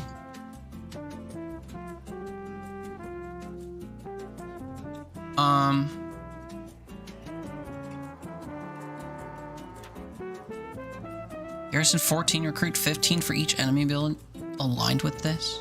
Damn, why are those numbers so high? That's crazy.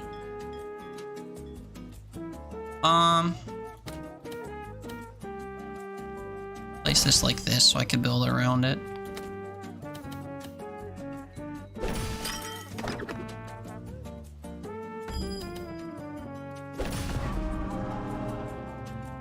Oh, see, this alignment goes in both directions. Interesting.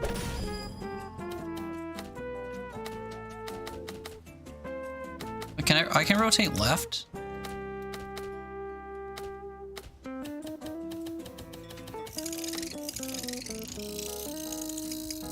Noted.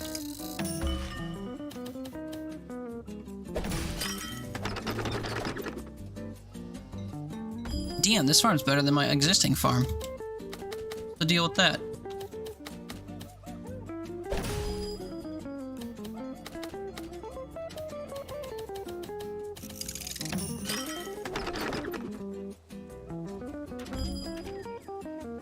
Each forest into a plain and gain resources because you did.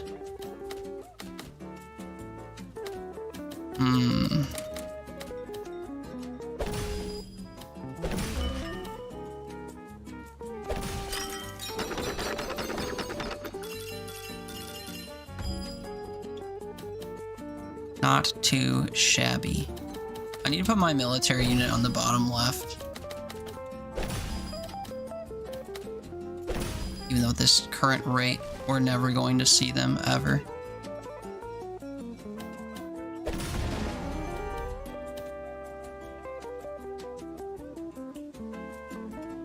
does the range look like on the sides? Everywhere around and then an extra tick. I mean, here's probably the best placement. And then I'll put this farm here. Route 15 for each military building aligned. Yeah, we'll just toss you, like, up here, I guess. And then we'll do one of these.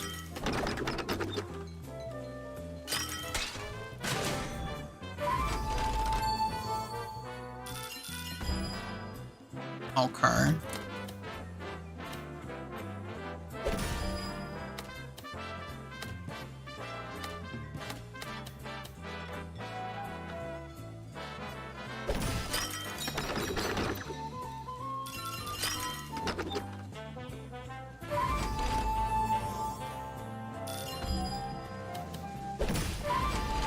I wasn't completing enough lines to explore my fields. I wasn't paying attention to that. I was too worried about combat. Okay, so I'll add this to this. And then to this. Let's hope this is enough. 12. Oh, we take 2 damage. Oh no, that's right, they're reduced. I forgot they were reduced. Nice. Win a combat round with no enemies left, despite starting with 20% of their attack force? Yeah, well, what can I say? I didn't mean to start like that. It just kind of panned out that way. I like achievements, though. Roadhouse. There's 25 of each resource if adjacent to a production building. Rally point would work pretty good for me, I think.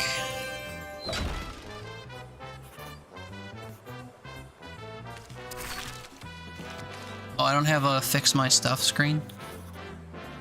Oh, that'll happen before the enemy region. Okay.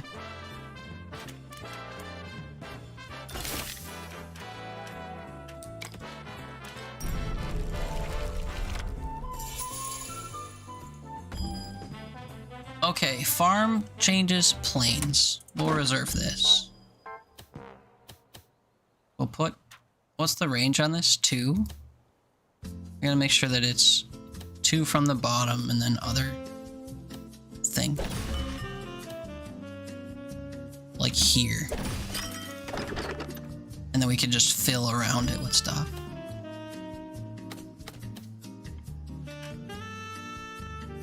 Route 2 for each plane and stuff within range. You go right here. Each adjacent plane or field. Recruit 4 guys. Or 15 plus if there's at least 6 of either.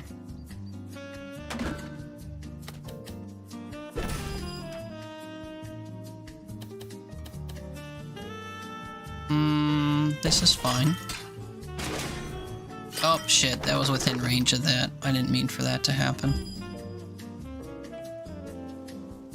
Garrison 13.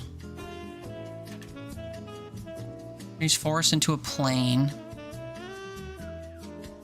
I don't want to use that yet. We can use this guy, I guess. Along the wall. We gotta save that.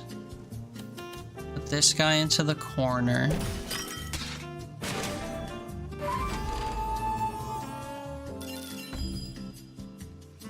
A lot of fields coming up.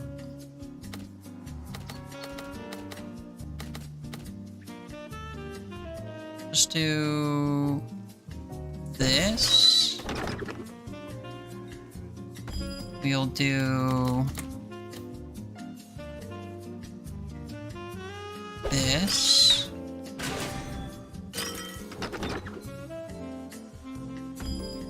I'll hold that. This over here. Slip this guy into here. Then place this.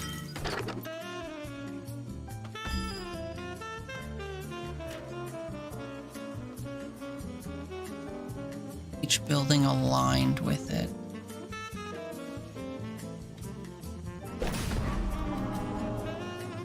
This aligns out of this row. Put that guy into where? Oh, you missed it. Sorry.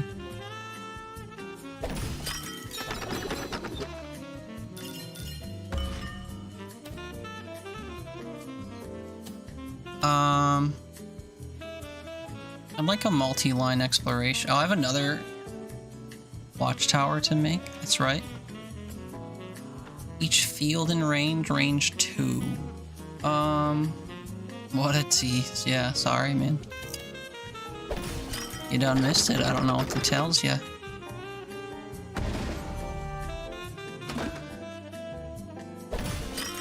Want to see me slip it in again?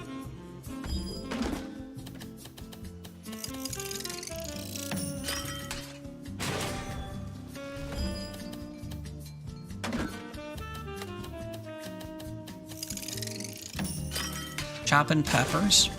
Damn, sucks to suck. Sucks to suck.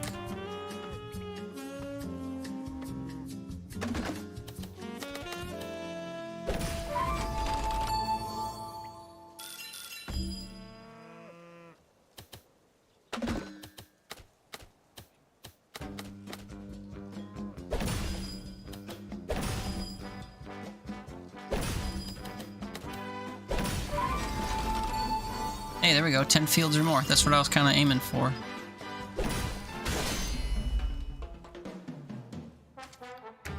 Okay.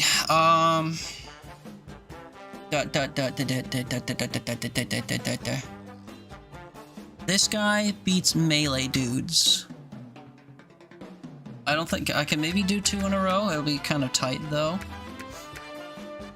And then I want to combine into this guy and attack this guy. Right? Arrows beat... Oh no, arrows beat this guy. I see. So yeah, I want to make sure that I boost arrows then. So that into this to attack this. Ooh, 7's last. That's not good. 18 still beats 16 though, so suck it. Bought a case of pineapple juice too. You bought a case of pineapple juice. Why?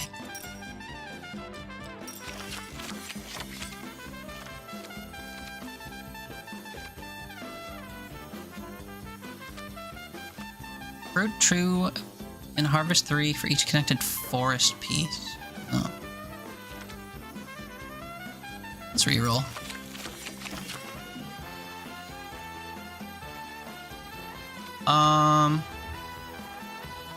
Terrain square? What's a terrain square? Just not a building. Seems like free money. Do that. Because it's good and it's low in calories. Interesting.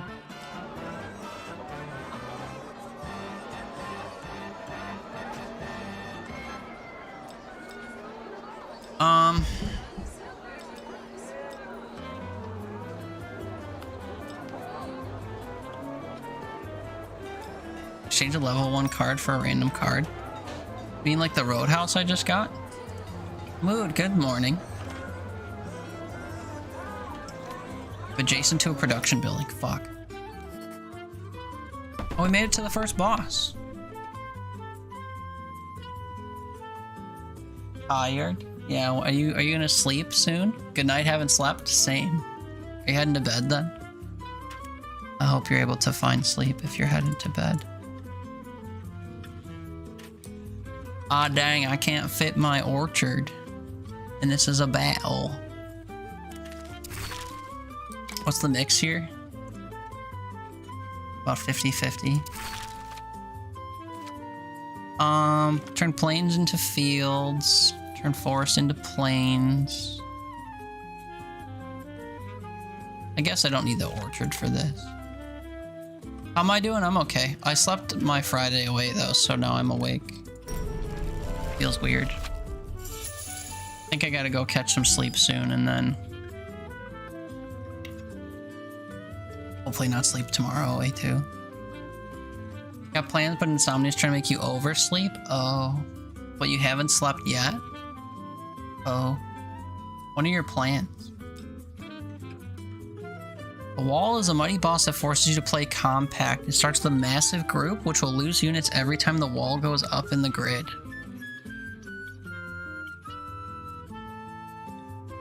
So I'm supposed to place it high? Forces you to play compact. I'm not sure I understand. Any piece locks there, the round ends immediately.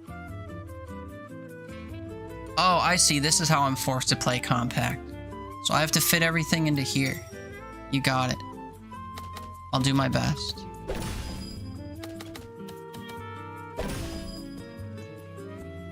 You'd be with a friend for a good chunk of their 24-hour thing? Like a stream thing? I see. Turn each adjacent forest into a plane and recruit stuff for each. Oh. I guess you go dead center then. Fuck you. Each forest into a plane. Each adjacent military building. Oh, damn. I'm gonna have to reserve that. This is my forest area. Okay, we reserve you. Still turn forest into plains here.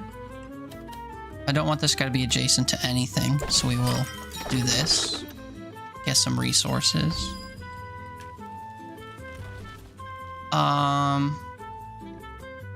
Each adjacent plane. I'm gonna slap this guy in here. So I guess I'd want... Well, damn, I would prefer to have this laying on top of that. I don't want to place the strategic pavilion, but I think I have to.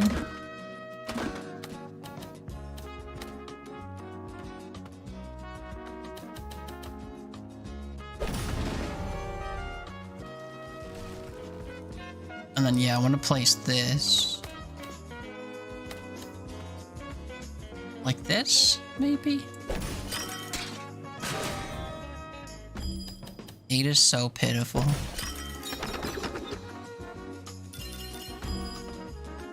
Turn each plane in range into a field.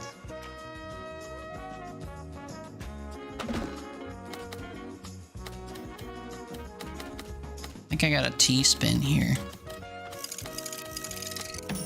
Oh shit, I placed it wrong. I pressed spacebar by accident. Well, damn it, I wanted to slot it into right here. I really needed to slot it into right there, as it turns out. Well, shit. Oh, this thing just moved up, huh? How's that work?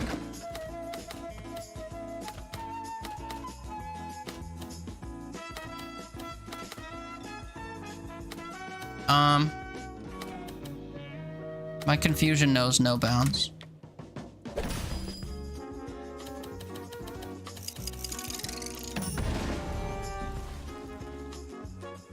Three for each field in range.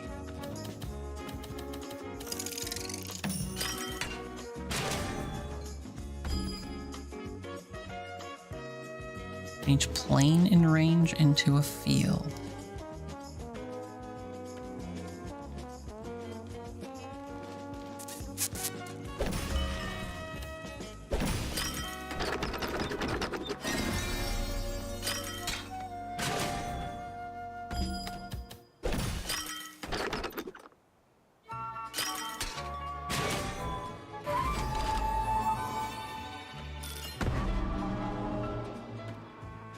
Each adjacent military building. Yeah, I think I have to place this along the wall.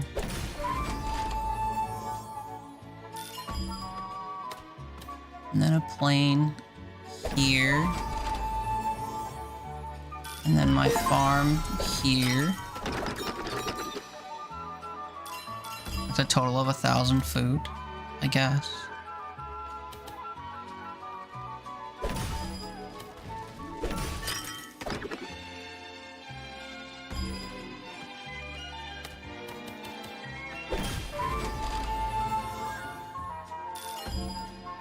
Oh, well, shit.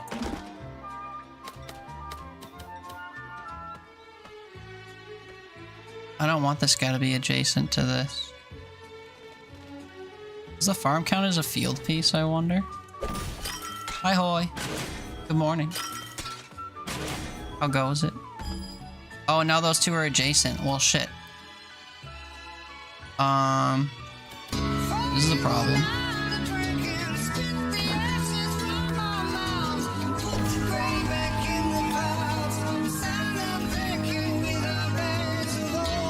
A wall special. Yeah, that's fine. Let's fight. This looks like it's gonna go poorly, especially because their numbers are way bigger than mine.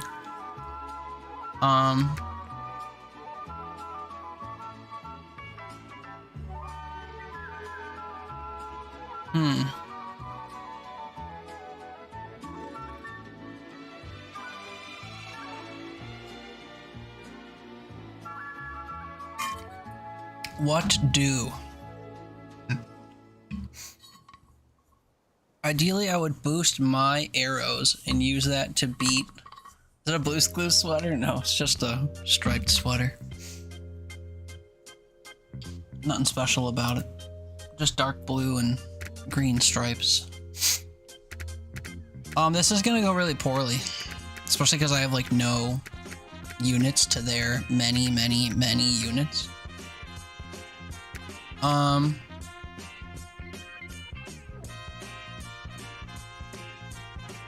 25. I can't combine anything they have until less than 25. And I wish I had literally any melee units to attack this with. This also counts as a unit, so I think we just kind of die here. This went really poorly because of how I had to keep everything kind of tight.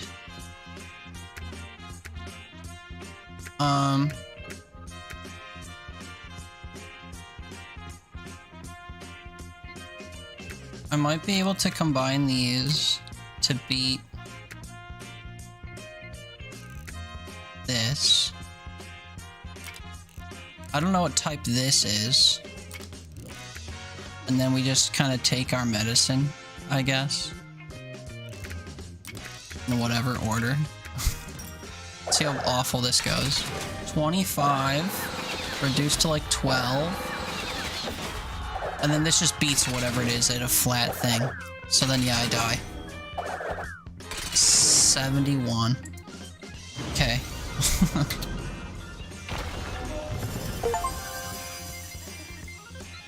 Turn 10 forests into plains and then into fields. Okay. Well, I didn't really do that very well. We'll do one more run. I can easily beat the first boss, though. I like the structure of this game. It's fun. And then, yeah, now we have a boosted starting deck.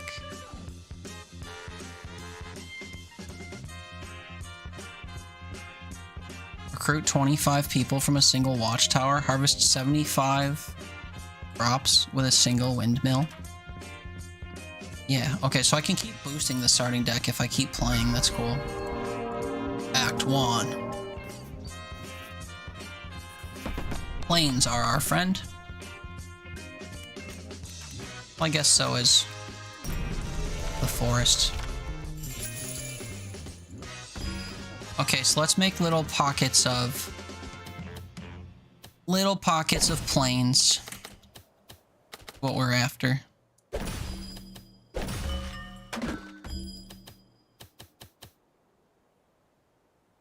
Make a special little forest on the side too.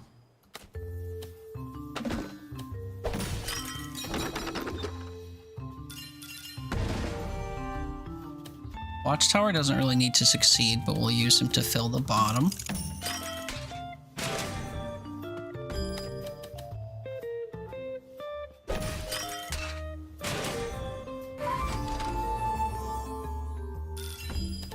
Plop that on our woodcutter dude.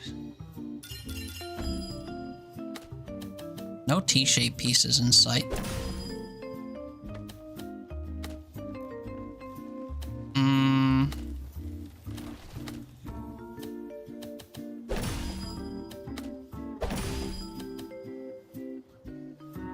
there is a T-shaped piece coming up. That's exciting.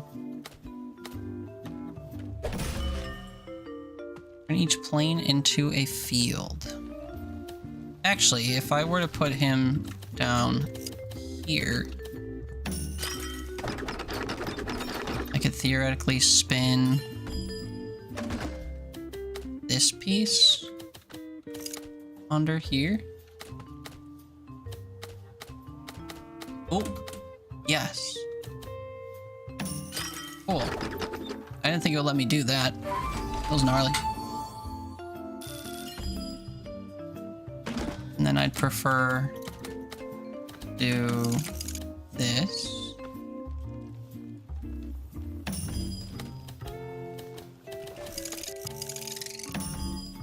Oh, but no flat pieces. Aw, what a waste. And I guess I could use more wood. I wanted to do something flat there, but I kind of used all those pieces. Oh well. Got some resources, whatever. Each building in its row. Recruit 10 for each production building within range. This is huge. Da-da-dum! Random military building. Pardon me.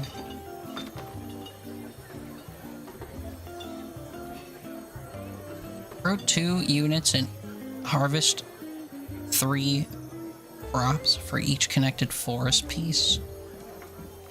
Recruit 3 for each connected forest piece. I think I just want a watchtower. I could use money.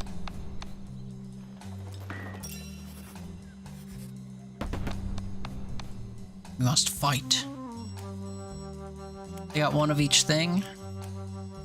I will also. Actually, no, I won't. All arrows, baby. But arrows beat, swords. So we'll just have to make sure that they combine to a lowly sword thing.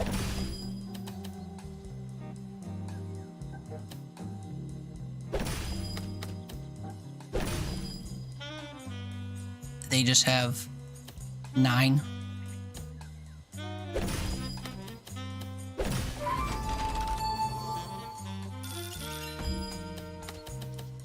It's a good reserve piece, I guess. Turn each adjacent forest into a plain and then get shit for each. Okay, I lied. I don't want that to exist. I gotta make some plains first.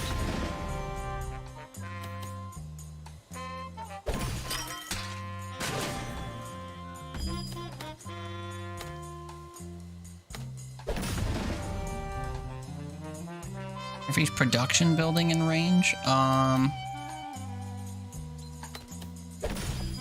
gonna put my woodcutter in here if I... Oh yeah, there it is.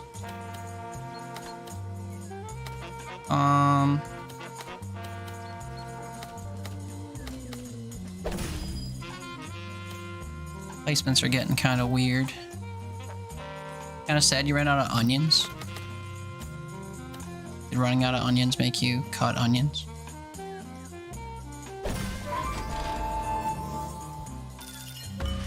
AKA cry.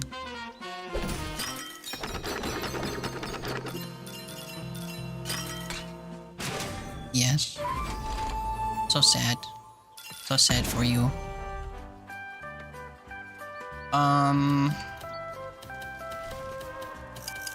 Try this. I need to put a farm or whatever into here. Eliminate 8 from each enemy group in range. Pop you here, bitch. You're gonna caramelize some for your eggs. Well, dang, brother. That sounds sad. Wait, for each enemy group in range, that means I can put this here with no negative effects. Love that for me. I'm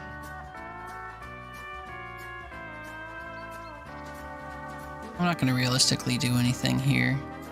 So My farm is finally coming up, though. Slap that in there and then drop that on it.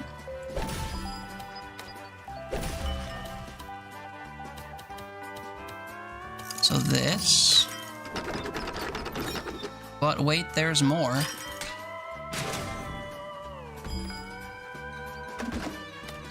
Oh wait, this gains 3 units for an adjacent plane piece.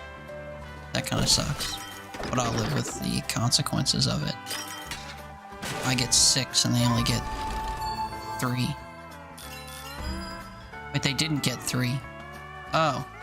Why not? Making caramelized onions too, and breakfast potatoes and eggs. Wow. So bougie, Hannah. How do I avoid problems here?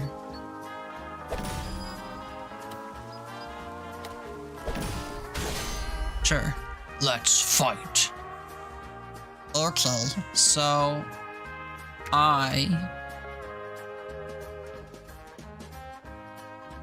new group keeps the type of the biggest group or the destination types if they're equal. Okay, I need them to end with swords, I think. Oh no, arrows beat this. So I want to add these together and then these together. Make this to make this. And then I think if I just do this, we'll win. 16 of these, 25 of those. We win, we combine, we combine. Cool. Quick maths, or whatever. The one thing that's gonna make stuff in this kind of tough is if you want to add stuff on their side and on your side before you do stuff. Because you can't do both. Recruit 3 arrows for each connected forest piece. Get 10 and turn each adjacent forest into a plane and recruit 3 for each. Harvest stuff of adjacent to production building. I want this. Breakfast potatoes sound amazing. They do. Food in general sounds amazing. I'm fucking starving. You're a slut for potatoes. You said you were a slut for something else recently too. I think you just kind of get around.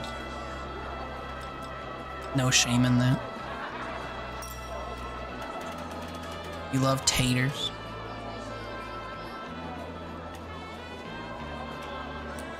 Nah, no trade. Money or food? Food's good. Pardon me.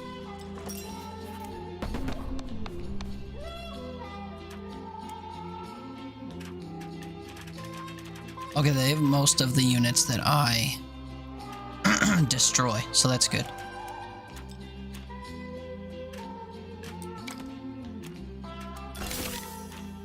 Just bloat our deck with more stuff.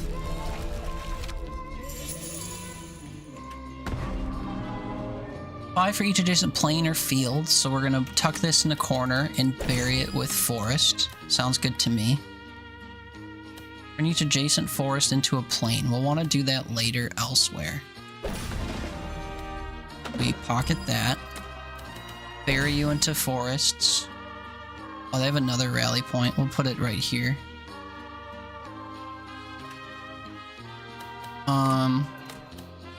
Build my planes over here. Turn each plane in range into a field.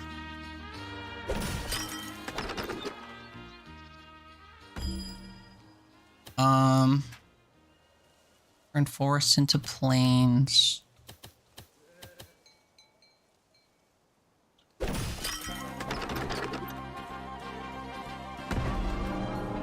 We'll do this and bury it.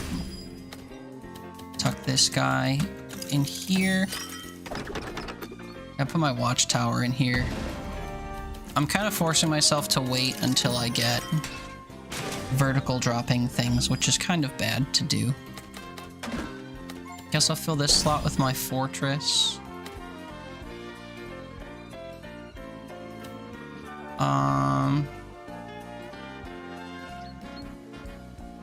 Stuff I'm getting is facing in ways I don't prefer, unfortunately. I am holding out hope that I'll get a piece that I can use down here.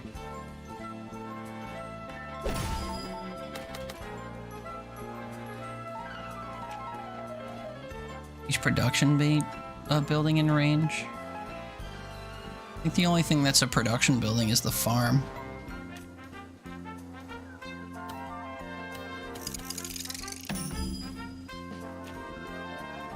Just get 13.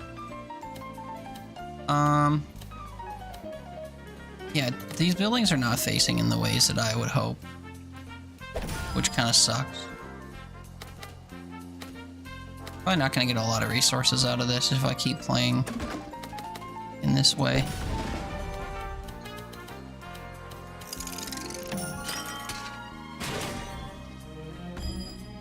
It's just a flat plus 13. This will actually do what I want, but I don't think I can... Yeah, I can't rotate it there. Shit.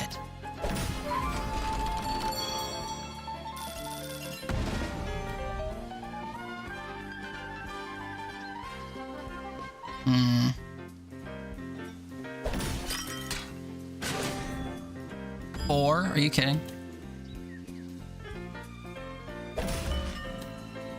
Interesting how he's a slut for everything. Nah, you come to realize it. Oh wait, I just boosted their rally point. I think.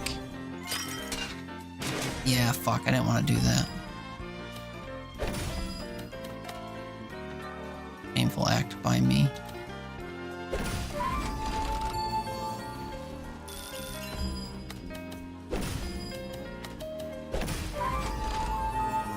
Well, I have a lot of numbers. They have a lot of numbers too, but it's just like last time. Except swords beat arrows. So I'll use my swords to reduce their arrows. And then I'll combine their arrows with both of their units and then just attack my arrows in descending order and I should win. Oh wait, I actually won. That's crazy.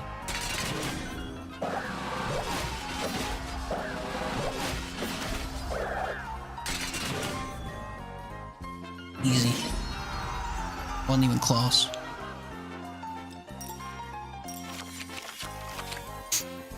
Ugh, turn each plane into fields. Recruit 4 for each adjacent plane or field. I do really like the rally points. Oh, and I don't have any units of that type yet. Easy pick. And we dive into another battle immediately. So they're good against swords and the thing I just got. And they're weak to arrows and swords. So we can sword their siege or their mercenary camp with my wooden fortress. Unless I want the rally point, but the rally point doesn't serve me in these little rock, paper, scissors exchanges, except for being weak to a mercenary camp. So I'll keep that in this. This is all fine. Recruit 25 units from a single watchtower. I want to, really badly.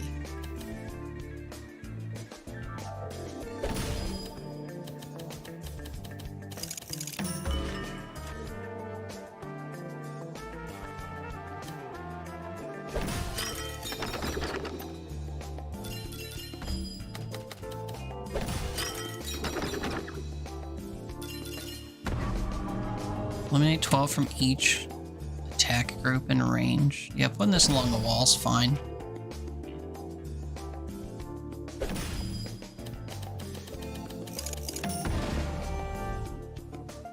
One for each plane and more for each field. Pocket that for later.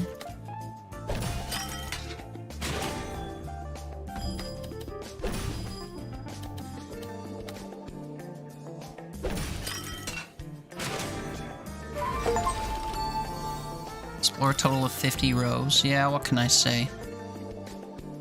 I'm just explorative.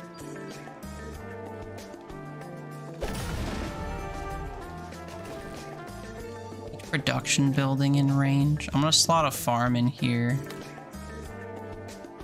Each enemy group in range. So this going in here would be bad.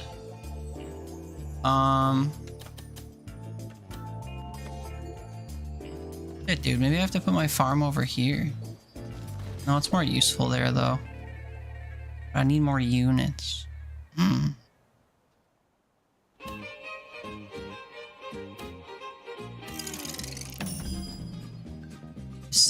Decisions.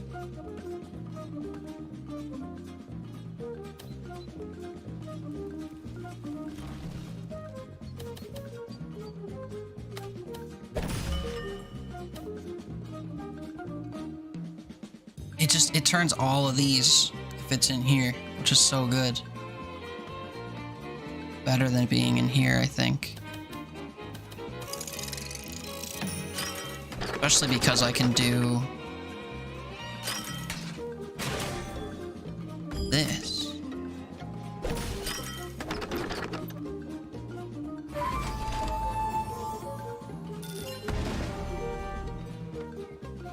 I can slap a watchtower right on top of it. And then I can pocket this. I really want to figure out how to complete a row down there. I don't think I can, though. Unless I got like a short L-shaped piece, but I don't think it's happening.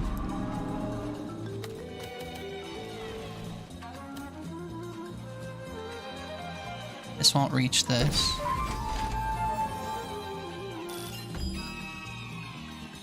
And then, yeah, forest pieces don't help me. Wait, turn each adjacent forest into a plane.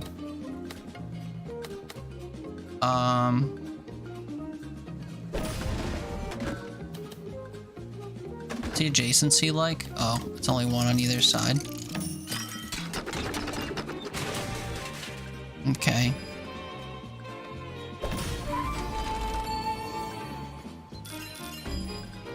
Oh wait, I don't have any more conversion pieces. That sucks for my thing there. Oh well.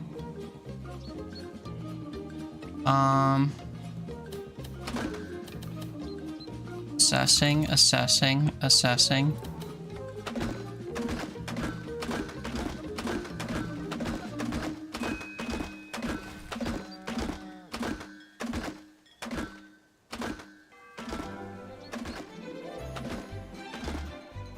Put that L on top.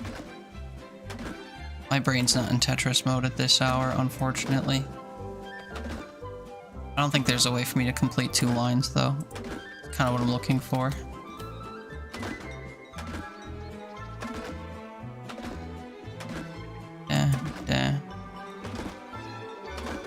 Nope.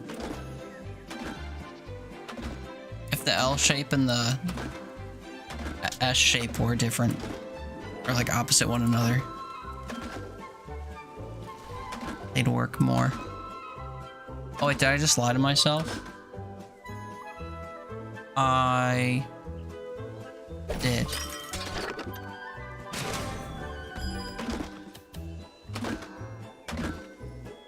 Oh, except I needed them to fall.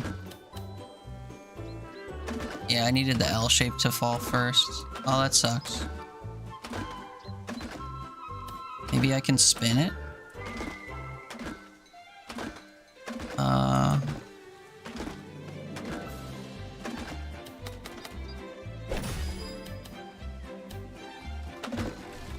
Oops.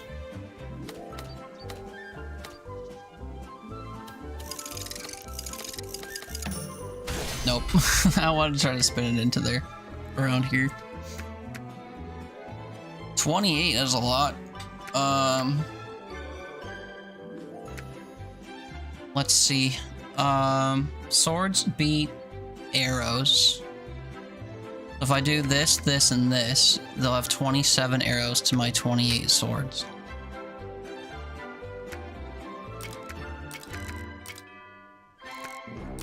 And then we just profit.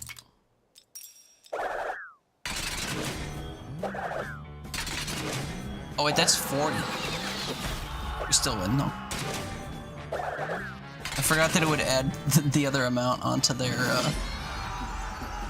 after I combined them. Alright, I forgot the initial amounts would combine. I thought I would just turn the one into the other and then add it. 7 a.m. brain.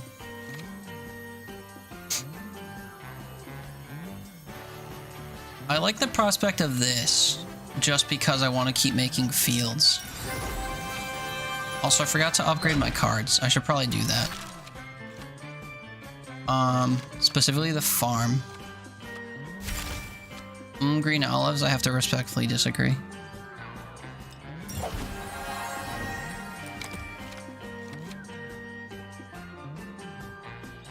And then yeah, just kind of absolutely decimate everything.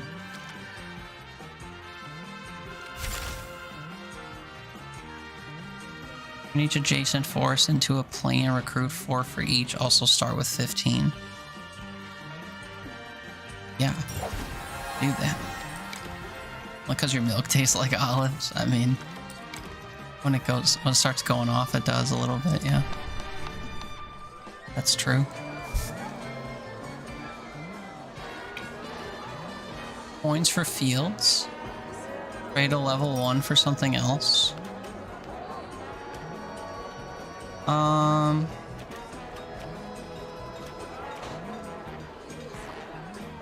I honestly think my militia base is kind of useless. Carpenter? Yikes.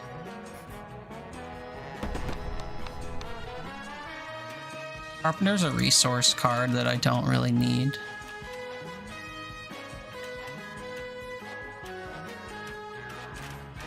Watchtower, or we probably need the rally point now. Are we repoing this weekend? Sure, maybe after my family festivities tonight.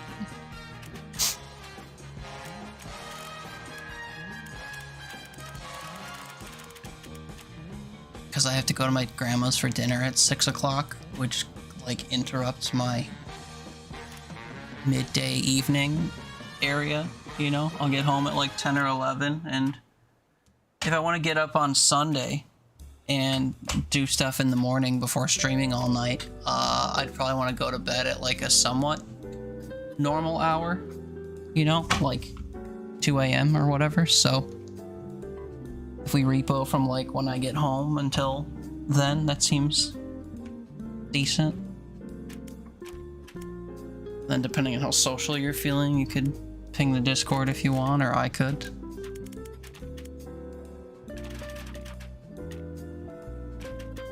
Not that we need other people, but just an idea. Arrows. Reach forest into a plane. Does that benefit me?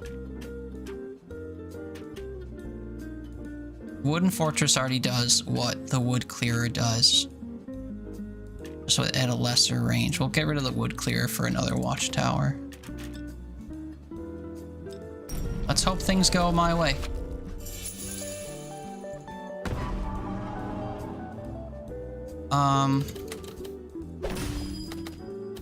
Forests stay away.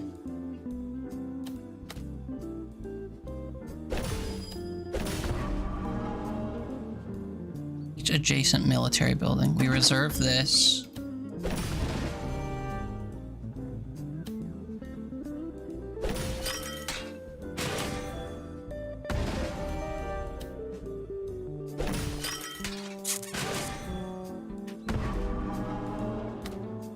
Adjacent military building. Don't want you to have adjacent forest into plane. Okay, wait, I have a plan for this if it works out. Oh, but this includes my military buildings? Oh, damn. How many units does it gain? 12? 12 is a ton. I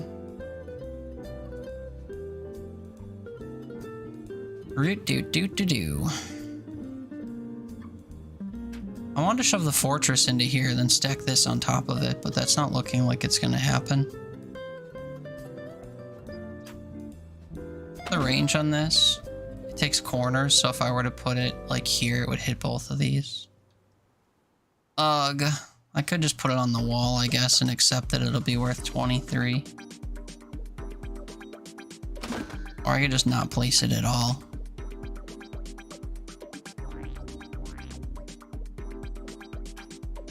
I could put my wooden fortress next to theirs, I guess. Let's plop this in here for now then.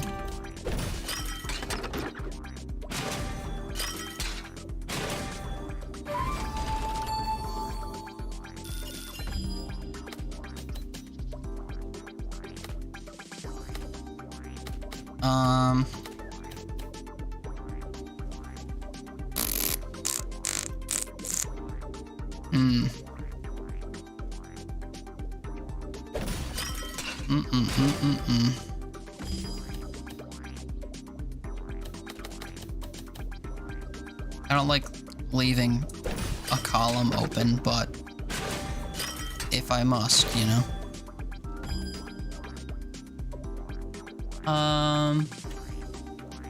Each adjacent plane or field, followed by a T-shape and then a watchtower.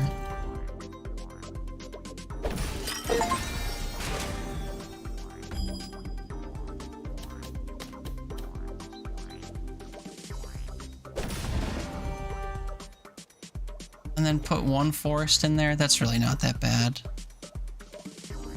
Well, they have a rally point coming up too.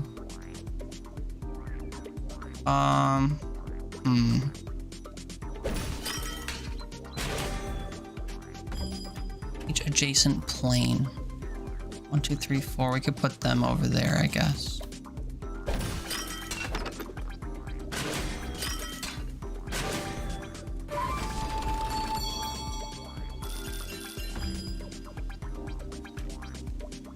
Five for each adjacent plane or field. I want to slot it in here.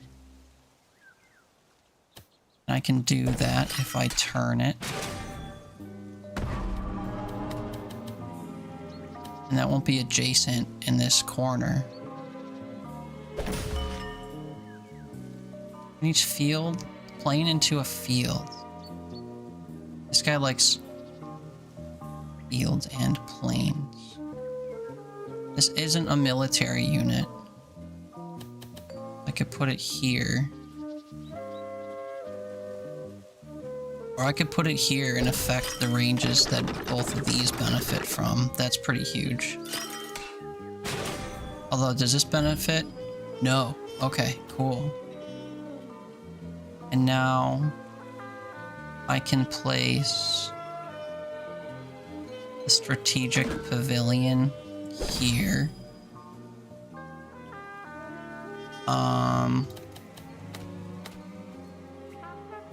Here. Oops. This.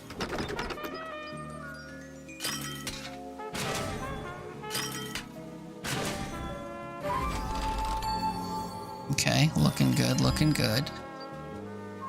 Now I have to switch to stay alive. And this is it, I guess. I don't know. It wasn't moving any further to fit the piece.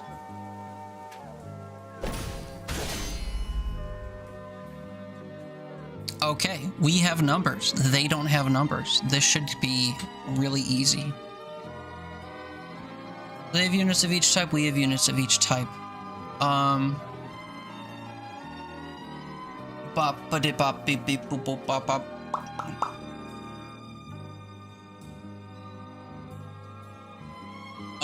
So sword beats arrows, which beats axe. Arrows beat axe. They have 23 arrows, 11 axe, and 15 sword. Our sword beats their arrows. So if we combine their arrows into everything and then hit my sword, their arrows would probably come out on top, and then we'd feed their arrows into my arrows, and then eventually into this. So I want to combine their arrows Oh, and also into this. I forgot about this. That's just gonna have to be fine, I guess. We just combine all of their units and then attack my sword and then attack my arrows in descending order and then this. And hopefully this goes well. 23, 38, 49, 79, 2/3 effectiveness. Oh, they're gonna come out on top by 1. Didn't matter. We had units, baby. Beat Act 1. Defeat the wall. Win the battle with no enemies left. All kinds of achievements. I didn't think I did all that much, but... Beat Act 1 with the duchy. Yes. Cool, thank you. Stone cutter. Harvest stone for related buildings. Harvest stone for each forest and plain. Range 3? Damn. Stone mine, it is. Da-da-dum! Act 2. Does it finish Act 2 with... Accumulate 500 gold by the end of Act 2. Right. That seems easy. Get a random production building card or military building card? We need more farm cards, I think. That ain't gonna do it. Each connected mountain piece. Stone for mountains. Are between 15 and 25 for each connected mountain piece. I guess I'd just rather get the shepherd hut. I don't know what stones are for, to be honest with you. Or for trading with other things. 70 damage or whatever. 18, 17, 18, 17. That's crazy. That does add to 70 though. 35 and 35. For each military building aligned. Eliminate 12 from each group in range. We slap that against a wall. And then these just gain 17. Okay.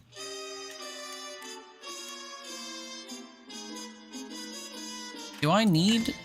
I guess I need stone, because there's stone things happening.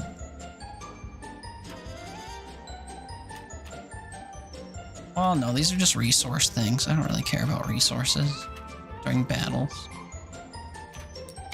I'm fine with what I have, surely. 70 is a lot, though. Let's go!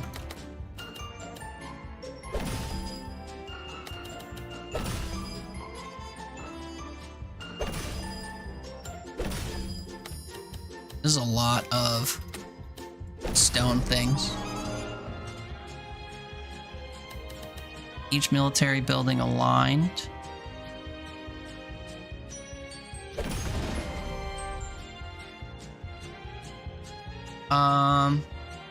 Each adjacent plain or field.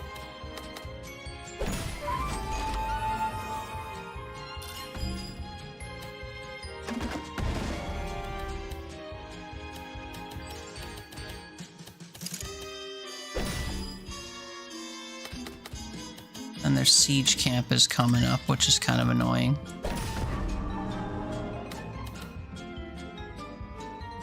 Each enemy group in range.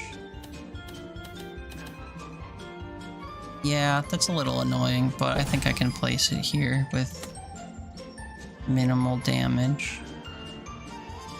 Can I T-spin into the bottom with a field piece, I wonder?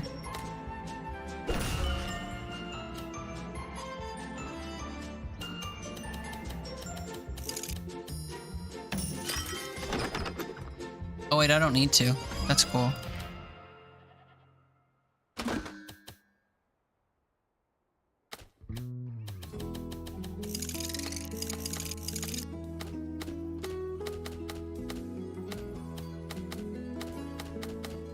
Oh, maybe I did need to. Shit.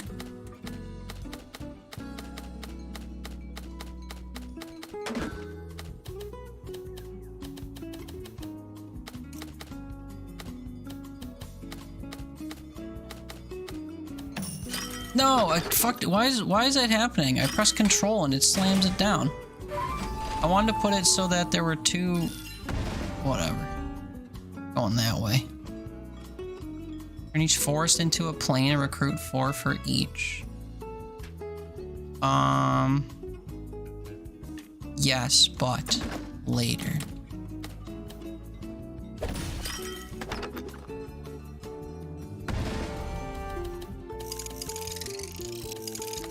Wait. What's the range on this?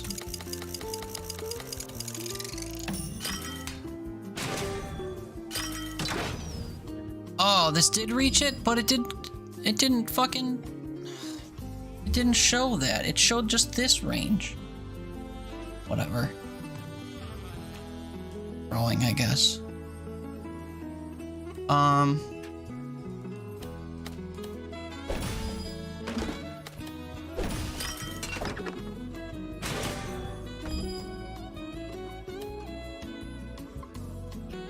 I feel butthurt.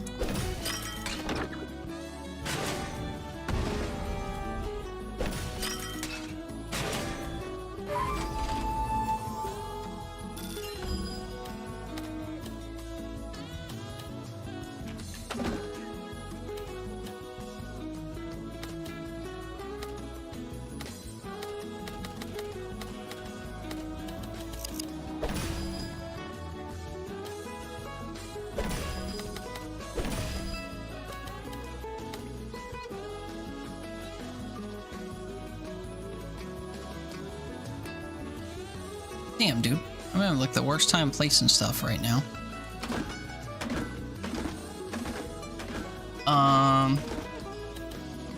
Along the top, I guess.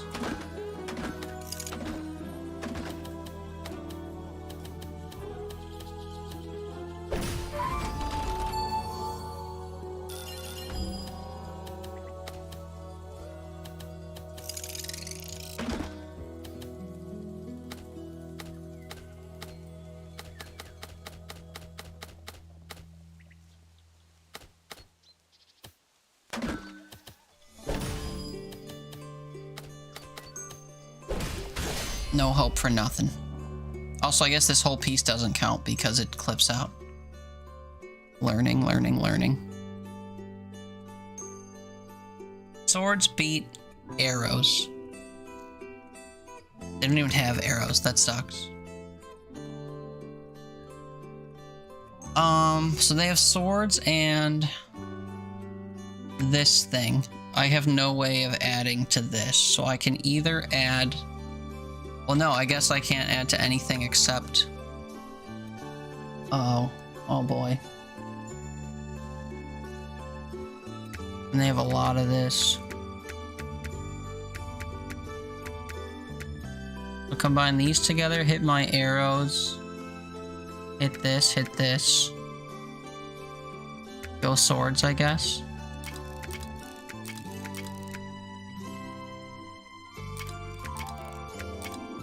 Confidence is non-existent.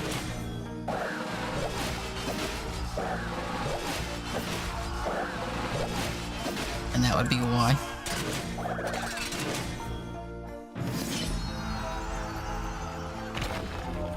Yeah, I had like no field manipulation whatsoever because of all the stones that they implemented. I mean, there's mountain pieces everywhere, so guess I'll take an outpost. That completely ravaged me. You can refill the gauge by spending gold. 10 gold for 1 defense, so to get 46 back, I'd have to spend 460 gold. I'll pass.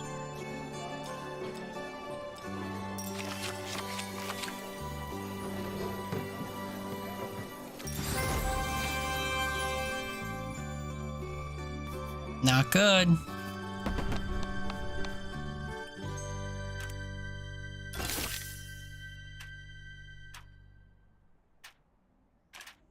Harvest stuff, yeah. 80 total value on their deck.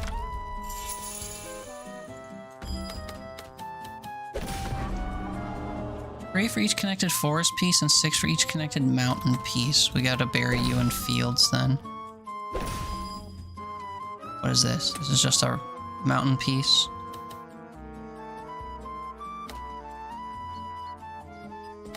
Still want to get resources. Plane and range. Pocket that for now.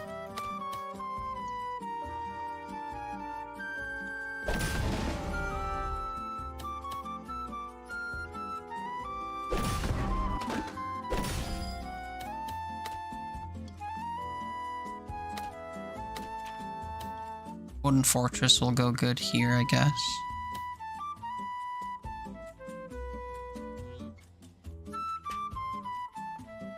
Actually, I wonder if I could spin it into here. That'd be cool.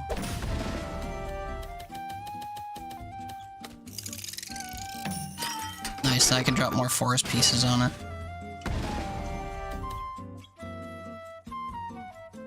I have a shapely one coming up.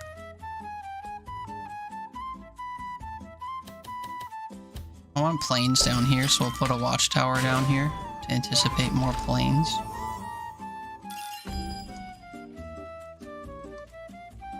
And then... That's not what I meant to do. That sucks. I meant to spin it and I pressed the wrong button.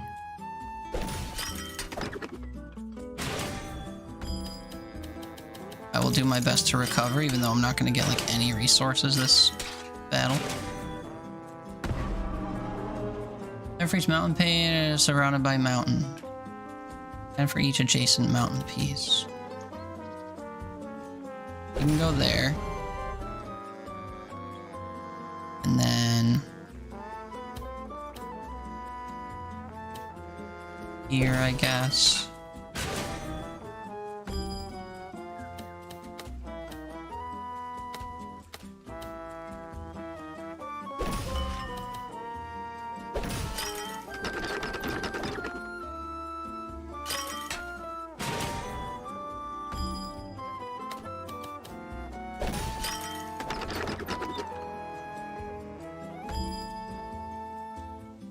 Oh wait, I needed shit. They spoon-fed me the ability to cock block this, and I screwed it up.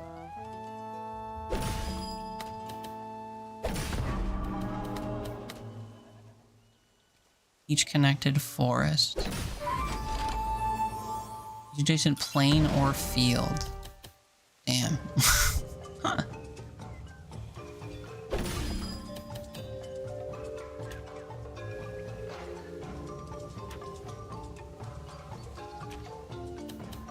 I mean, like...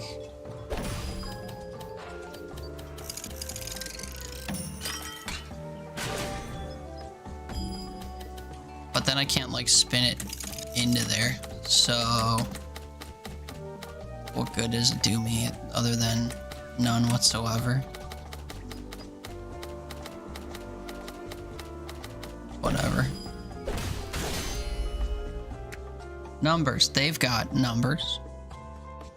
I have 31 sword, which does good against arrows. I can whittle their arrows down to nothing, and then with my residual sword, go after their sword, I guess. Arrows down to nothing. We retain something. We boost ourselves, and then we take their shit on.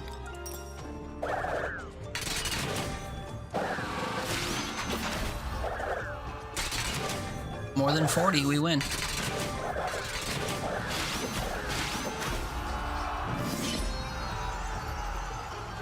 Okay.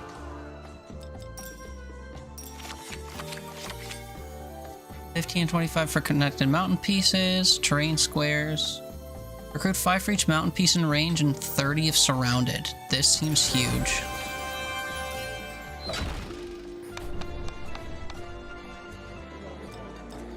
Production building card, I guess. I want to turn rocks into other things. Is that just not possible?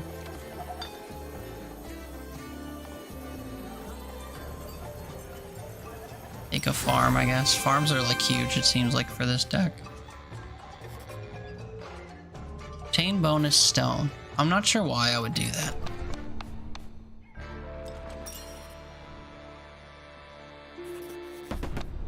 %30 stone.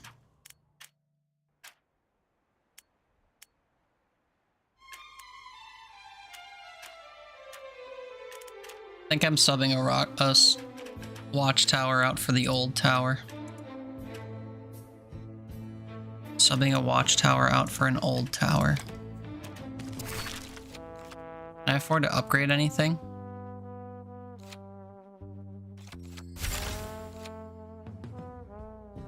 Six for each forest and no.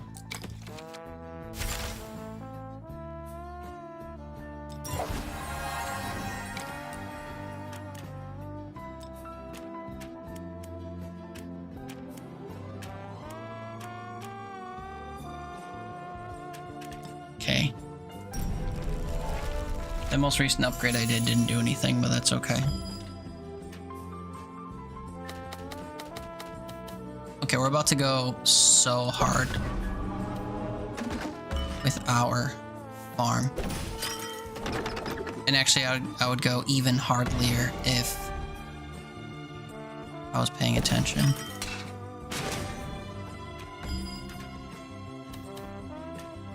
Range 3. Fuck you.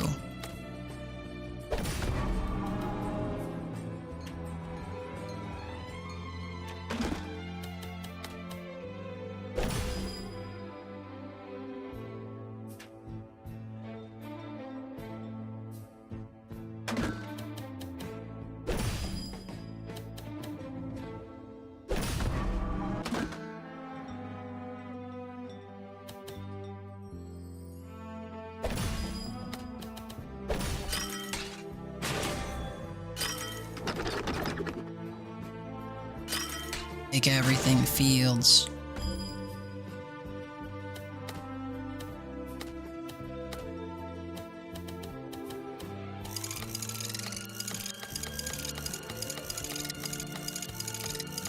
I can't rotate this down into there, really? That sucks.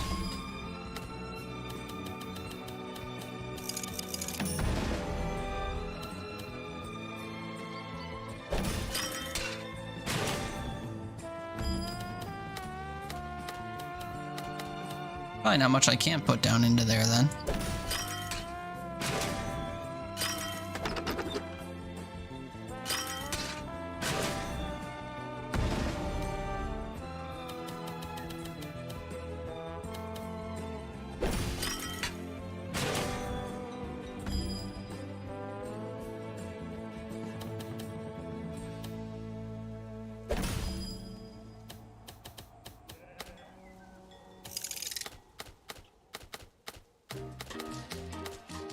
Damn, it's the same thing.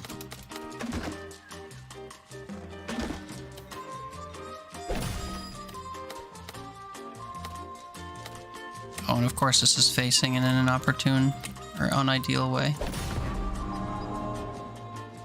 Each adjacent plane or field piece. Fuck you.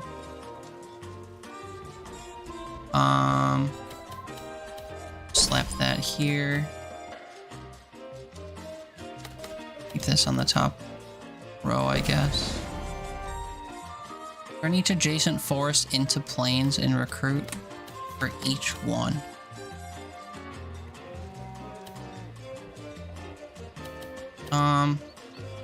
Do that here. Complete the row. Slap this here.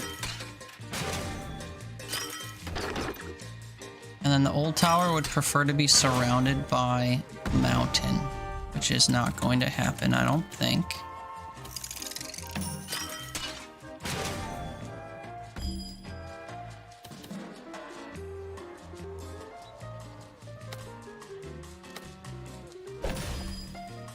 Oh, wait, I didn't realize how much that was gonna block up top here. Oops. Adjacent plane. Okay, this ruins everything as it turns out. I shouldn't have put that piece right there.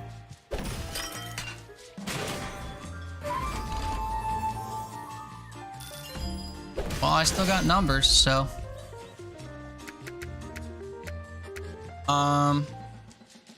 Their units are weak to sword units. So if I combine everything into being swordly... Oh no, I'm sorry, their units are good against sword units. Ranged units do poorly. If I combine these into...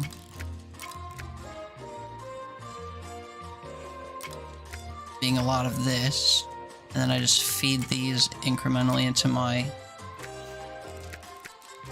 arrows. And then this would do the same damage to this, and then anything residual goes through here.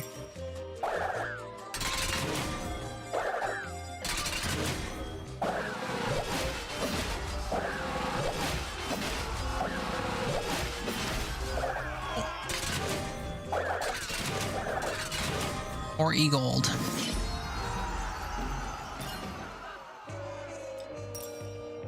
We're thriving a bit too much. I didn't expect my run to continue. 2 range for each plane or field adjacent to connected mountain. Route 2 for each plane or field connected to... adjacent to the connected mountain pieces. So mountain pieces within range?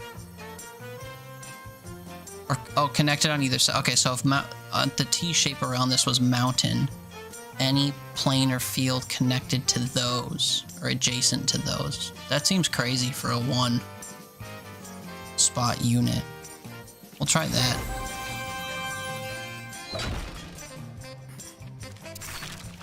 And that's a new ranged unit. So I could swap a watchtower out for it, I guess. Coins for... Honestly, I think coins for fields would be good so I can add a new card to my deck. We're at the next boss already, Jesus Christ. Give me that vantage point. We upgrade anything? I probably just spent my upgrade resource. Wood clearer. My farm I'm not using. Carpenter I'm not using. Lumber camp I'm not using.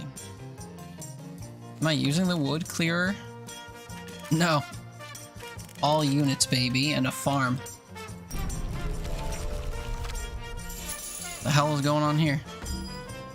It doesn't add enemy cards to the round deck because its buildings are already there.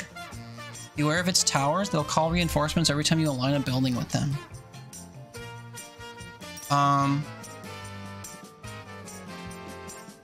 What?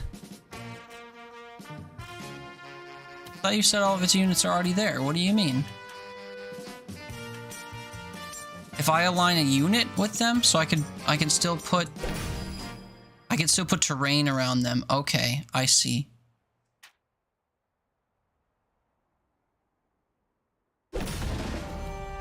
I see. I think I see.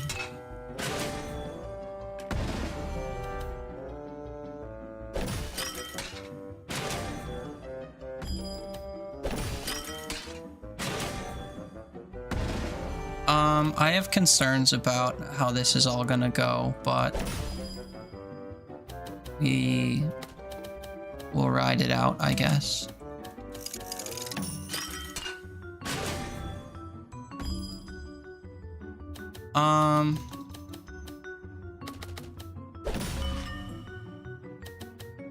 Farm is like designed to go right here.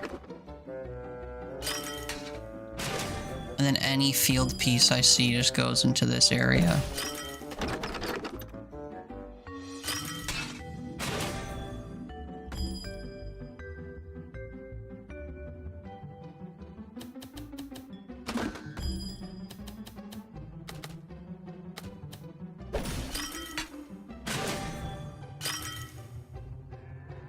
Mm-hmm.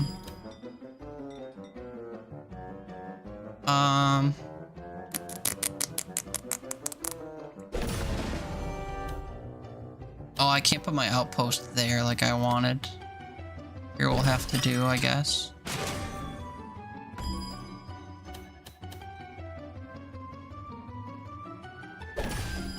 The S-shaped things just always seem to be pointing in the wrong direction. You know what I mean?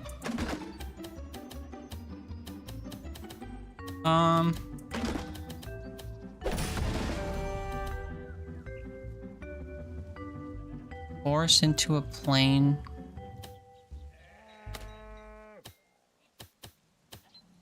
I just want to get units on the board, is what it is. I can't fit this without summoning a unit, but that's gonna have to be fine.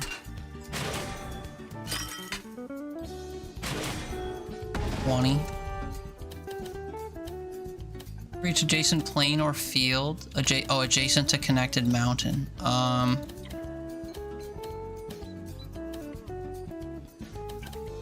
mean, this does nothing on its own. I guess I just have to put it down here.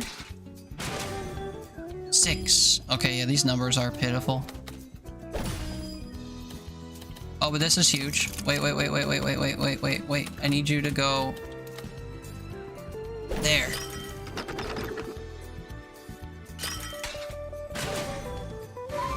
That wasn't as huge as I thought, to be honest. But wait, there's more.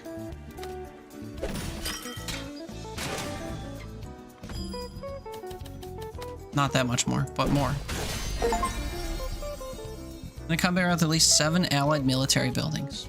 Yeah, 7 buildings is a lot of building. So this is a flat 140. I need my numbers to exceed 140, and they don't. I'm pretty sure. There's no typefacing here, it's just what you get. And I have 50, 72, 84, 94, 109, 15, and 22. Beats that, loses to this. Game over. Although, I don't know, do I take enough damage to loot? I guess we'll find out.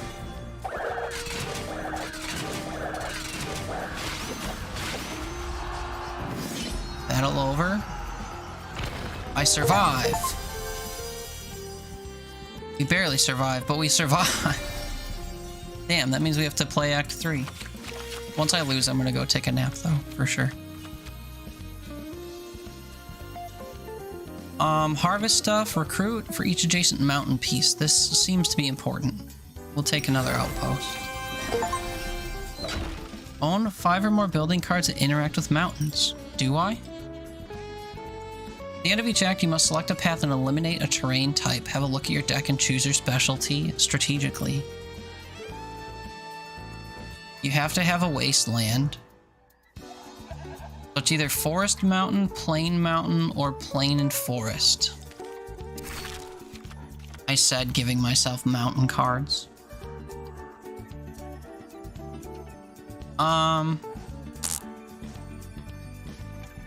What unit types do I have where? Turning plains into fields for my watchtowers and my rally point is great.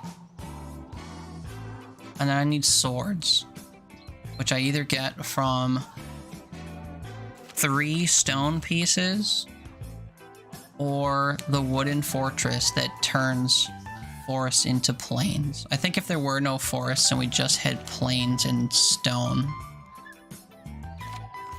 would be okay. So give me plains and stone with no forest. We'll see.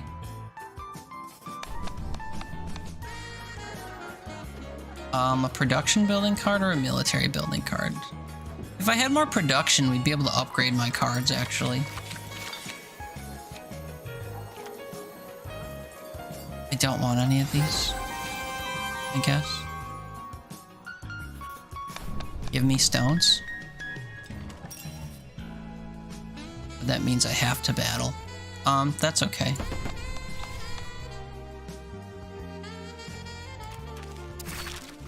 So, can I upgrade things? Yes. What's in my deck currently? Oh, they're all wacky dudes, so I should try to do arrow units mostly. That doesn't seem to be an option. Watchtower. I would like to get my other farm out too, that'd be good. Although, no, that would be good.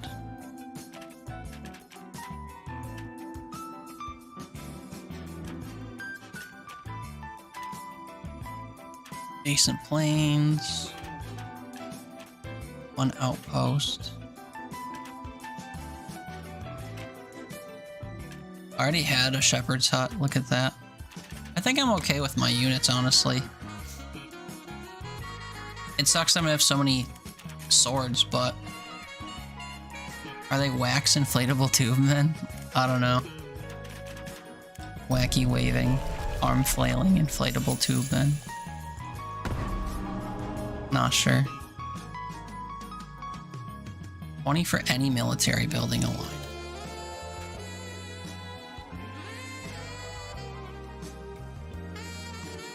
Okay, so all of them are just level 3 alarm towers. Noted.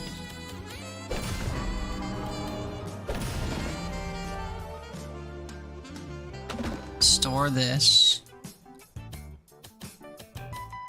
Place this for spacing. Place this to plane. Place some planes.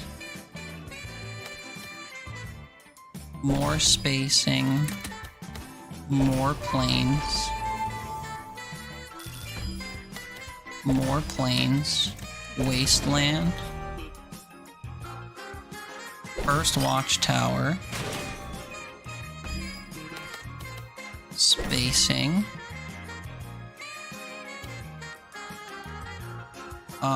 Their alarm tower would have to go in this column, like right here.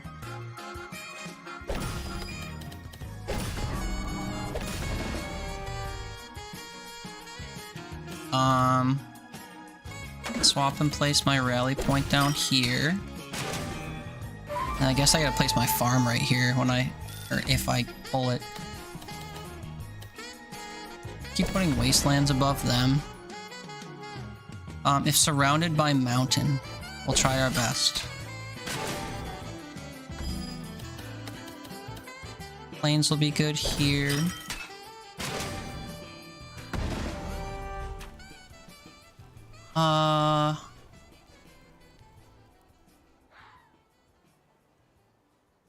Each plane or field or connected to mountain pieces, adjacent to connected mountain pieces. Oh.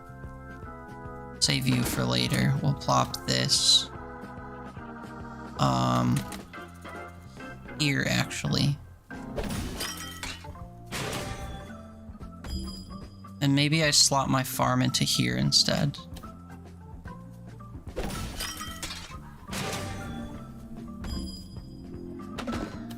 Vantage point. Safe here. Wasteland over here.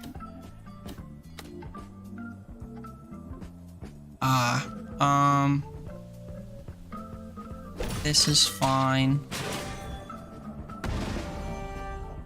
This will put another watchtower down here. Place 4 allied buildings of the same unit in a round. Oh, I just aligned that. Oh, I wasn't paying attention. Surround me then. I'll just put the farm down there.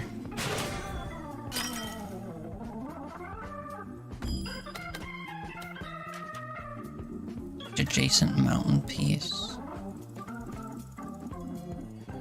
Field connected, blah blah.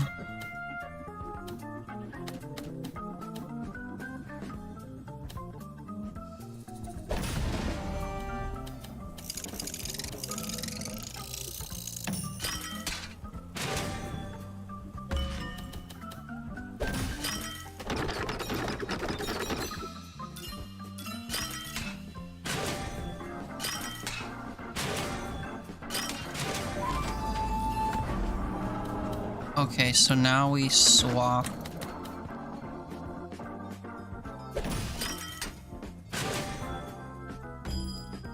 Think. Oh, I'm not gonna get any more planes pieces down there. That sucks.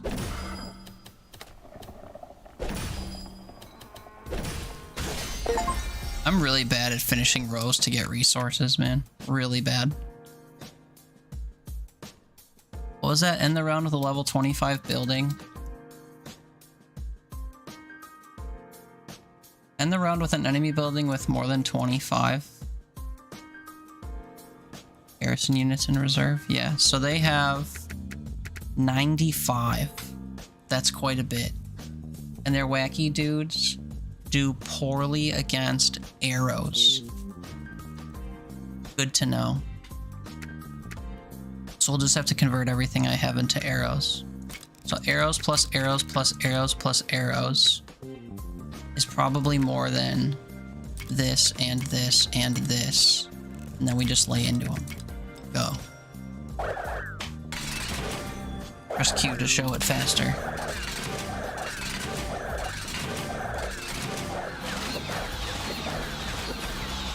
$76. This was a boss? No, this was the start of Act 3. Hey, more than 50 gold with leftover units. Yeah, I'll say. Another farm, but I'm not even using the one I have. I mean, we'll take it, but I'm not gonna use it.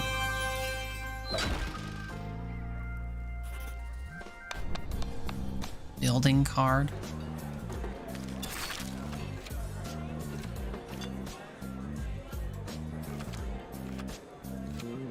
I need more level 3 farms. Let me check out your military building cards. Production building. Rally point's good, but it's hard to place.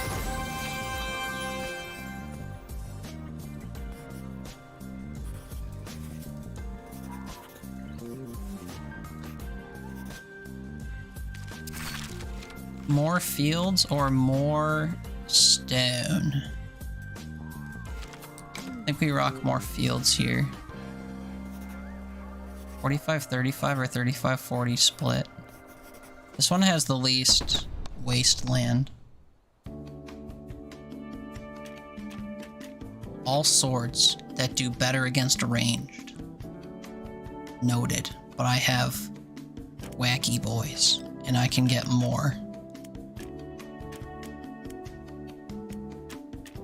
Okay, so we take out our... That vantage point's kind of weird, considering you have to surround it with other stuff. Mountains first and then other stuff. 2 rally points is good for this. Fewer watchtowers I think is fine. I'll take off 2 of my watchtowers in favor of farms. And I should probably still have an outpost.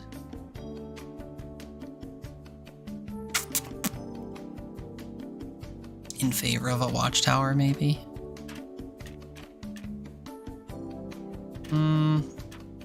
Let's try that.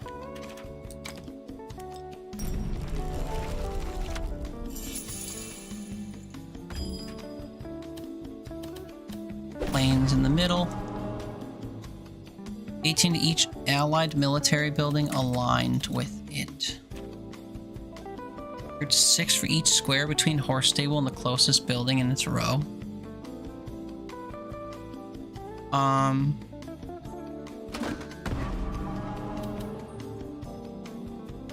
Okay, what if there's 0? Oh, that's a garrison of 30. Oh, they all have garrisons of 30. Well, how now, brown fucking cow?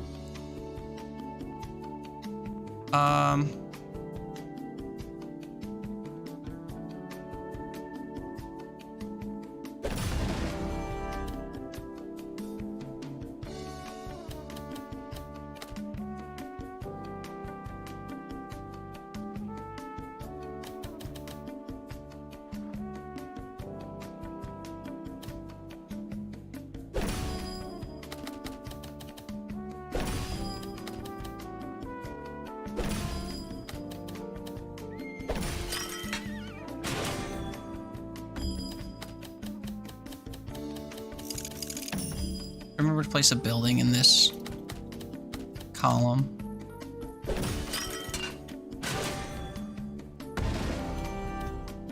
Each adjacent plane or field. Oh wait, this is gonna gain 6 units. That sucks. Wasn't paying attention closely enough, I guess. A level 2 farm.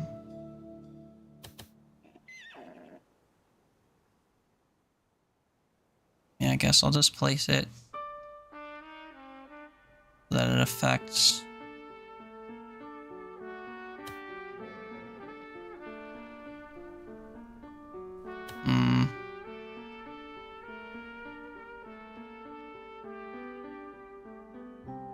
Oh, I don't know. Slot into here, I guess. Place another rally point on top of it. Actually, we'll place it directly underneath it.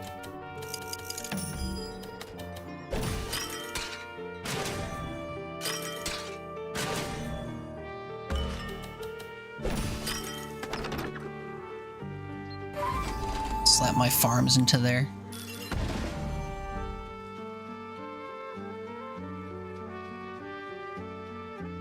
Oh, it doesn't really matter. Each adjacent mountain piece. Each adjacent mountain piece.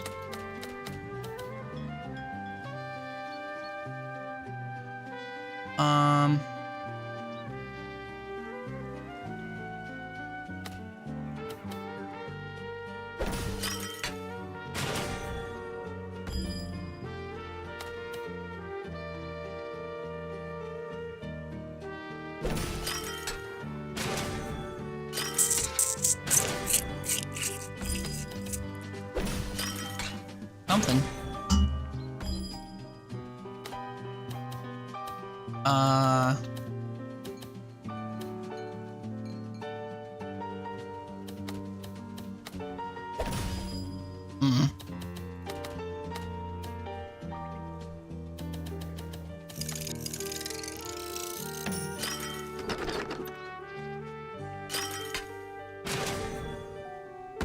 It did almost nothing for that piece. That's crazy. Each military building aligned. I mean, like, that's absolutely fine. Surrounded by mountain. Unfortunately with this outpost here, this literally can't happen unless it's in this row.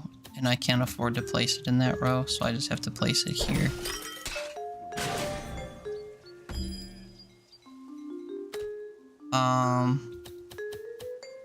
Planes would have done great numbers here. The next unit can go right there, so I guess I'll just place this.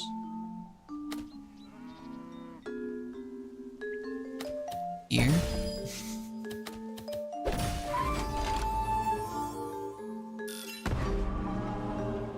Distance to the nearest building in its row.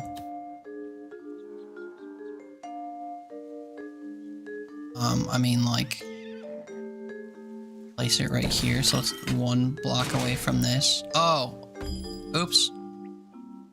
Oh, allied. Dude, I would keep misreading what these things say. Each allied unit. I was thinking I needed to avoid this. What a fool. What a fool I am.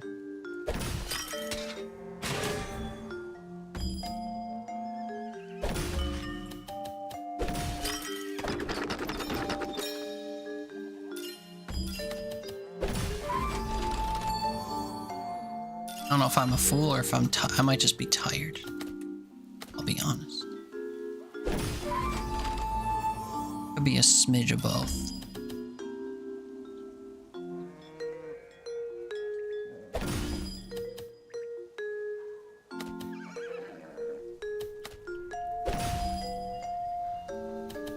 And me never giving myself resources is really something.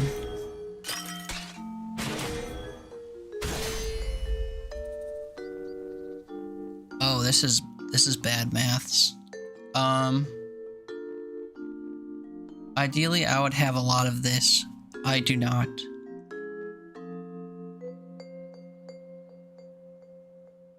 I can get it though. Okay, so if I combine these, we get 20. Oh no, I can't. Shit, I can't do that. I can only get some swords. And I don't know what the math is, but it's probably I take more than 6 damage. Let's find out.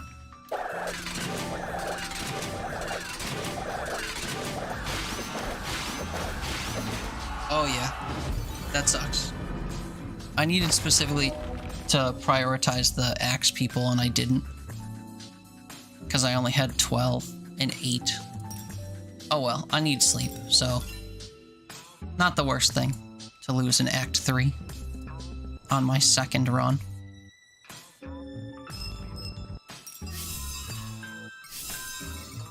I've completed 5 of the 8 missions for the starting deck. Unlocks the card Burgomaster. Whatever. Watchtower starts at level 2. Replace the farm with a fortified farm. Twice as wide and it starts with 5 units. What do the upgrades look like on the fortified farm? Whatever. I'll actually play this for real soon in order to do my dare drop stuff, but this was fun. I kind of don't want to stop streaming. I feel somewhat awake, but my eyes ache because I'm actually tired from streaming all night. So we're gonna have to raid out, unfortunately. Thanks everyone who's watching. Thanks to the more than 0 people that have been watching on YouTube the last 2 days. I don't understand what's going on there, unless people are just finally buying into the idea that you can skip ad breaks by pulling up a tab on YouTube. Where can we go? I know somewhere we can go. I have a friend on playing Balatro. That seems like the perfect place to go. And also they raided me the other day, but that almost never affects whether or not I want to raid people. We're gonna go say hi to our friend Pharaohman X. Because again, he's playing Balatro. Also, he's chill as fuck, and we love him to death. I'd love him more if I could spell his name. My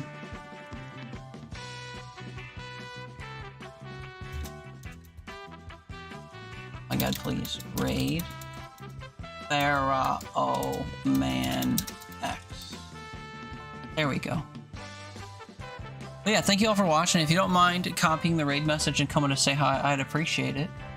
Wolfer's morning, but good night. Arrgh! Morning to you. Yeah, I need to go sleep for a little while. For my dinner plans at 6 p.m.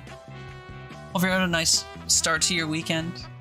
Also, I hope it doesn't bother you that I've been coming in your stream saying that. It's just fun. I don't know. Being named after a wolf or whatever just seems so fitting to go, arrgh! Hope that's not weird. You don't care? Okay. It's fun. It's a redeem? Oh shit, I never noticed that. I'll have to pay more attention next time. I'm really bad at like claiming daily things and checking channel point redeems and stuff. Anyway, thank you all for hanging out with me. Will I stream today at all?